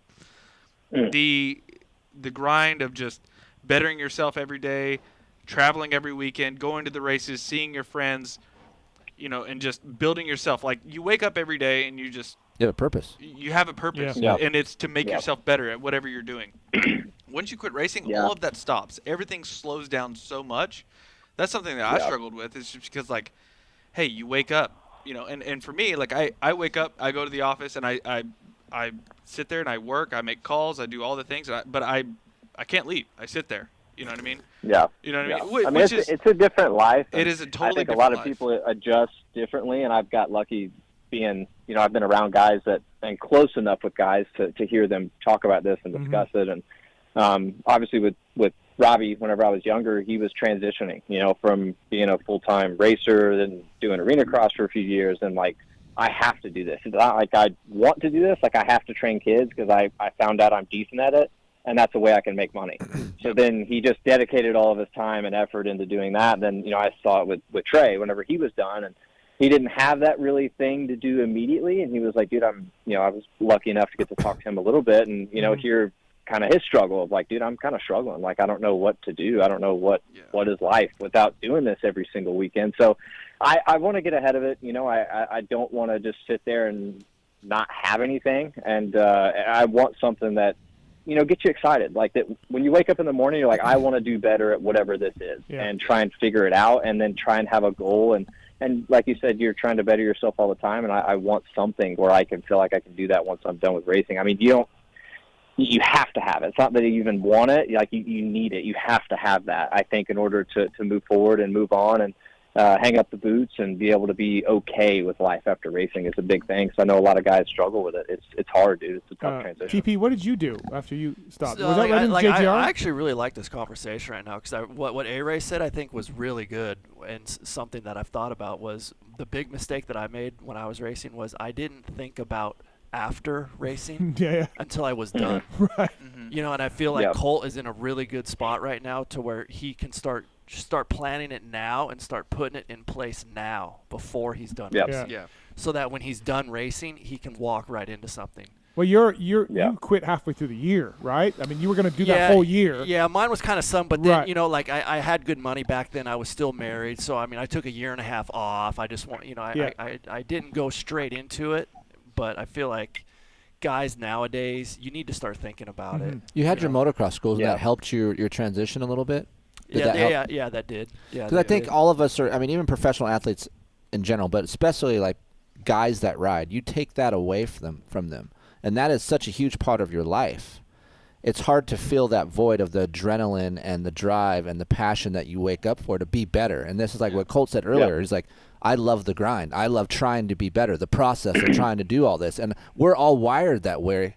It's just like you going in a cubicle. You're built for outdoors. You're not going to be trapped inside. You got to do something outside. Right. So this is a real problem for guys that set themselves up to try to be a professional, and then when they have to go to work, it's a fucking difficult transition. Yeah. I will say it is a difficult transition, but if you take that, like, I struggled with it just because of how much everything slowed down, right?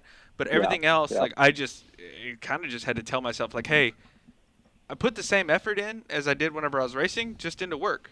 And then it's just different. Yeah, it's just different, you know. The one thing I think, like, ARay, you weren't in this position, but, like, Travis, I know you banked a bunch of money, right? During your good days, and Colt, you just said that too. Like, that's the whole thing too. Like, if these racers would be like, hey man, I know you realize you're making a ton of money, but start putting this away right now. Yeah, I wish someone would have told me that. I mean, maybe my parents did, but like, start putting money away right now, and then at least when that sudden stop ends, you can at least take a little bit of a breather and be like, okay, what do I want to do? Like, you have some money, you know, like, Yeah.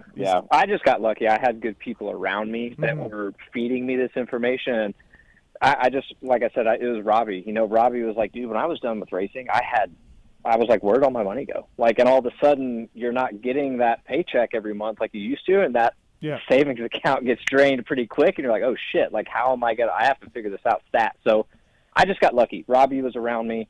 I had other people that were involved with business that were successful that said, hey, let me take you under my wing. I just want to help you. And I just got really lucky. I got people that, you know, wanted to help and were willing to, and not charge me an insane amount to do the services they were doing for me. And it worked. And I was like, dude, I was just really lucky. You know, I had a foot in the door that somebody else kind of pushed for me. And then I was able to do some stuff to where I'm not going to be as stressed about it when I'm done. But regardless, I don't want to have that breather. I don't want to have that break. I want to go do something. And like I said, I want to find that purpose.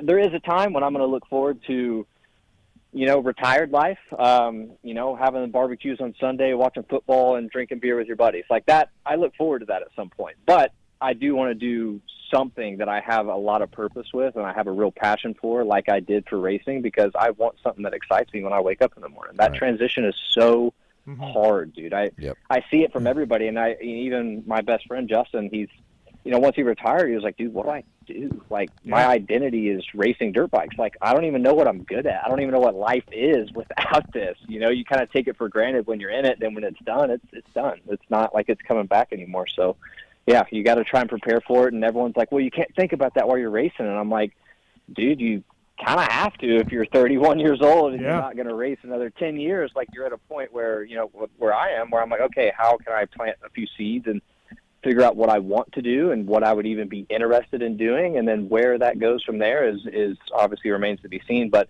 at least try and plant the seeds. And luckily, I know enough people in this industry. I've rode for enough teams. I've been around long enough that I could call anyone and say, hey, what do you think of this, or what do you think of that? And maybe it'll work, you know. But who knows? I guess we'll cross that bridge when we come to it. For now, I'm trying to be the best version of myself on Saturday still, and when that's done, then drink beer on Sunday. Awesome, man. Well, hey, Colt, thanks for the time. Appreciate thank you. Good conversation, and course, looking forward to talking to you again. If you do some world rounds, maybe we'll see you there, and if not, we'll see you at Anaheim. Yeah, absolutely. Yeah, absolutely. Thank you, guys. Good talking to you guys. Travis, ARay, Keefer. All right. Good Thanks, talking Colt. Thanks, Colt. Later. See ya. Thank you, Thanks, buddy. Colt. Appreciate it. That's Colt Nichols, everybody. Brought to you by the folks at Twisted Tea. Appreciate it. Always like Colt. Good interview. Good guy. Well always. spoken. Yeah, he's always been that way, man. He's a good test rider, too. Is he? Yeah? Yeah, he is. Oh, Well, you can just tell by the way he talks, he's an analytical You thinker. know, I wanted to ask him, too. I feel like when he rides, it looks like he's thinking when he rides. Right. You know? No one talks about his technique enough. No, like, I don't think so. Yeah. All the dudes from Oklahoma, it seems like that train with Robbie have great style. They got elbows. Yeah. Trey, Yeah. Justin, Faulkner, Colt, all elbows. But, like, do you see the difference? I felt like Trey, maybe he was like, it seemed like to me, maybe he didn't think a lot when he rode. Yeah. Maybe I felt like Colt, he's so precise and hits these technical corners so good. I'm thinking he has to be thinking, right? Yeah. He's so precise. And he's good at, like, not clipping the jumps and, like, really, like, manualing the motorcycle. Has he podiumed in outdoor at all? On a 250, yes. I think he made the 250, podium. Yeah. I hope he does better next year. Oh, I do too. Yeah, me too. I mean, he's been top 10. That's pretty fucking good. It's just cool to see that team, how it's evolved as well. Like, I mean, I rode for that team in 2019, and it's nowhere near what it is now. Yep. It's crazy. Pulp 20's code to save at Maxima and Pro Filter. Thank you to Maxima and Pro Filter for coming on board. I love the FFT I used it the other day on the new 26 Yamaha, and also to the 927, still the #1 selling two-stroke oil in most markets around the world, and Pro Filter as well. Drop a pre-oiled, ready-to-use air and oil filter right into that side-by-side street bike or a motocross bike. Pro Filter, the code is PULP20 to save at Maxima and Pro Filter. Thank you to those guys for coming on board, and it's time for the X-Brand Goggle Tear-Offs. Let's do it. It's the X Brand Tear-Off segment. 15-second rapid-fire Q&A. X-Brand Goggles, choice of champions everywhere. New straps, new colors going on. Kyle Chisholm running X-Brand Goggles. We got some GNCC guys doing it. Great goggle, great foam as well. Lucid goggles, easy to change that lens. And, thanks to the folks at eksbrand.com. Pulp Show 25 is the code to save with them. And get yourself a deal on that. And these questions are submitted by Corey Moser. Familiar at all? No, never heard of him. No. All right, rapid fire. Here we go, Marks. Rip. All right, Steven. No, let's start with. Am I on there? Nope, Keefer. Right, I'm not on there. That was pure habit. Yep. Pure. Hold on, I'm gonna do. Hold on. What are we doing? Hold on. Oh, we're doing Matthes? Oh. Yeah. We're doing. Put yours on. I got these. All right, let's put this on. Let's do it. So, I'm going to block out my friends that are haters on me right now. Hey, Meta, film this. What is happening right now? I need to say that. Big Oakley guy. Hey, Matt, wait, did it turn on? Look, it's Boomer. Something's flashing. Yeah. Hey, Meta, film this. Steve got a new gadget. Battery's Oh, dead. yeah. Big gadget guy. Go ahead, Marks. Yep, we're doing it now. Okay, Keefer. I like Dick Cheese. Keefer, what's your favorite new food stop in Georgia that's not on the West Coast? Ooh. Qdoba? There is, is it food chain or just a stop? Food stop. There's a little tiny breakfast lunch spot right next to Triumph that you wouldn't even know it's there unless you walked into it, and it doesn't even look appealing. Is there something flashing? No. Nothing flashing. You're unbelievable. So water? Flashing? For a second it was. Now it's dead. Hey, Meta, Oh, my goodness. take a video. Oh my God. Oh, There you go. it did We're something. flashing. We're Yeah, flashing. All right, we're on. Okay. We're flashing. So it's a little breakfast lunch spot right next to Triumph, about 5 minutes away. So that place. ARay, what O'Neill gear would look best with the red and white Yamaha?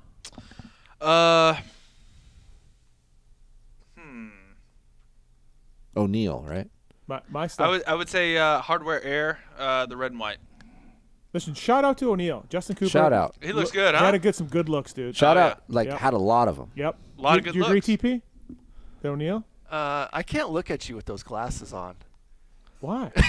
I'm filming you, man. Because you look at me differently when the glasses Listen, are man. This is the future, dude.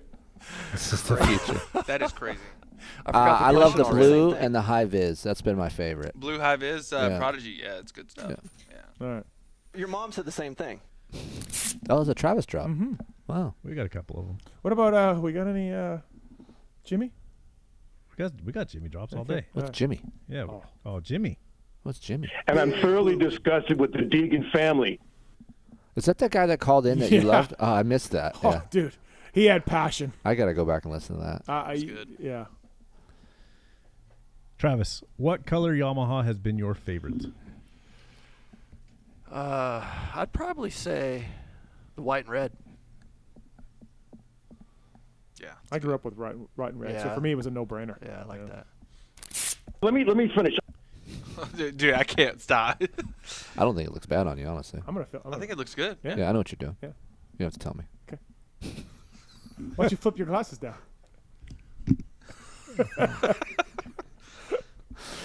Hey, it's new age home movies. Yeah, exactly. Yeah. Dude. Yeah. Who needs a VHS tape that says Troy, Ohio on it? No, that's all you need. It's inside your glasses now. Yeah, man. Yeah. I live inside your phone.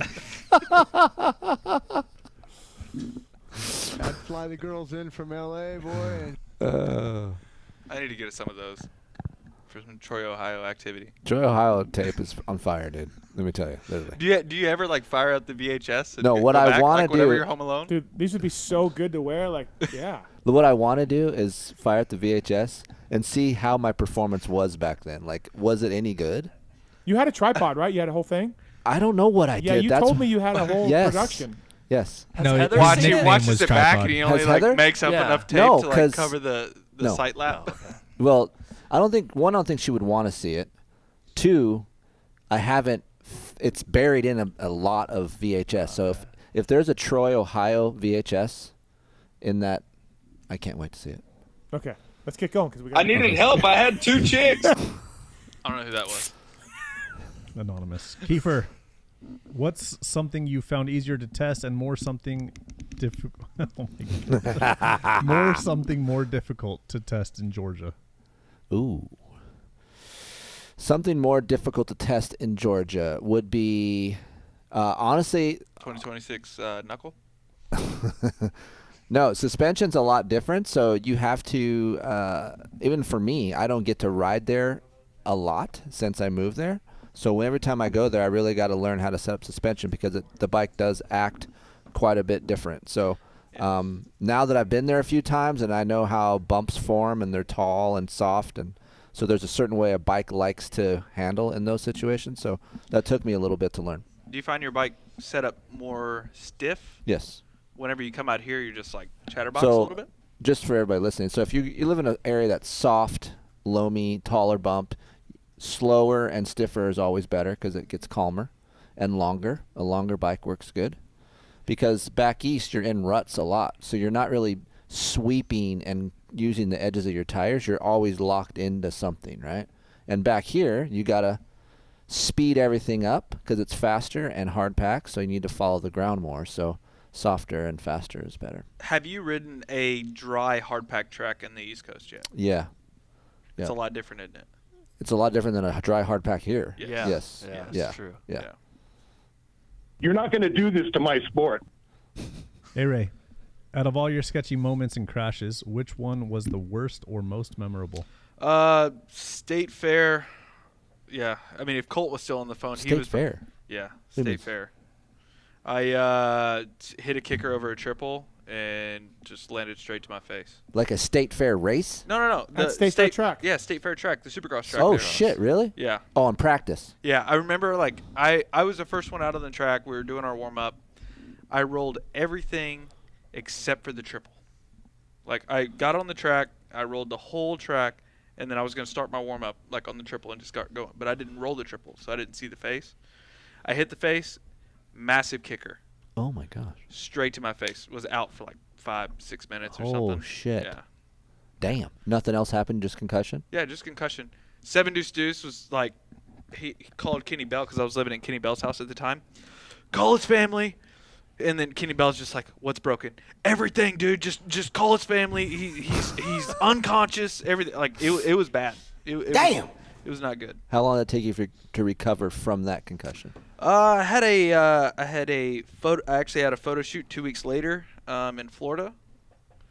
And then I bopped my head and I fell over in a turn and just doop.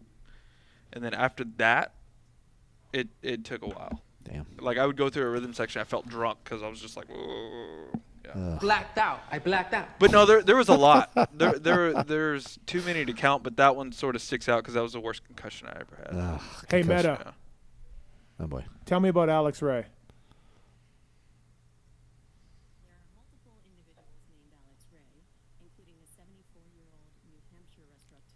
Oh.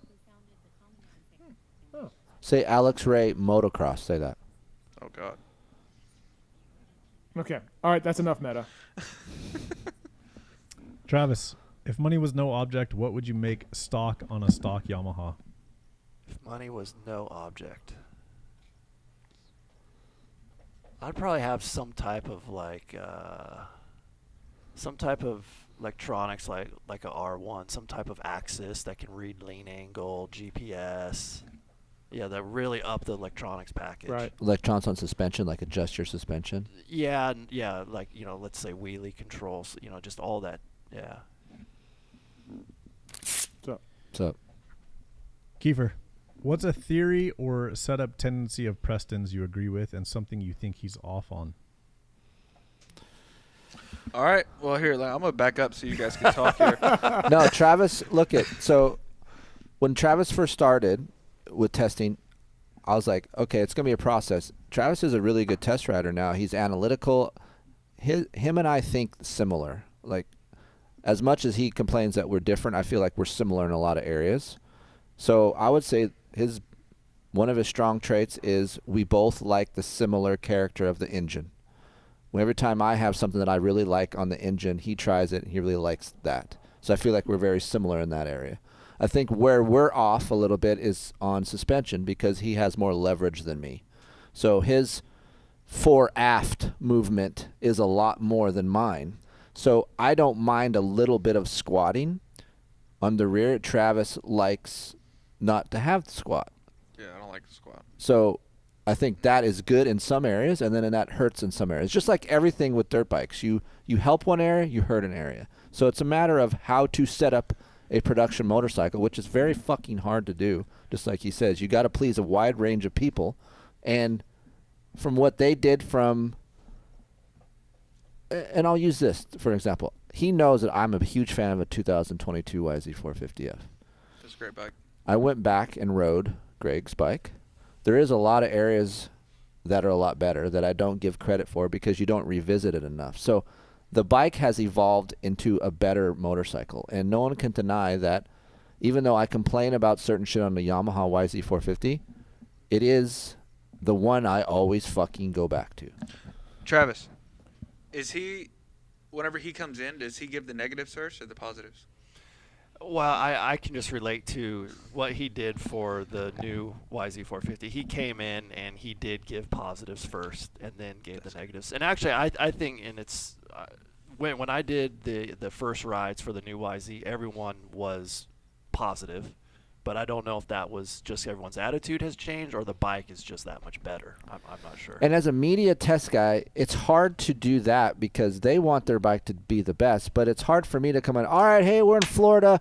Yamaha flew us out. We're at fucking Carmichael's house.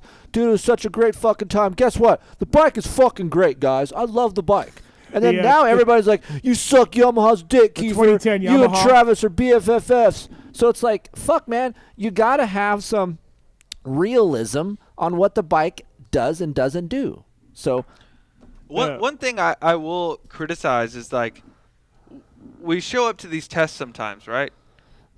The track at the beginning of the day is absolutely fucking perfect. So you could ride a bike in the morning. Say, like, for a shootout, you could ride a Honda in the morning, but now you have like 10 different motorcycles to ride during the day. And then you ride a Yamaha in the middle of the day, and then you ride something else at the end of the day. Well, yeah, you shouldn't be doing that, right? Yeah, exactly. So it's just sort of tough. Like, I understand it, but I feel like we should do one each day. But no one really has time for that. Shootouts, don't get me started, dude. Yeah, it's not. Do you think it's beneficial to have someone on the East Coast to do a test? Because, I mean, it's so different than the West Coast. I was told not to talk about this subject before I got here. Got it. So, and that was not by Yamaha. That was by somebody else in this room. No. So. Oh. Listen, the reason why I'm going back east, one, because I wanted him to be near Triumph, but that's kind of went a different direction. But for me to evolve my media company to because I understand it. Like, we're all at fucking Glen Helen. Hey, Glen Helen, we're at Paula. Here's a setting. It doesn't work for guys in Tennessee, in Georgia. Oh, dude, my dad used to swear by fucking Jody's Way, right? He's trying to set up his CR250 back in 2002, and he's trying to do the jetting that would work at Glen Helen in Tennessee at 45-degree weather. It has a damn spark plug in his bar pad. Yeah. Right. I'm like, yeah. It's Come on, so Ronnie. it's so much different. All right, we got to finish these questions off. All right. Hey, Meta, what is stalling for time? See, he'll tell me. ARay, who's giving you the best advice, Steve or Keefer, and what was it? Oh man, I don't know. I feel like they've both given me so much advice. A lot of it's the same. Keefer, Home Life, Steve, and Keefer, TIU. I just took them both. I took it all in. You know. Took it all and look at me now. I got a full blown family. And look at he's got an awesome wife. I got an awesome job. Yeah. Today, I don't know about tomorrow, but you know, just everything. It's good. Life is good. Fuck my ass. All right, last one, Travis. Are you in better shape now than when you were racing, or when were you at your fittest? This ought to be a 30-minute fucking conversation. I like the shape that I'm in now versus when I was racing. But could you have done this workout stuff that you do now when you race? Because probably not. You No, need to be fresh. I wish I would have incorporated a little bit more strength Oh, yeah. training in the off season when I was racing. Yeah. Yeah. Okay, just mostly cardio is what you did. Yeah, Yeah. I think I did too much cardio and I didn't do enough weight training Mhm. in the off season. All right, that's been the X-Bound Goggle Tear-Off segment. Speaking of cardio, have you tried the Cardo systems? The Pack Talk Edge and Edge phones are waterproof and dirtproof, allowing you to communicate with a range up to a mile away. JBL sound system. CardoSystems.com, code PulpMX to save. Need to get some Cardos going. I love those. I told Right. Yeah, you use At them a lot? work, we Yeah. all use them Oh, at you work. do? Yep, Oh, okay. all of us. Yeah, dude, Yep. they're I told so good. Everybody. Fireman Dave we're going to put one on his helmet when Oh. he races. And if Mako's on his ass. Oh, yeah. Excuse me, Dave. Yeah. There is a 1964 motorcycle on your ass. To be fair, it's 81.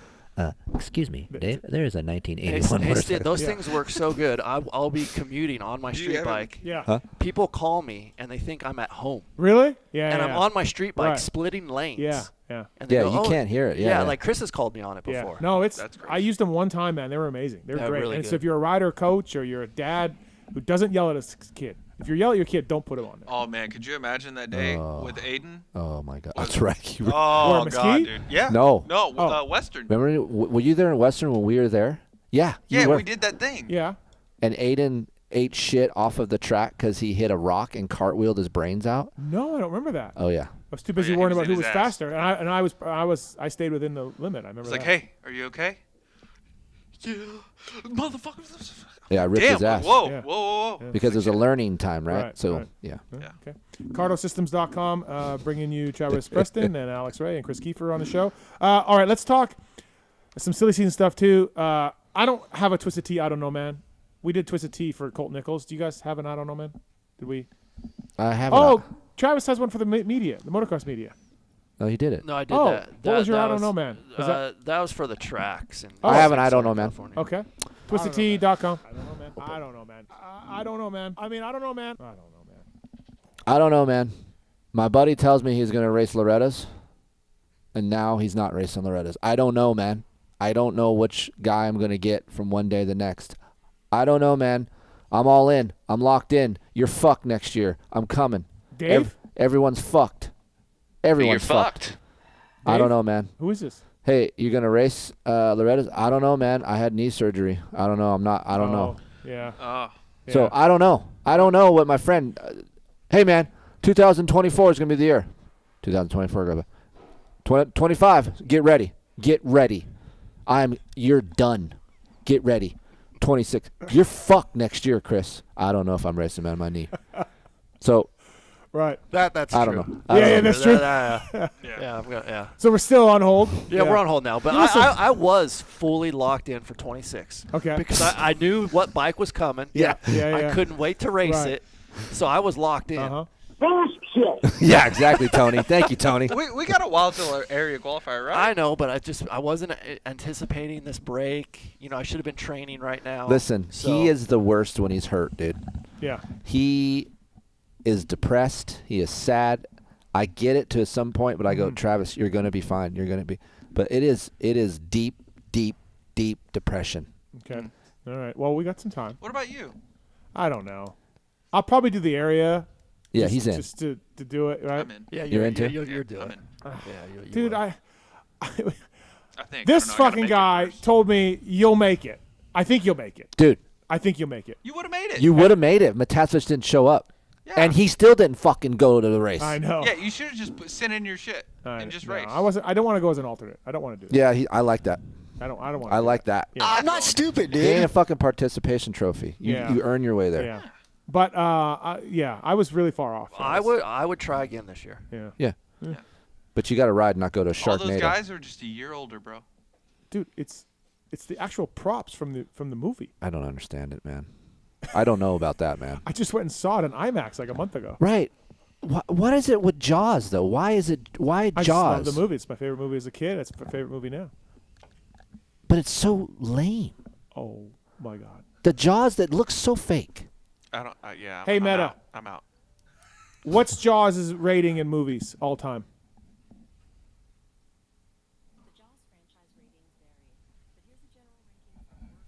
No, she's ranking all the Jaws movies. Yeah. You stupid son of a bitch. We only rank the first one and the second one maybe. I just want to hit a motor. Okay. No matter. I'm good now. Thank you.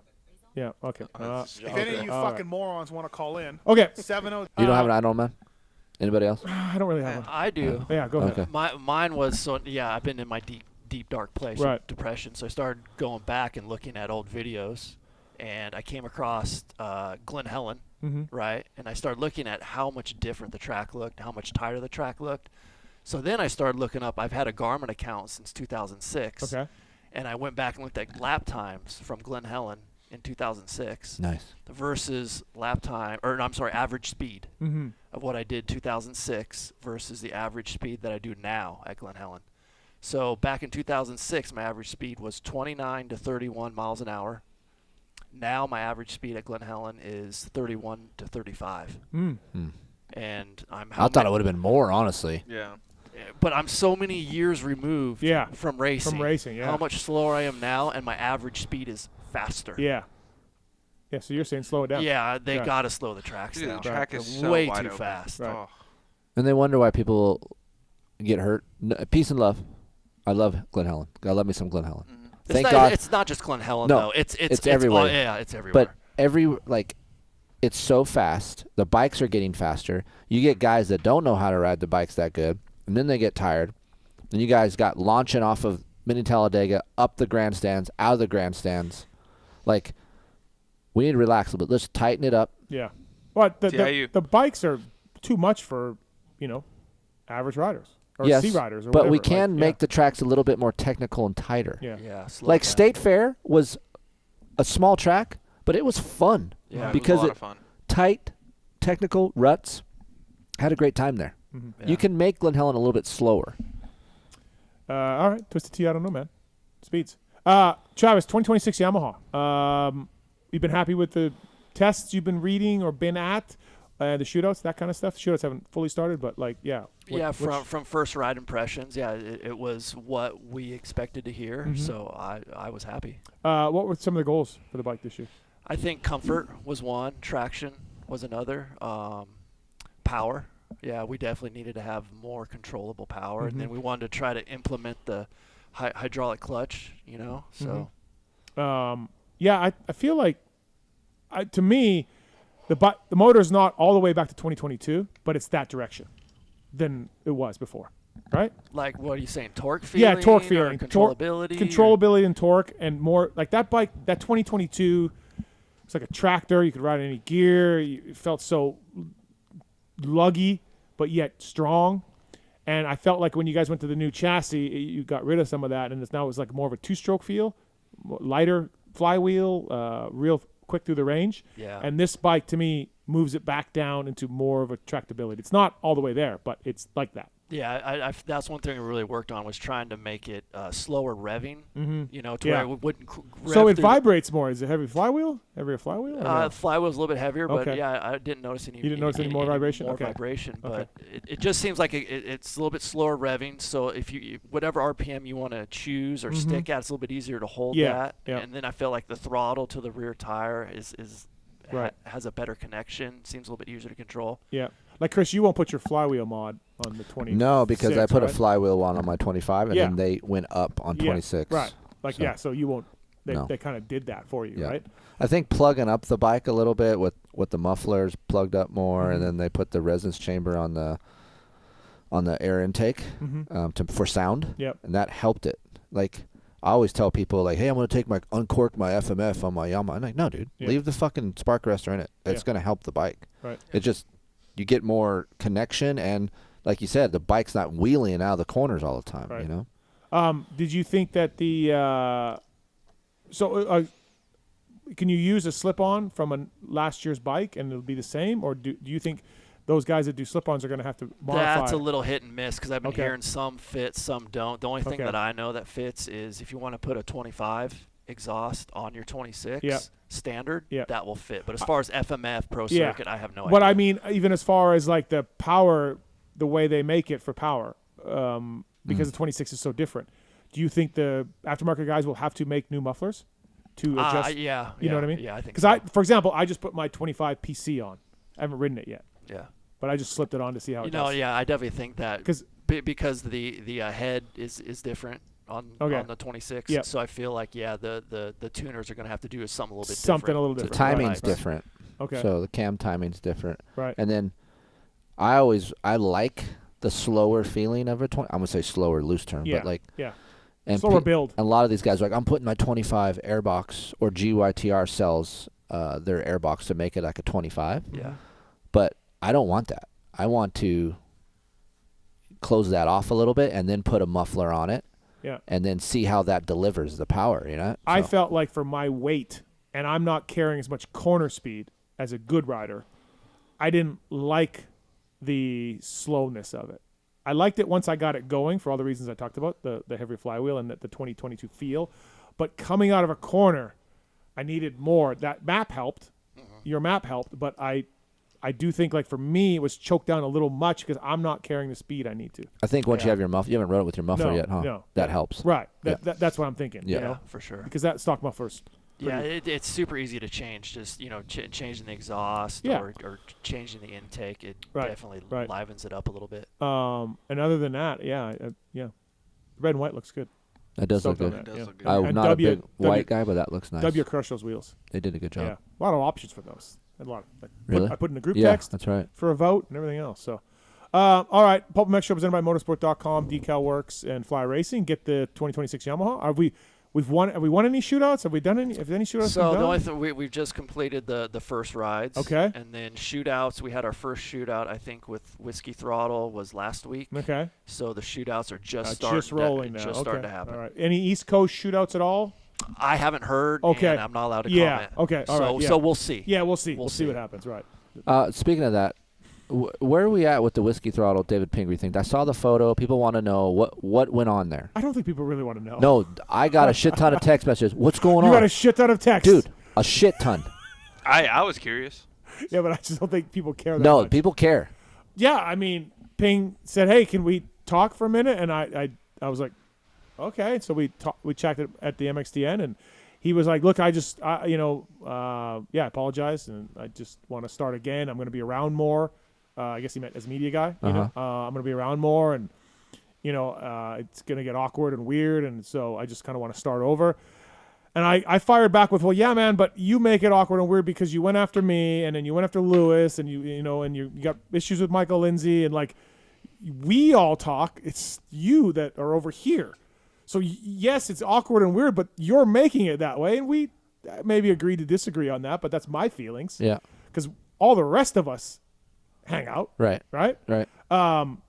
And then we agreed to maybe disagree on that, but then we shook hands, and I said, "Okay, man, well, yeah, let's." Like, I don't think he's coming back on the show anytime soon, but but we shook hands and like, yeah, we're adults, right? So we can start again, and maybe we could say hi to each other. Like that's cool. That would be a start. And so he passed the first test. The first test was I perused some of the comments, like I was getting tagged on that photo, right? And I was perusing the comments, and like, of course, there's the liberal faggot, Canadian liberal loser, all that shit, right? Yeah. So I'm like, okay, all right. So Ping was liking all the comments that were like, "Good to see you guys together. Good to see, blah, blah, blah." And he didn't like any of those comments. No like, liberal faggot comments? Yeah, he didn't like any of those. Ping didn't like those comments. All right. And I was like, okay, all right. We can move forward here. Because obviously there's a lot of fucking idiots, right? Right. Yeah. But he liked all the comments that people were like happy for the photo. That's good. Yeah, So, I like it. Right. So he passed the first test. Okay. Because can you imagine if I just open it up? He's just liking all of those ones. Just like, here we go again. I did my job. Right, right. Here we go again. I mean, not that social media is everything, but like, yeah, sometimes like, that shit where you're like looking at it, you're like, really, guy? Yeah. Like, I've given thousands of dollars to privateers. Not that I'm buying their friendship, but I've done nice things for privateers and then had them like people attacking me. Right. Yeah, like the comment. Yeah. And I'm like, wait, what? I mean, really? Like, okay, like maybe you don't really, but I mean, I did help you. Yeah. Could you just? I don't think some of these riders know Yeah. what they're doing. I'm not saying you got to dislike it, but maybe can you just not like it? Right. Yeah. So anyway, that's where That's we're good. at. At least you guys saw that photo, and I was like, holy shit. I mean, you were as surprised as I was, for sure. Yeah. Yeah. But I mean, look, it's not easy at our age to go up to somebody and be like, hey, let's talk, all that stuff. So, but he did it. So, nice. PulpMX, Ethica.com. PulpMX 20 is the code to save with Ethica. Great underwear, hoodies, men's, women's, kids stuff. You got a child over there in the corner. He can get some Ethicas. He's 19 now. I free ball, so I'm good. Wow. I feel like that's not a child over there. That's I know. a full-grown It's man. Full-grown man. Don't tell Heather that. Yeah. Oh. No. No. PulpMX 20 code to save at Ethica. Thank you to those guys. All right, let's talk a little silly season before we get into the tweets. It's weird because Prado and the Cowie, I mean, that was horrific. Didn't like the bike, didn't like the motor, then didn't like the chassis, and then at some point tried not to qualify for a national, Travis. Yeah. Tried to not qualify. It was awesome just to watch it all Oh, as a spectator and just hearing you guys talk about it. Yeah, It's unbelievable. Yeah. As a competitor of Kawasaki over here, maybe a little bit. Yeah, maybe a little bit. Yeah, so we got that. He's going back to KTM. Sexton, who didn't like the KTM, it had bad shock. The shock couldn't work. Brakes locked up with debris a couple of times. Clutch was an issue. He's going to Cowie. He's going to love the Cowie. So Travis, an ET who hates hydraulic clutches, is an absolute animal on the bike. Tests every part of a motorcycle. Cables or clutches or especially engines. The thing fucking smokes on lap one, right? Because he's ARay but better. Yeah. Clutch in, throttle wide open, brake, modulating the brake. He's ARay but better. Yeah. He's going to a bike that Chase just said couldn't work for him. It's a lot to take in. So Travis, I'll start with you. Who are you worried about? Maybe worried's the wrong term. Who are you concerned about, and who do you think is going to be fine? I think maybe just because I know a little bit more about him because he's coming from Yamaha would probably be Eli. Okay. And then just riding his bike and kind of knowing what he likes, and then also spending time. We have lots of KTMs. Yep. So I've spent a lot of time on a KTM. I feel like that's going to be the real struggle. That's going to be the struggle. Okay, yeah. Is Eli getting adapted to the KTM? Right. Yeah. What I don't understand about the K, and I asked some people I know at MXDN, WP people, I'm like, hey man, Vial refused to ride because the shock is not lasting 30 minutes, and Chase hates the bike with the shock, and he's going through shocks at the farm, nonstop at Baker's factory. What is going on with the shocks? And the guy was like, we have no problems, and we have Jeffrey Hurlings. And I'm that's true. Yeah, I'm like, fair point. You want to talk about a dude stressing. So I don't know what is going on with KTM USA, WP, and those shocks. Have you ever talked to Mark Johnson about it? I have not. You haven't? No. I should have called him. Why didn't we call him? Call him now. We should have. What time is it? 19? So Eli's going to have this shock problem too, unless they figure this out. The guy's heavy. Yeah, it's. I don't know if it's more of a bike thing or maybe just an Eli thing, because I feel like the KTM does some things really well, but I just know Eli's very picky. Yeah. And I know how he likes the bike and how much power, how much hit that he wants out of the bike. Yeah. So yeah. And clutch, how well the clutch has got to be. Yeah, and he's but to his credit, I rode his bike. His bike works very well, and his clutch works very well. Light cable pull. It has very good feel as the clutch is engaging, disengaging. Okay. So to get a hydraulic clutch to feel like his cable clutch, yeah, that's going to be a challenge. And then who's going to have the best time of it, do you think? Probably, I think Chase. Yeah. Yeah. Yep. Mute me.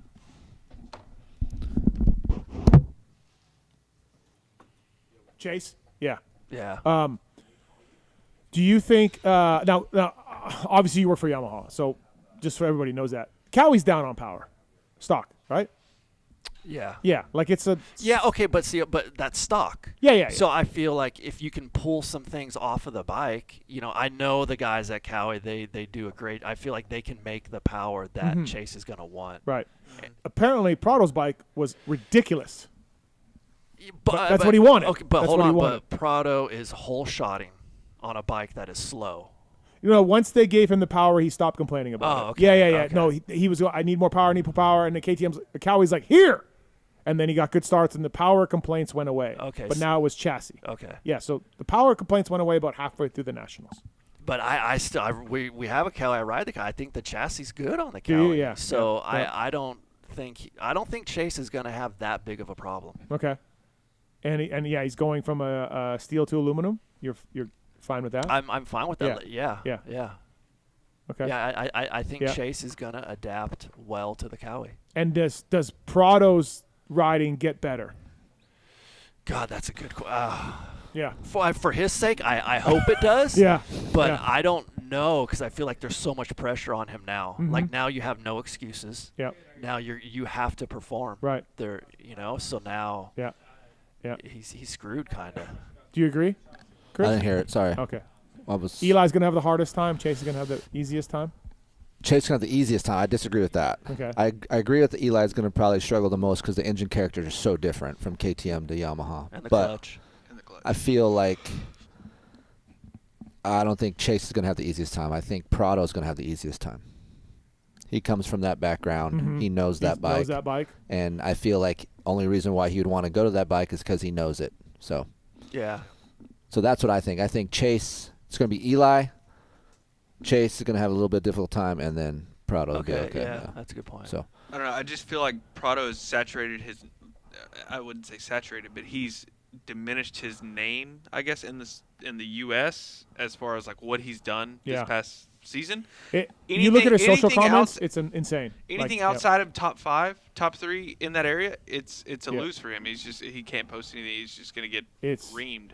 I don't think he's gonna ever talk to me again. I don't think he liked anything I had to say, and that sucks because.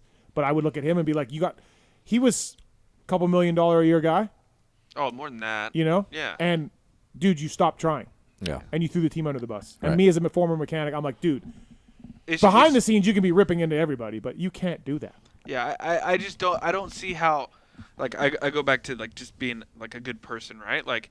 He is a good person. He's a good dude. He's friendly. He's not. But no, I understand that. But like you see everyone and see how hard everyone's trying to make you happy. Yeah. And then you go out and do that. I don't. Dean Gibson's comments were. I don't agree with it. Do you see that? I liked him.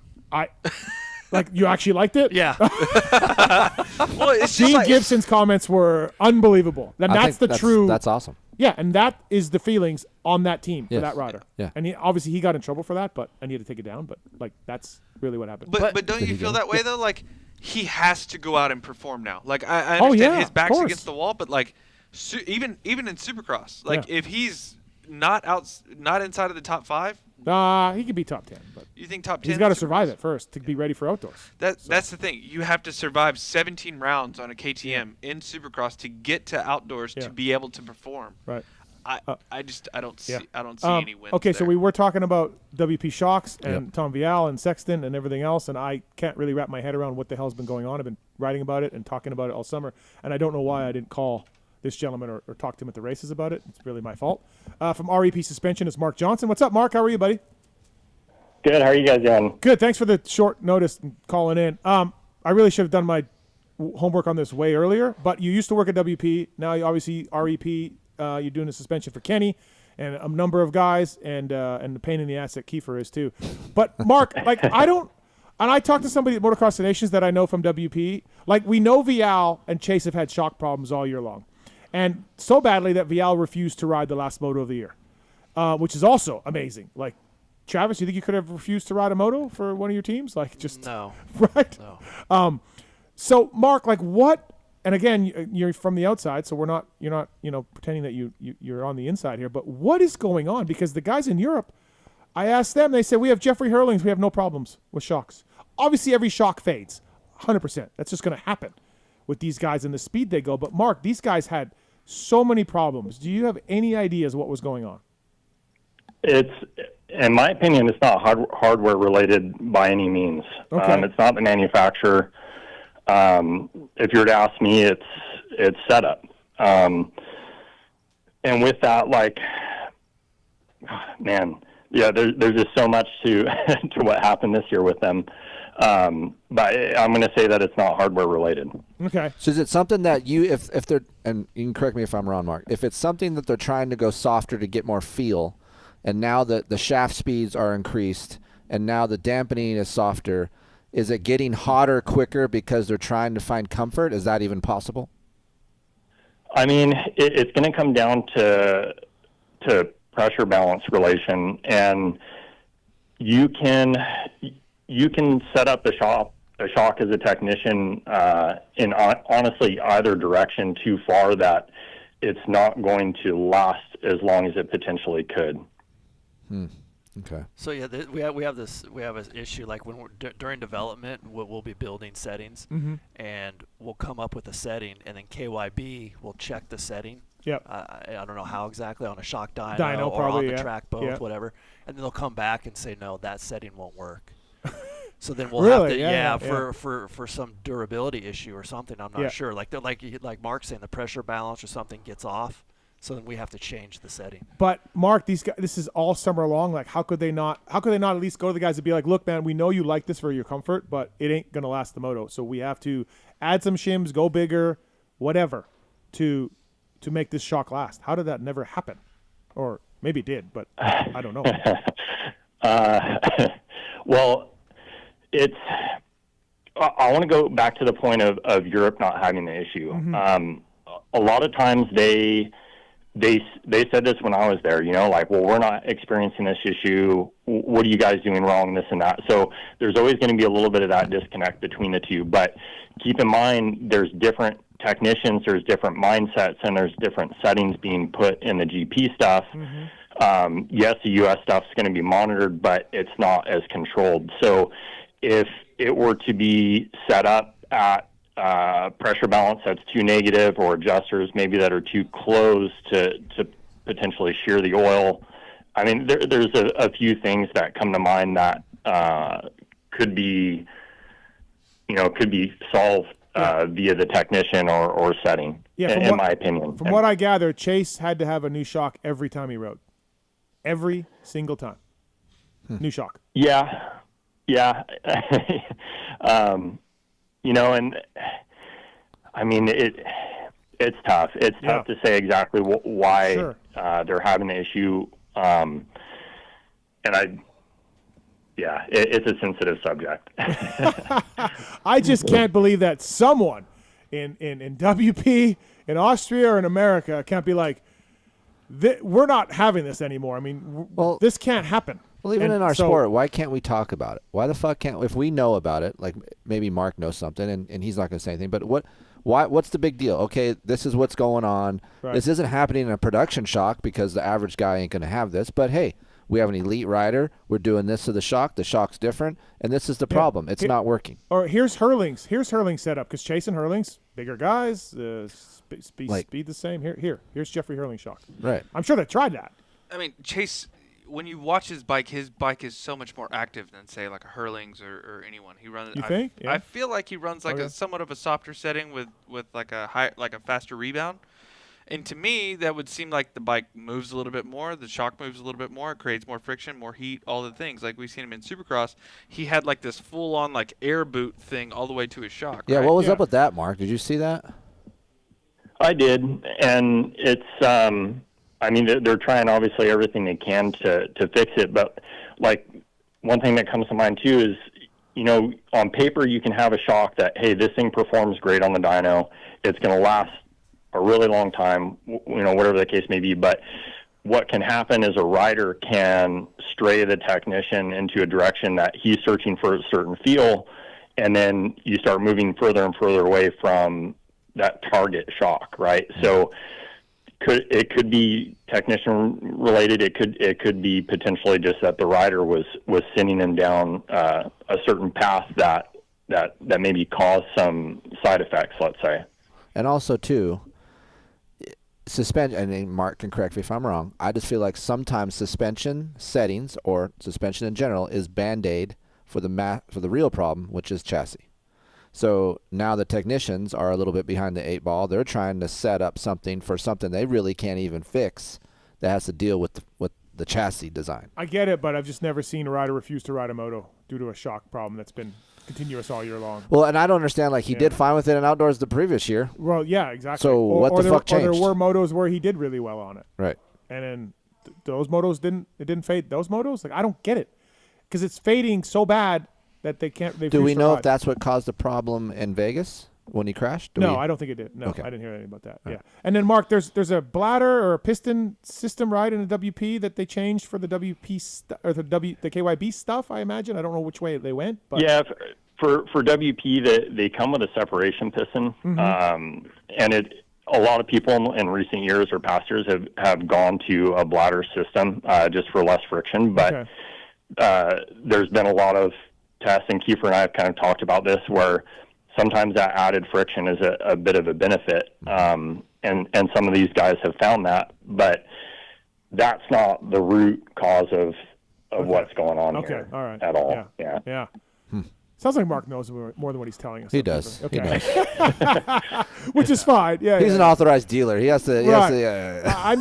I'm blown away that because I heard behind the scenes, like I have people there too, and I know the riders, and I just heard this all summer long, and I just kept thinking like, who's building these shocks? What's going on? Well, how can you not figure this out? And this could be a rumor. I Yeah. mean, I heard also that there's other guys coming in to build Chase's shocks at his practice facility, like a whole new guy. Kind of like what Kinney was bringing in a guy at one time. That happened at the end, yeah. Yeah, that happened at the end. So. Yeah. Yep. Poor Mark. Poor Mark. Poor Mark. you got the worst fucking job in the world. But hey, dude. Mark, we're putting you under the pressure right now for sure, and we're asking you these questions. But we had Rox on the show, and he was doing nothing but praising you a few weeks ago. So we did do that for you. So No, he's been awesome, and like that. I don't know. It's tough almost to be in the situation that him and I are, because like we've had such a smooth year, and I'm friends still with obviously everybody at WPKTM, and to see some of the struggle and stuff, and in my opinion some of it is rider mental related, and I'll say that, and maybe some of it is a little bit set up, but if both of those things are off, everyone's going to have a bad time, right? Like you can't be off in both sections. Sure. Yeah. So we just before we got you on the line, we talked about the Sexton to Cowie and ET to KTM and Prado back to KTM. Mark, in your opinion, is there one guy that's going to have an easier time, or one guy's going to have a worse time switching teams? That's been a lot of talk even around the shop, honestly. Like it's seeing like Jason Anderson, for example, coming and hearing his side of things, and coming to our program where at the moment we're not using all the electronics and everything that Cowie is. Cowie's budget is pretty gnarly. And he's excited about it. He's excited to hear his voice heard and not data. So there's something to be kind of said there, that there always needs to be a bit of a balance. And I think Cowie and us at the moment are kind of at the extreme opposite ends. Yep. I think this won't be such a bad switch for him. And then as far as going to the KTM, like, I don't think Prado was that stoked like the last time he was on one. Right. And I don't know, it's tough. Like, I called Gilmore the other day, and I didn't even know that he was split from Tomac, but I kind of felt like he was going to be a big part in his success with the switch, and to hear that he had split with him, I was a little bit nervous for him, to be honest with you. Yeah, that's what Travis is saying, that Eli's going to have, based on things that he's ridden on the Yamaha. Eli might have the hardest time. So no, it's I would agree with that. Like I think Chase almost needs a little bit of computer direction in a sense, and I think it'll be kind of tough for Eli, but he's a badass on a bike, right? Like I think he'll ride just about anything, even if it maybe doesn't perfectly suit him at the beginning, but it's going to make for an interesting watch for sure. For sure. Hey, man, well, thanks for calling in, Mark. Appreciate it. Yeah, REP thank you. Suspension, thanks for jumping on real quickly. Yeah, appreciate of course. it. All right, thanks, buddy. Thank you, guys. All right. Bye, Mark. Bye. All right, it's good to talk to Mark about that. Would that be more of Didn't tell us He knew everything something. He knew something. Would that be more of a Gilly decision or an Eli decision? What, with Gilly and Eli? Yeah. I think they both got sick of each other. Really? I think they both, Gilly said things, Eli said things, and they're done. Yeah. I think some of it, too, was a little bit of like the Tomacs are pretty competitive, and they want an edge, and Gilly's helping Cooper Webb out. I don't know if that went over that well. I think that's everyone wants their own dude, right? Yeah. And Cooper, when he went to Star, he really wanted Gilly. Yeah. Over and over and over, he mentioned it, right? But here, to this, too, like JY is a really good technician at KYB, and that's who Eli's guy. Yeah, he still JY. has two really good guys. Yeah. They're both really good. Yeah. But I think that was a source of an issue for those two. But I just love this topic because I can't wait for 26. Yeah. Like, it's almost, I don't even, for me personally, I don't even care about the riders. I'm just here for the bikes and to see what happens. Yeah. All right. Good stuff. Motorsport.com. The tweet at Tallon segment. But before that, thank you to motorcycleindustryjobs.com. Post up your job if you're looking for somebody in the industry. The number one source for power sports companies looking for employees as well. O'Neill and One is not hiring the same people. They're hiring totally different people, totally different companies. O'Neill and Totally One. separate. Totally separate. So they were looking for different people. We were wrong. But motorcycleindustryjob.com will be there for them. And Brunt Workwear as well. The Marin and the Omen boots are fantastic. I just got Jelly some. Speaking of Tomac, his old mechanic went to Jason Anderson. And I got him some Brunt Workwear boots a little while ago. PulpMX Show is the code to save with bruntworkwear.com. Great boots, and they got a whole work lineup as clothes as well. Thanks to the folks at Brunt for coming on board. Use the code and save, and they're waterproof, and they fit comfy right out of the box, man. Thank you to those guys. I got some, too. What? I got some. You got some? Yeah. Oh, comfy? Yeah, they're good. They're good. I don't have any because I'm not a working man. You need Vaj. Yeah, but you can still Vaj, have them. Vaj would have some. You can still have them for I don't know. Do you do anything in your yard? No. Washing your bike. Do you wash your bike? Yeah. He does not wash his bike. Yes, no. I do, but I'm in flip flops. Yeah. It's rough, dude. It's tough life. Okay. Motorsport.com, tweet at Tallon. Tough life. Motorsport.com, tweet at Tallon. That's my mom. It's the motorsport.com tweets at Tallon segment. Motorsport.com, OEM and aftermarket parts. Great guys. Free shipping over $79. They got the Driven to Ride sweepstakes that went on, and they gave away a YZ250.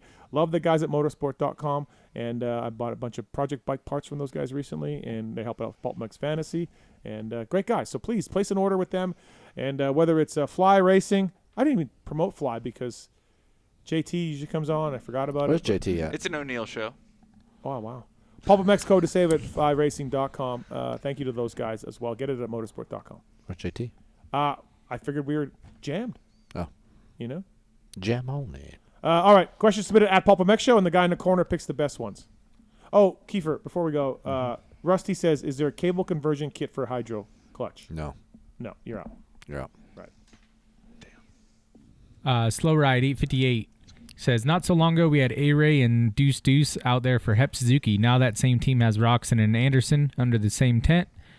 Big name outside sponsor to boot. Is it time to tip the cap to a job well done over there, and can they sustain the growth? Do you remember it was you, Chiz, and Seven Deuce Deuce? Dude, and that was a dream team. And I had the idea of making a championship belt up, and whoever beat who that weekend was going to get the belt that weekend. It was Chiz. I like Chiz, fuck off. Chiz every day. Chiz, everyone. Well, I didn't make the belt because Chiz just started fucking working these two guys. So I'm like, Chiz okay, was well, coming on him. Yeah. Dude, that shit was pissed me off so bad. I'd smoke all their asses during the week. And then the race time, he would just pull it out. Oh, yeah. Slow pull and it steady. out. And On the crossbar. I love Chiz. Great guy. But like you watch you ride and you watch Chiz ride, it looks like totally two different. Oh, dude. Yeah. How do you, I would just be behind him, and he would just be going, all these, crazy lines. I'm like, I would never even think about going there. I'm back there just revving my bike, clutching the shit out of it, and he's just like, bah, bah, bah, bah, bah, and I would just watch him disappear. How frustrating was that? Fuck, man. I was spiking out in my helmet. Oakland. It was Oakland. 1 week. Yep. And you start freaking out. Oh, I freak out, dude. Yeah. Yeah. Sucks. I will say, love Chiz. He's retiring from full-time racing. This year, he was not himself. 2025. Yeah. He took a step back. I mean, but a small one.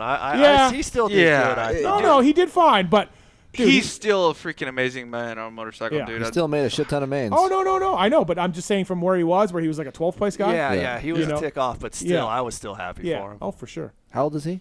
I don't even He's know. got to be 35? Yeah. Funny story about No, he's older. about He's that. 37. Really? Yeah. Funny story about that, because remember we ran Olin's. Yeah. We were testing up at Castillo, and Olin's was there, Sweden, everything. I remember Chiz, like he was coming off of an injury. I don't know. He flew in, like the whole Sweden and everybody was there, like to test Supercross. All of Sweden.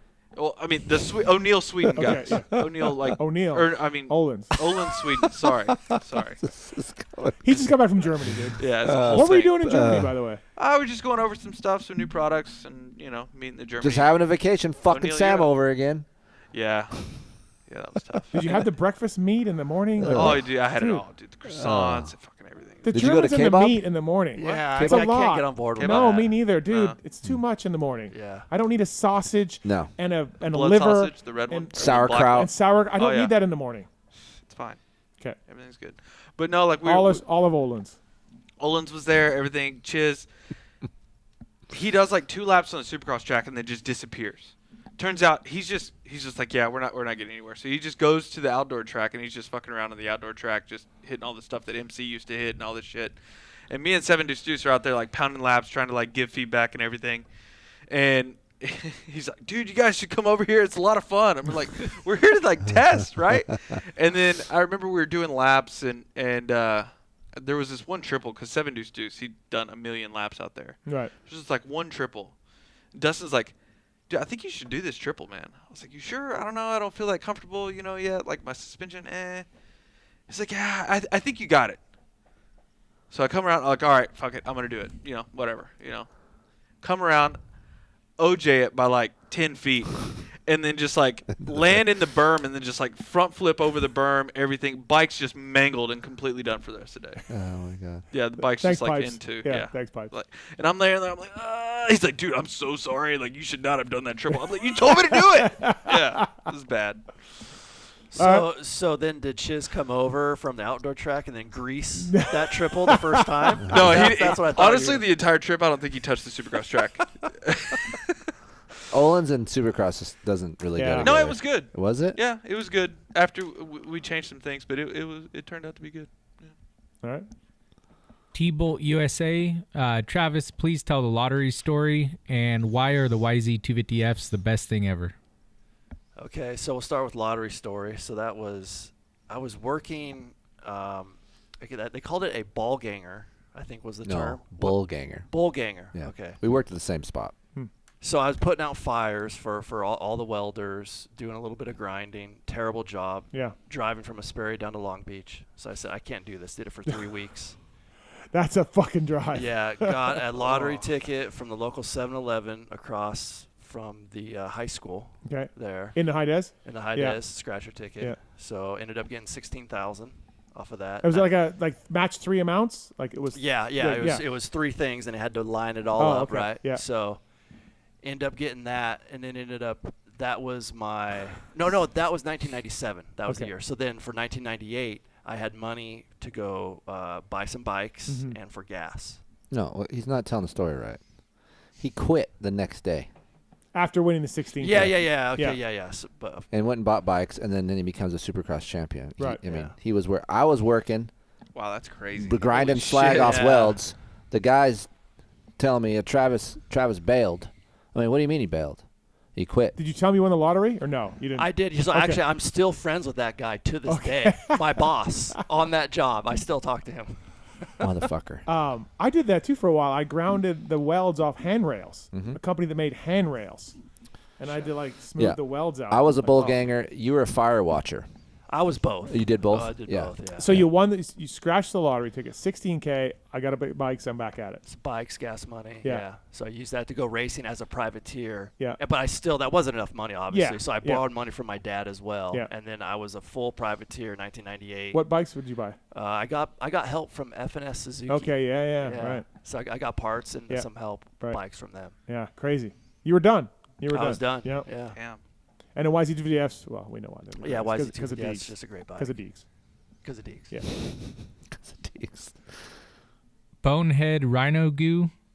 Kris, what turns better, 25 KX 450 or CRF 450?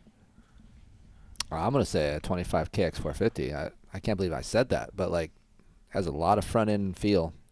It's way more front wheel bias than the Honda. Honda turns really good, but if you want front tire feel, KX is really good. And that thing was never a front cornering bike. But that new frame, it makes it that way. All right. Dumbass race fan. ARay, what's the craziest night before a race story that you can tell? Oh, probably can't tell. It's probably like I got so many good ARay stories I got a couple can't too. say. I saw a couple videos over time. So have I. Yeah. Saw some videos. Yeah. Yep. Damn. Videos. I have a St. Louis story I'd love to tell, and I can't tell it. I got a Toronto one. Can't tell that one. Oh, that's a good one. Yeah. Yeah. Can't tell that one. What's wrong with St. Louis? I'll tell you later. All right. What's the least amount of sleep you've had? Probably like dude, Finland for sure. Okay. Finland. Yeah. Yeah. Yeah. Definitely. Cade. No, it's so funny because I was out all night. Oh, dude, and then I come back and I just whoop Cade's ass. Like, I qualified first. I was like, 30-second lap time. I was like a second faster than Cade. He's like, dude, you were out all night. I'm like, I don't know, man. Sorry, man. Sorry. I had It's the fun. Michael Willard effect too. Yeah. Same thing. Yeah. It's fun. So bottom line is we can't tell any stories.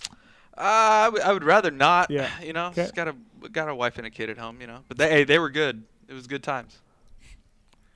This one's from an FMIP222. He says, how happy are you that I'm not calling into the show tonight to ask for an update on Life Swap? I'm happy. We've been talking about it. Yeah. Are you gonna go to Georgia? No. Yeah. We'll wait Well, till it depends on where we are in our life right then. He's coming back. So This is might- this still going to happen? Like, you're still actually considering doing this? We're going to do it.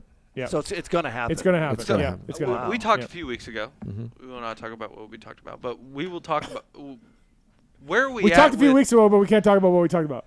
Where are we at with 100% moving to Georgia? Yeah, it's happening. It's gonna happen. Yeah, it will happen. Yeah. Yeah. Will you keep your house in Yes. Superior? Yeah. Yeah. I can't completely remove myself from California. The reason why I haven't gone more, my dad's sick, so I've been hanging out with my dad more, trying to be around with my dad. Otherwise, I'd probably be back there a lot more right now. So, family first, but eventually, Not friends, family.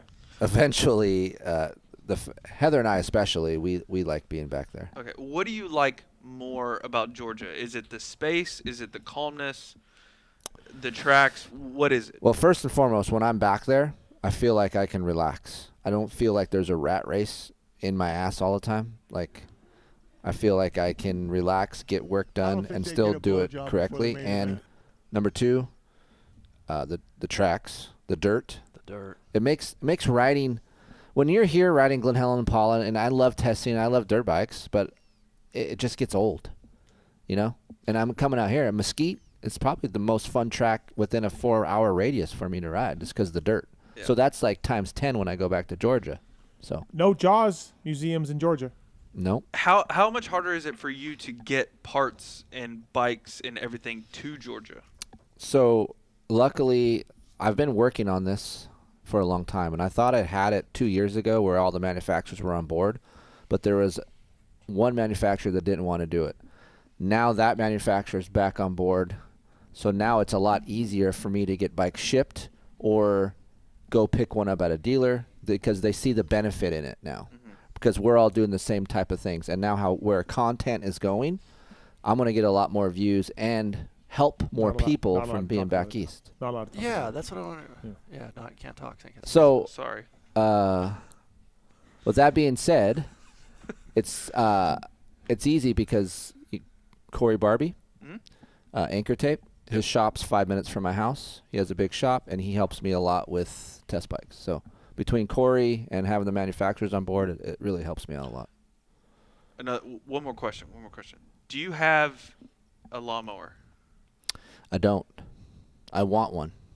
I feel haven't. like that's So like- I haven't went all in on my house because I want a riding lawnmower because that'll please me because I love mowing lawns. I love doing that. So is that just a West Coast? Because I'm the same way. Is that just West Coast people going east, and then we love to mow lawns? No, that's or does everyone in the east like to mow lawns?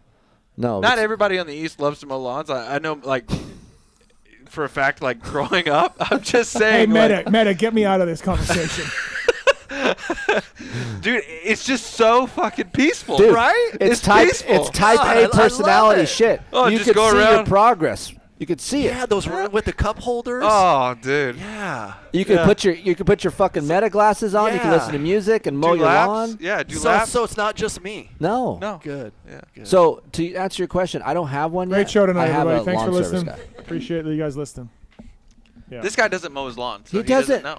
I'm in a fucking group message with our buddy Vaj that tells him every fucking thing about his house, and I can't get out of the Vaj fucking is messages. Awesome. Vaj is awesome. He is. I try to leave it. He's I hit. a great guy. I love Vaj. Right? This is me trying to leave the fucking conversation. I can't. Do you get added back? Vaj knows everything about everything. Yeah. Like, He's a good there's, guy. yeah, there's nothing you can ask Vaj. He doesn't have. I the wish answer I was for. more like I get a. Me too. So does Poogie. 7:30 a.m. Pitcher. This thing's buzzing. What do I do, Vaj? I'm like, fuck me. I can't get out of this thing. Yep. And you know what? Vaj never says I don't know. Vaj has a fucking direct answer. Steve doesn't even say hi. What the fuck is this doing, Vaj? That's how he greets Vaj. Yeah, Vaj and I. Hey, get out of that and add me. I'll take your place in that. Group put text. him in it. Vaj and I don't need to be hi, buddy. Like we're tight. We're friends for life. Oh shit. Can't you just text Vaj though? Yeah, why does Yeah, Keefer why do need I have to to be be in in that chat? Because he doesn't like it, so I keep him in it. Yeah. And I can't leave it. I don't understand why I can't leave it. You started it. I think the person who starts it can't leave it.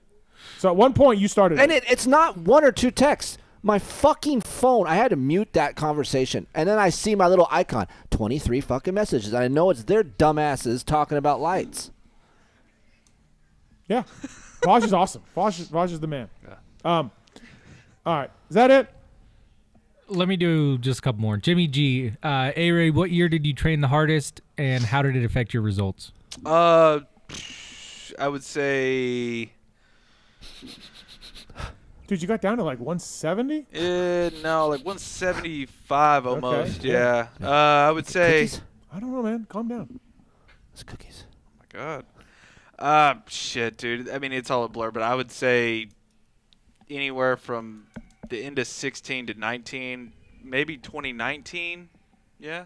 When were you trained? When did And you train the hardest? it helped a lot because I was top 20 in points Yeah. that year. So You crushed yeah. it. Probably 2006. Yeah. Yeah. Who are you working with there? Alan Gerke. Oh, yeah, I remember that. Yeah. Damn. I forgot about that guy. Yeah, he's awesome. That guy's mean looking.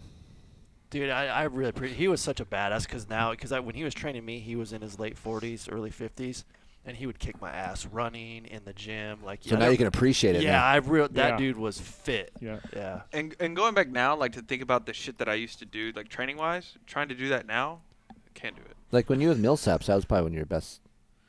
Because Yeah. didn't you guys fucking do Yeah. Colorado, Leadville, all this shit? Like, Yeah, I did that. Yeah. But he cried. Yeah, I cried. Dude, it was You did miserable. Leadville? Yeah.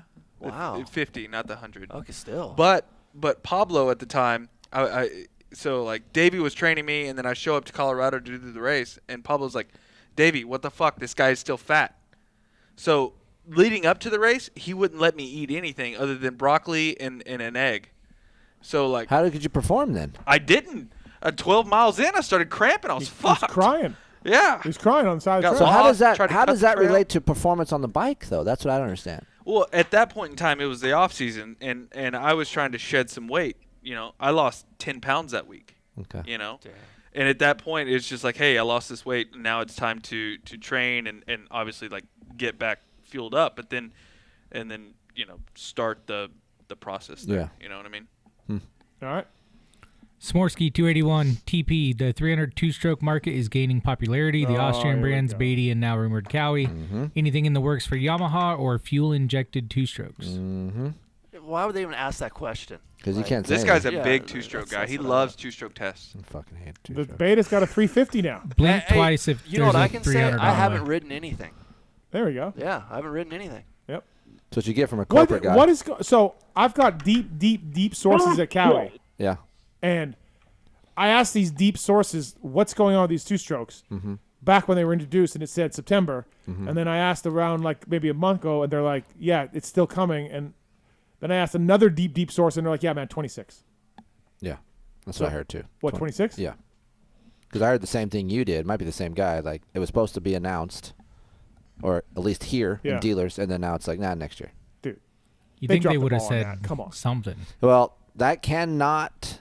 I feel like sometimes they have a plan, and then something happened with the bike. Yeah, but you don't do that. Oh no, I agree. Yeah, can't do that. Triumph slow rolled their thing too. Triumph sucked. Triumph blew it. Like, you know? don't suck, slow roll it. Yeah, like, they did not do a good job with that. And now Ducati is kind of the same way. I've been waiting on my bike. I know. They drop this bike. They fly the journalists to Italy, get everybody excited, then nothing. Well, bikes are in the dealers. But well, that's what I'm saying. Yeah. So, I've been waiting on Ducati because everybody's like, how's the Ducati Keefer here in America? I'm like, I wouldn't know. I don't have one yet. They should get them to the media guys. Oh, You know? okay. Yeah. So. All right. Motorsport.com. Rogers MX93. He says, Keefer, just wanted to say thanks for the memories. Yep. Since it's your last man. show. Yep. It's been fun. Should we play There Goes My Hero? 100 and some episodes. That's horrible. No, Gone. you don't want to get the YouTube copyright. YouTube copyright strike. All right. Well, what a show. Good times. Good times. Short 10 show. o'clock. Yeah, good short show. Tits time. Perfect. Yep. Imagine that. What's that, Marks? What? No, appreciate you guys listening and watching. We'll be back next week. Kellen and Lewis are in studio as well, so we'll probably Another Swap Moto Live guy. You got 2 guys in a row. Swap Moto Live. Kellen Brower, yeah. Swap Moto Live. Travis, thanks for coming up. A nice, pleasant surprise to have you it here. was nice. Yes. I liked it. Thanks for having me. Great job on the new Yamaha. Thank you. Fantastic. Do you have any Yamaha questions you want to give out your email? No, he does not. He's not like you. Hey, you know, I do Keefer. appreciate people have been sending me nice comments about the new Yamaha, so Oh. I appreciate that. Okay. Start with the positives. Yeah, that's nice. Yeah. So thank you. Yeah, you've really gotten in my head because, like I said, the first thing I think I said was I don't like the clutch. That's okay. Yeah. Oh, by the way, Brian Stone is a financial advisor at Edward Jones. You probably raced against Brian Stone Yeah, I back in the remember day, him. him and his brother. Give him a call, 816-761-4066, edwardjones.com. He's working with Darkside. Darkside's finances. I mean, he's getting deep with Darkside's finances. So, what are you laughing at? What you said? We get You just say dark side finances, and it makes me laugh a little bit. I'm sorry. Dude, hey, remember when we all You're a went to dick. Paris Brian Stone. and his card wouldn't work? Oh yeah, he got so mad at me. There's so many. We need a best hits of Dark Side show. Like Yeah. we have so many. Yeah, you know what? Actually, I've been meaning to say this on the show. I'll pay a listener to clip stuff for me. Okay. We need to do some stuff in the off season, fun stuff. Yeah. So if we could do like a best of Dark Sides, That'd like be great. Between the credit card one, There's the pony cutting, Bradshaw. yeah, like I'll pay somebody. Just DM Marks. Shit, that's David Bradshaw's bike. DM Marks. That's a surefire way to make sure it never happens. And DM Marks or Go Tallon, ahead. or someone, and we'll figure this out. I want to pay somebody to help us All out. the girlfriend drama. Yeah. Yeah. Well, what was the girl's stories. name that he had for a while that we set him up with? You set him up with. Yeah. Oh, there's a whole story there with Yeah. the line. Yeah. And Yeah. Oh yeah. God. No, listen. Darkside's viral on Instagram. The best thing was Cade's post. That was the best post Cade could have ever done. 650,000 views right now. Yes. Oh yeah. wow. Yeah, that was crazy. When the girl's like, I just need a little, and then all of a sudden, Darkside's just send him an invoice because I'm sure Cade got some money from that. Brian Stone, 816-761. Please check him out. Thanks for Brian Stone, financial advisor, and Troll Training as well, trolltraining.com. If you want to get set up for an online training program, Troll's done a good job with that. Appreciate that. And ARay, thank you, buddy. Thanks for coming in. I know you just came from Germany for this, so good work with everything at O'Neill, nothing with one. Everything at O'Neill. I mean, I sell Win Industries as well. Oh, okay. It's just well, good work on we just distribute selling. it. I can't keep up, dude. Yeah. Also, we look forward to you racing Chilliwack, so we'll figure that out this week. Let's get the whack. Yeah. There we go. Yeah. Appreciate that. And Keefer? All Thank right, buddy. you. I want to give a shout out to someone in this room. Okay. Special shout out to my guy Travis Marks.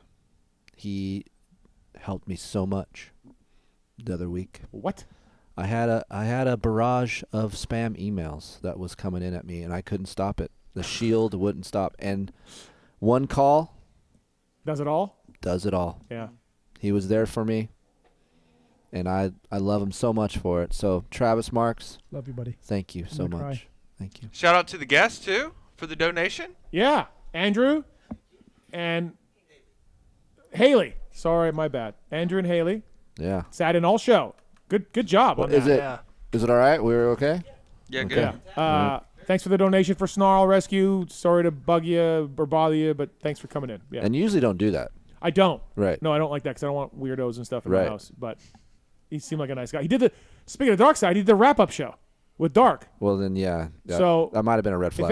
If anything went south, then fucking dark was to blame. That's true. 100%, right? Yeah. So I mean, that was easy to do. Yeah. How about dark stealing the gas too? Dude. Oh my the God. Gas. The stealing. Hey man, you want to get gas? No man. There's so many dark. Right. Hey, what about when he went trail riding with me? Yeah. I don't fucking got it, Kris. Just throws his fucking goggles.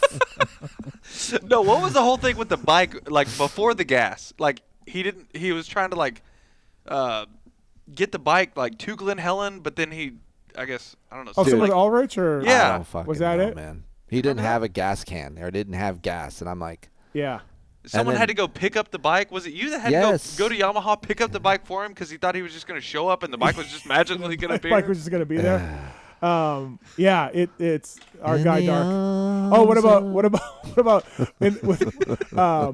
about the Chili Peppers quote with the trees? With the birds, I share this lonely view. Oh my God! Dude, yes, it was rough. It was dark. It was really dark that day. He's going through a breakup. Dude, it wasn't good, dude. I was in that with him, and I'm like, holy hell, man. What the fuck? I'm dude? worried about him. Red Hot Chili Peppers. I still hit him up with the birds. I share the lonely view. I got him a rug. And then what's fucked is he deleted it afterwards because he knew it wasn't good. Right. Yeah. I spent like $300 on that rug. Dude, that was great. Yeah. Hopefully he still has it. Yeah. Full PP. Hey, Dark, come on out, man. No problem, buddy. We'll get you a suck down some $20 a gallon fuel. No worries. Just to go 24-24 in plus 50, man. We know you needed that race fuel. We know you needed that. Oh, man. We love dark, though. Classic. Good times. All right, we'll wrap up on that. Marks, thanks, buddy. Appreciate it. My pleasure. Thank you. Just DM Marks if you want to get a job. Sure. Yep. And Tallon, thanks, buddy. Appreciate it. Thanks. I already have a DM, but don't DM me. Okay. Thanks to Swisscore and Kellen Brower, also Pookie, of course, and Heather for calling in. Yes, thank Mark you. Johnson as well. Yes. Colt Nichols, Phil Nicoletti, Newf, Devin Simonson. Best interview tonight? Colt. Yeah, Colt. Heather. Pookie. Perfect. All right, buddy. Thanks for watching and listening. Appreciate everything. And, if anybody wants to talk to me next week, call in about the Jaws Museum. We'll spend an hour on Jaws and breaking down the museum visit. So go ahead and do that. Appreciate it. Do a rental reaction from Jaws Museum. That's what you should do. We should do that. Remember, Kris, no to dirt bikes, yes to friends. Thank you. See you next week. Might have came the earliest he's ever come. There's something I want to get off my chest, and it's about that summer when you went away to community college. I got an offer to do Playgirl magazine, and I did it. I did a full spread for Playgirl magazine. I mean spread, man. I pulled my butt apart and stuff, and I was totally nude, and it was weird. I mean, you probably didn't hear about it because I went under the name of Mike Honcho, but I just wanted you to know that. If you could hear me, if it got into your brain somehow, that I spread my butt cheeks as Mike Honcho.